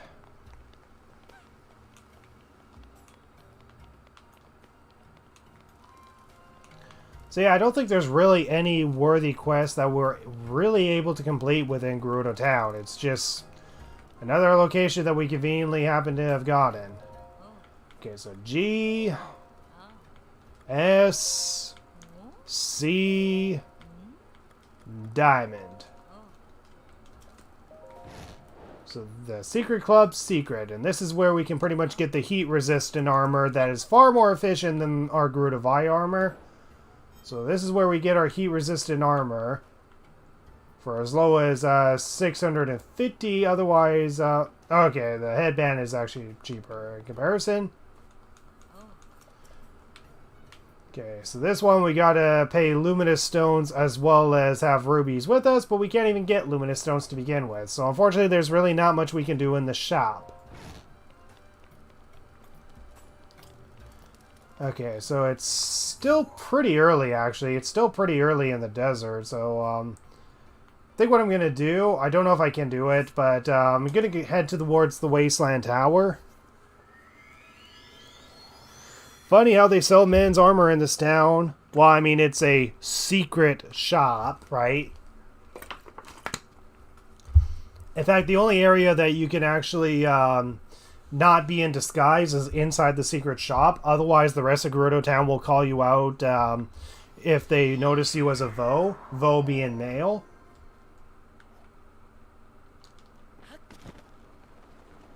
Wow, it was like briefly cold up here, apparently. Okay, so you see those giant statues with the swords down there? The 7 heroines? We're gonna go down here because I think we actually might be able to complete this one. If I remember correctly, these balls are actually magnetic, so we actually might be able to complete this one. And it's still pretty early, so... yeah, I think this one is actually going to be completable. Alright, so let's take a look at what we have here. So, so the East Gerudo Ruins. So let's see, we got... something that's 2 dots here, so hold on. We gotta mark what these things were, so... This was like 2 dots.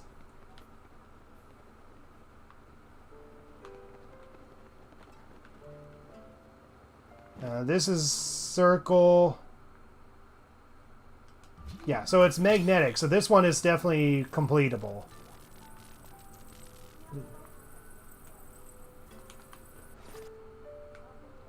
Okay, can we actually see the others from here? Wait, hold on. Okay, that one's a weird shape. So some of them you can actually see on the swords themselves. Sometimes they appear on the heads. We just drop down here, so we'll put this one in here. So thankfully this one is completable because we can just do it with magnesis. Okay, we got another ball that is over here. This one is the circular one. Okay, this one goes over here, I think. Can't see the sword. Yeah, this one goes here.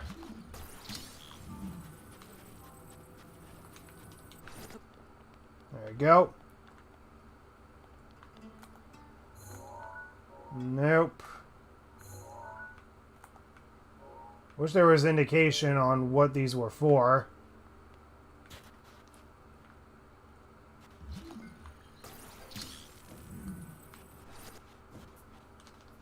Okay, hold on.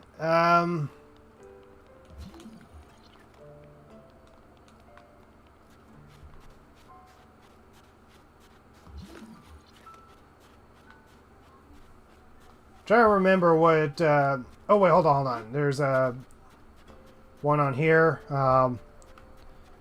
That's neat. Yeah, it is neat indeed. Well, I mean, that's how you pretty much get the heat-resistant armor, because the Gerudo armor, well, it actually does provide a heat resistance, is only 1 layer of heat resistance. So unfortunately, it's not enough. And unfortunately, it's already getting hotter, so I'm going to take damage eventually.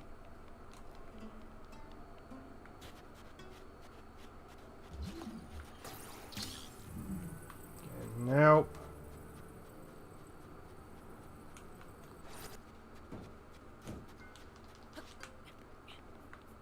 But as long as I'm in a shady spot, then I'm able to survive here.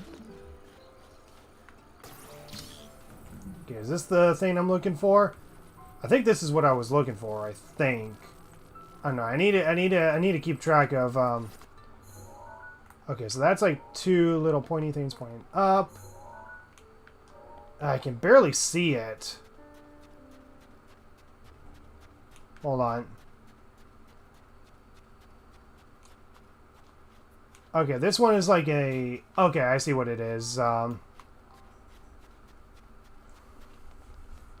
I gotta hurry this up because it's gonna get too hot soon.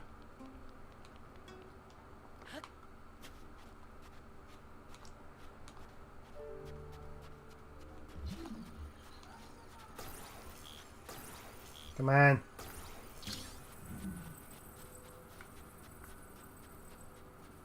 So I put this one and this one.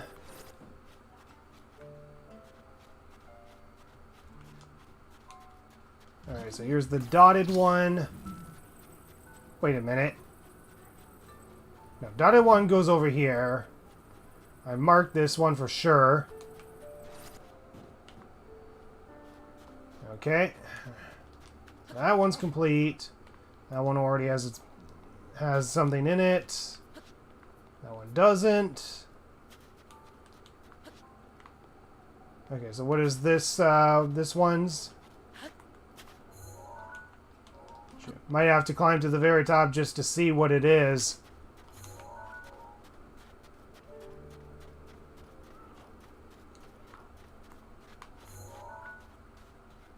Oh my god, I can't really see what it is.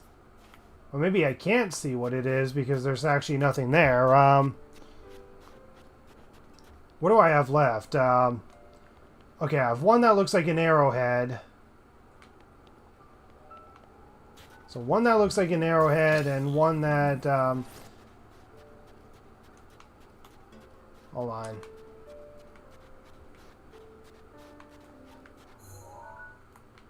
I gotta keep track of which ones I've completed here. Alright. Okay, hold on. Now, okay. Okay, so that one's completed. That's completed. So which one's not completed? Okay, this one's not completed, but I can't tell what this is at the moment. That one's completed.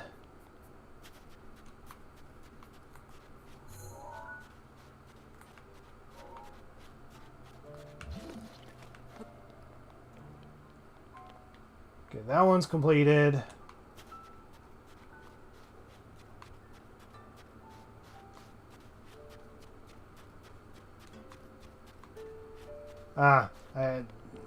The thing is on its chest. I actually have to climb up this damn structure. Just gotta find where to climb up it. Alright, here we go. At least there's actually some sort of shrine quest that I can do in the meantime. Alright.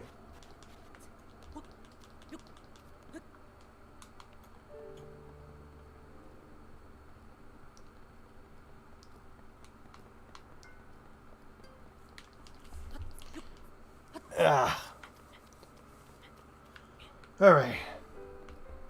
So up the ladder.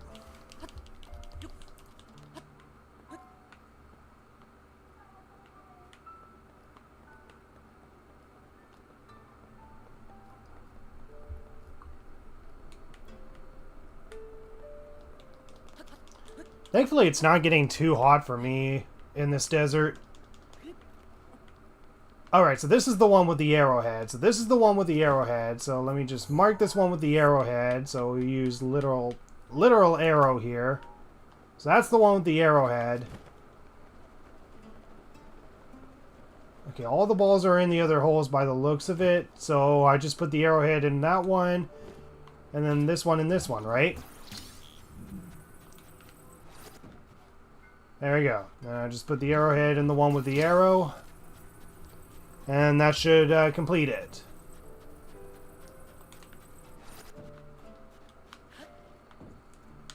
I can't move. I think I froze the game, guys. Just kidding. So there we go. This one is actually completable because the balls are magnetic. Unlike the Thunder Plains one, where the main question is trying to get the balls in the holes to begin with. We can get one of them in the holes at least, but the others are questionable.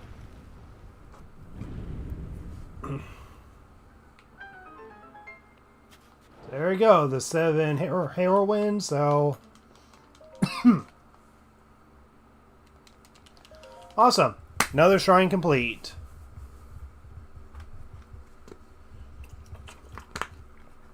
So I think we only completed like 3 shrines during this entire run, but this just shows how much we're being very limited with the late game, because now the late game is trying to defeat the Divine Beasts. But yeah, I'll have to end the stream eventually soon, guys. As much as I would like to continue this and try to get as much done as soon as possible,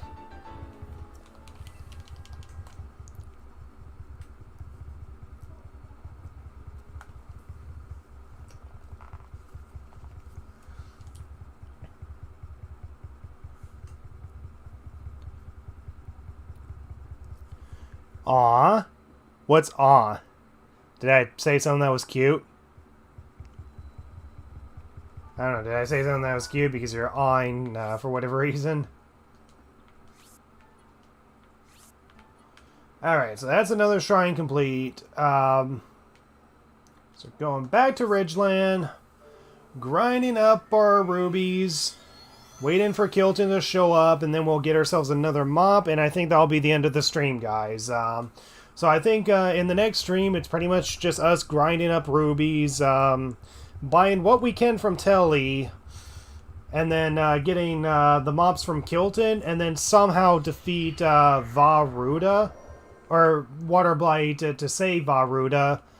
And then it's just a matter of getting inside of Vah Rudania, completing Vah Rudania, And then complete Vah Rudania, and that should inch us closer to being able to defeat Ganon. Because as long as we have, like, Mipha's Grace, Daruk's Protection, and 2/8 of Ganon's health obliterated, we have a better chance of being able to defeat Ganon.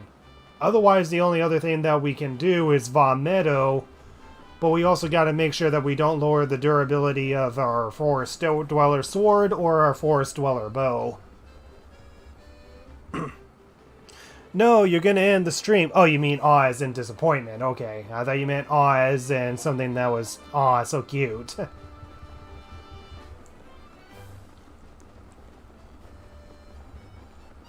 See you next stream. Okay. Well, I'm gonna stream just a little bit more. I'm just gonna stream enough to get some rubies out of this.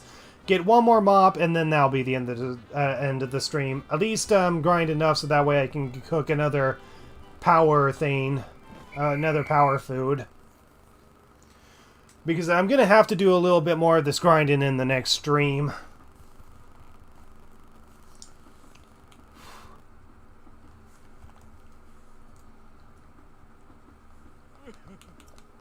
Alright. Yeah, I'm gonna have to watch my streams and see what shrines I complete, and what shrines I complete in a very creative way. Because I have to be able to talk about some shrines that would theoretically be impossible that I can complete. So like the one with the power of electricity, where I pretty much use octobloons to carry a block up to complete it.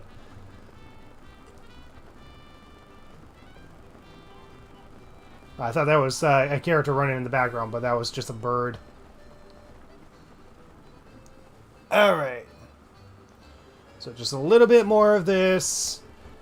Then we get another mop from Kilton, get another power food, let a blood moon pass, and then that'll be the end of the stream, guys. So in the next stream, we'll be doing more of this ruby grinding thing. Getting some mops from...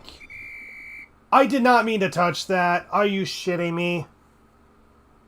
Ah! God damn it. Please at least give me some bit of rubies.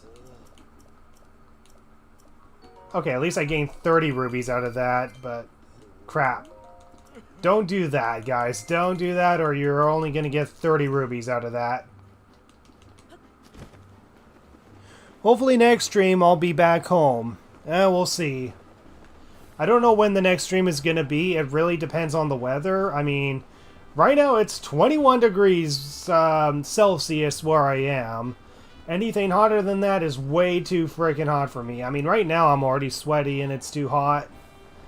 The only reason I'm doing it on this day is because it's a rainy day and it's the closest to a coolest day that I can get. I'm not going to do a stream unless it's cool enough for me to do so. But yeah, I think the shrine that is down there is definitely possible if I just throw a mop at it. If I throw a mop at it, then the shrine itself is definitely completable. But I also have to waste a mop to begin with. But right now I need to save and conserve those mops for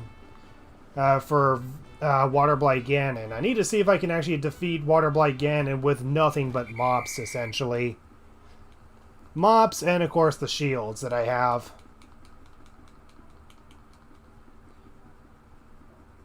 Is 100 rubies the most that he can give you? I'm not entirely sure. He might be able to give you more if you fly further ahead. But the only way that's going to be possible is by creating updrafts with bomb arrows. And right now we just don't have that. Right now this is just our best source of being able to gain rubies for now. Alternatively, we could play tag with the girl in Kakariko Village, but that's all far more repetitive. And there's no guarantee that she'll give us ambers. There's a chance that she'll give us rock salt, which only sells for 2 rubies. Doing this over and over again essentially guarantees that we'll get 80 rubies every single time. 20 to do the minigame, 100 in compensation for completing the minigame, but 80 rubies overall every single time we complete it. So every time we do this 10 times, we essentially gain 800 rubies. Whereas if we were to gain like 10 ambers, we would be selling for 300 rubies. So yeah, this is actually a faster way of being able to grind rubies rather than playing tag. As long as we get like 600 meters or more, then we should be able to gain what we need. Okay, get over 600, good.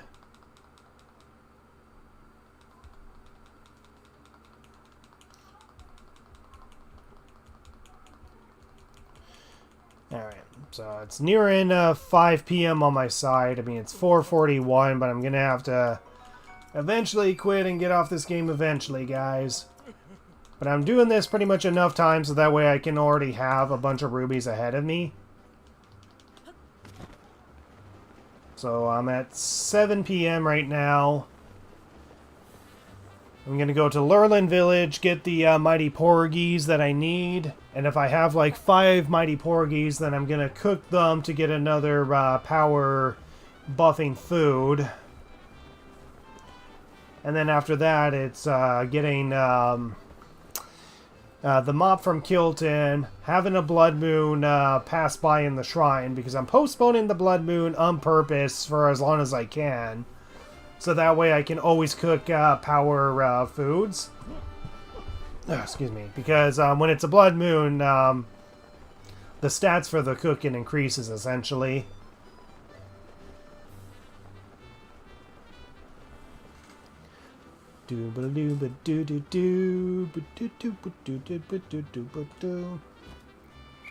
Alright.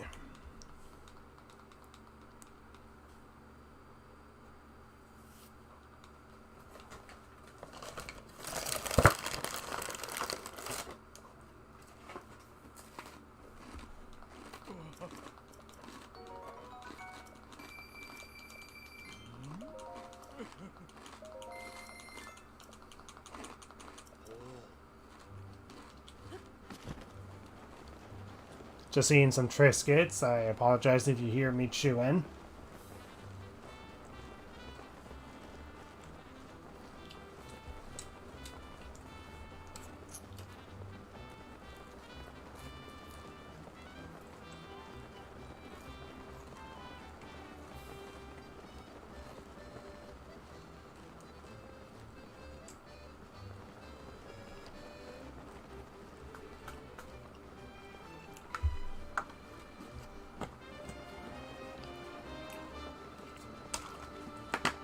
Okay. So I'll have to end the stream very soon. I think this will be the last glide. I'll pick up the mighty porgies from Leviathan Village. Go visit Kilton, get the mop, have a blood moon pass, and there we go.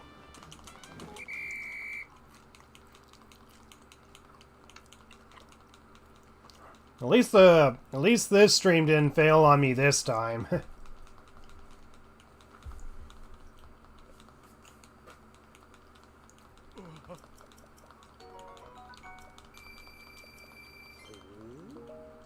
I'm done. I'm absolutely done, man. Okay, so weighty decision, go get the mighty porgies, and then head over to Kilton, get the mop. And also I should stock up on some octobloons, because octobloons have actually proven to be very useful in this run. Right down to completing some of the shrines in the unintentional way.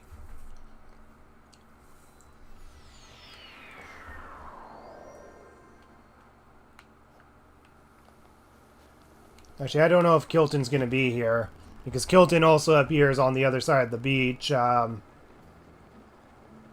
okay, he's there. So we'll get our Cryonis block out so we can just Cryonis our way over there.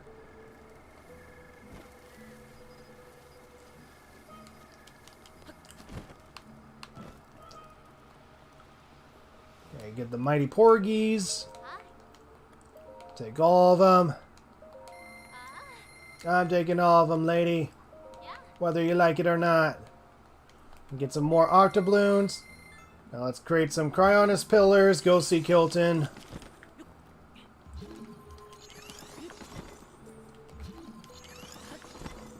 No, no, no, no, no, you... House of Hole. Okay. I see how you're trying to play with me. So yeah, the rubber helm is better defense than the Gerudo helm, so we don't want to use that. Okay, let's hurry up to Kilton. Get the mop. Hopefully he restocks on it, because the fish seems to restock faster than he restocks the mop.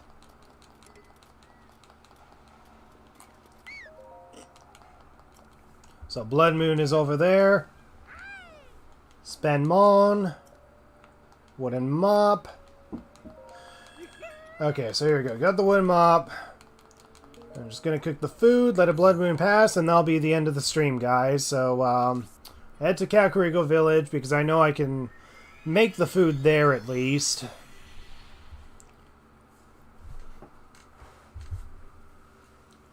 So yeah, we're going to be fully stocked on a bunch of mops. Nothing but mops. And at least one thing of a Forest Dweller sword, but that's the best we're going to do. We want to resist using the Forest Dweller sword if we possibly can.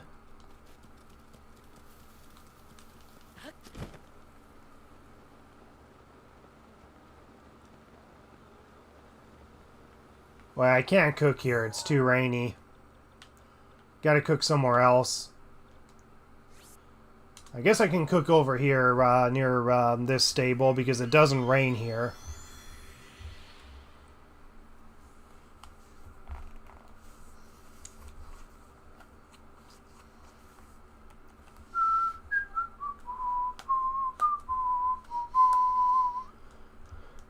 Alright, so we're getting close to an end here, and then that'll be the end of the stream.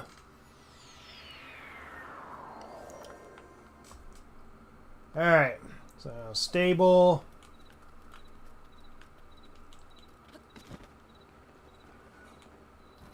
Actually, another thing we could do is help this guy and save his friends, but he only gives us like 300 rubies in return. And honestly, we can gain rubies fine by pretty much doing the flying game over and over again. It'll just be faster for us. Well, get a bow. Slowly increase our bow capacity because we're going to turn these bows into ancient arrows eventually.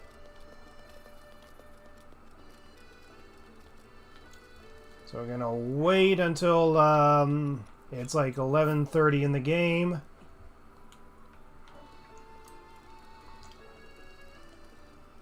Wait for it. Almost there. This is probably like the most fishiest outfit ever. Like, right down to a fishy head.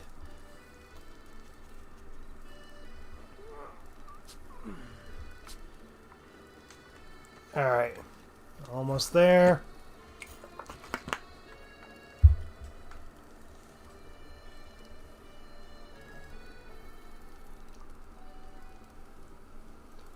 And just wait until we can actually see the debris of the Blood Moon happening. Which is right now, so we'll cook. And there we go, more power food. Which happens at different times, apparently. I don't know why this suddenly gives us less. Whatever, at least we're getting more power food. Maypin, do you sell anything? No, you don't.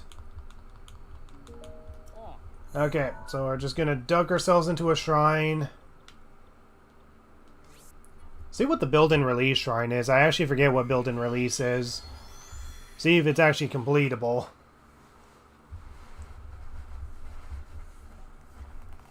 Because yeah, we only need to complete 2 more shrines to get ourselves another heart container. And from there, we can probably stop considering going after some shrines. Because then we'll finally have at least half of the shrines completed in the game.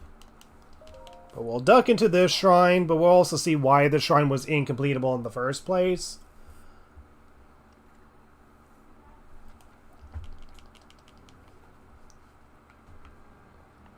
Oh yeah, I remember this.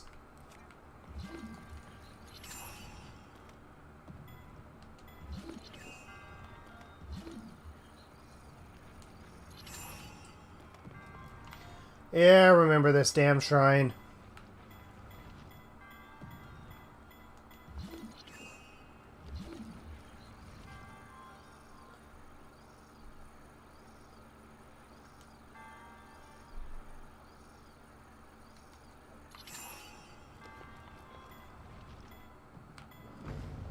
Yeah, I don't think this shrine was completable. Or at least this shrine is possible to complete. Unless I get myself over there somehow and I just... Yeah, I don't think this shrine is possible. Not without picking up a barrel at the least. And I can't really get those blocks down here to ride my way up to where that shrine is. There's the little boulder here that might be useful, but I don't think so. Yeah, I don't think I think that's a no-go. But anyways, we're gonna go back to Ridgeland Tower. So when I continue in the next part, we're just gonna continue going off of Ridgeland Tower. Wait until the next blood moon happens, and then we visit Kilton again, get the mops. Because right now it seems like using mops is our only best strategy of being able to defeat Waterblight Ganon.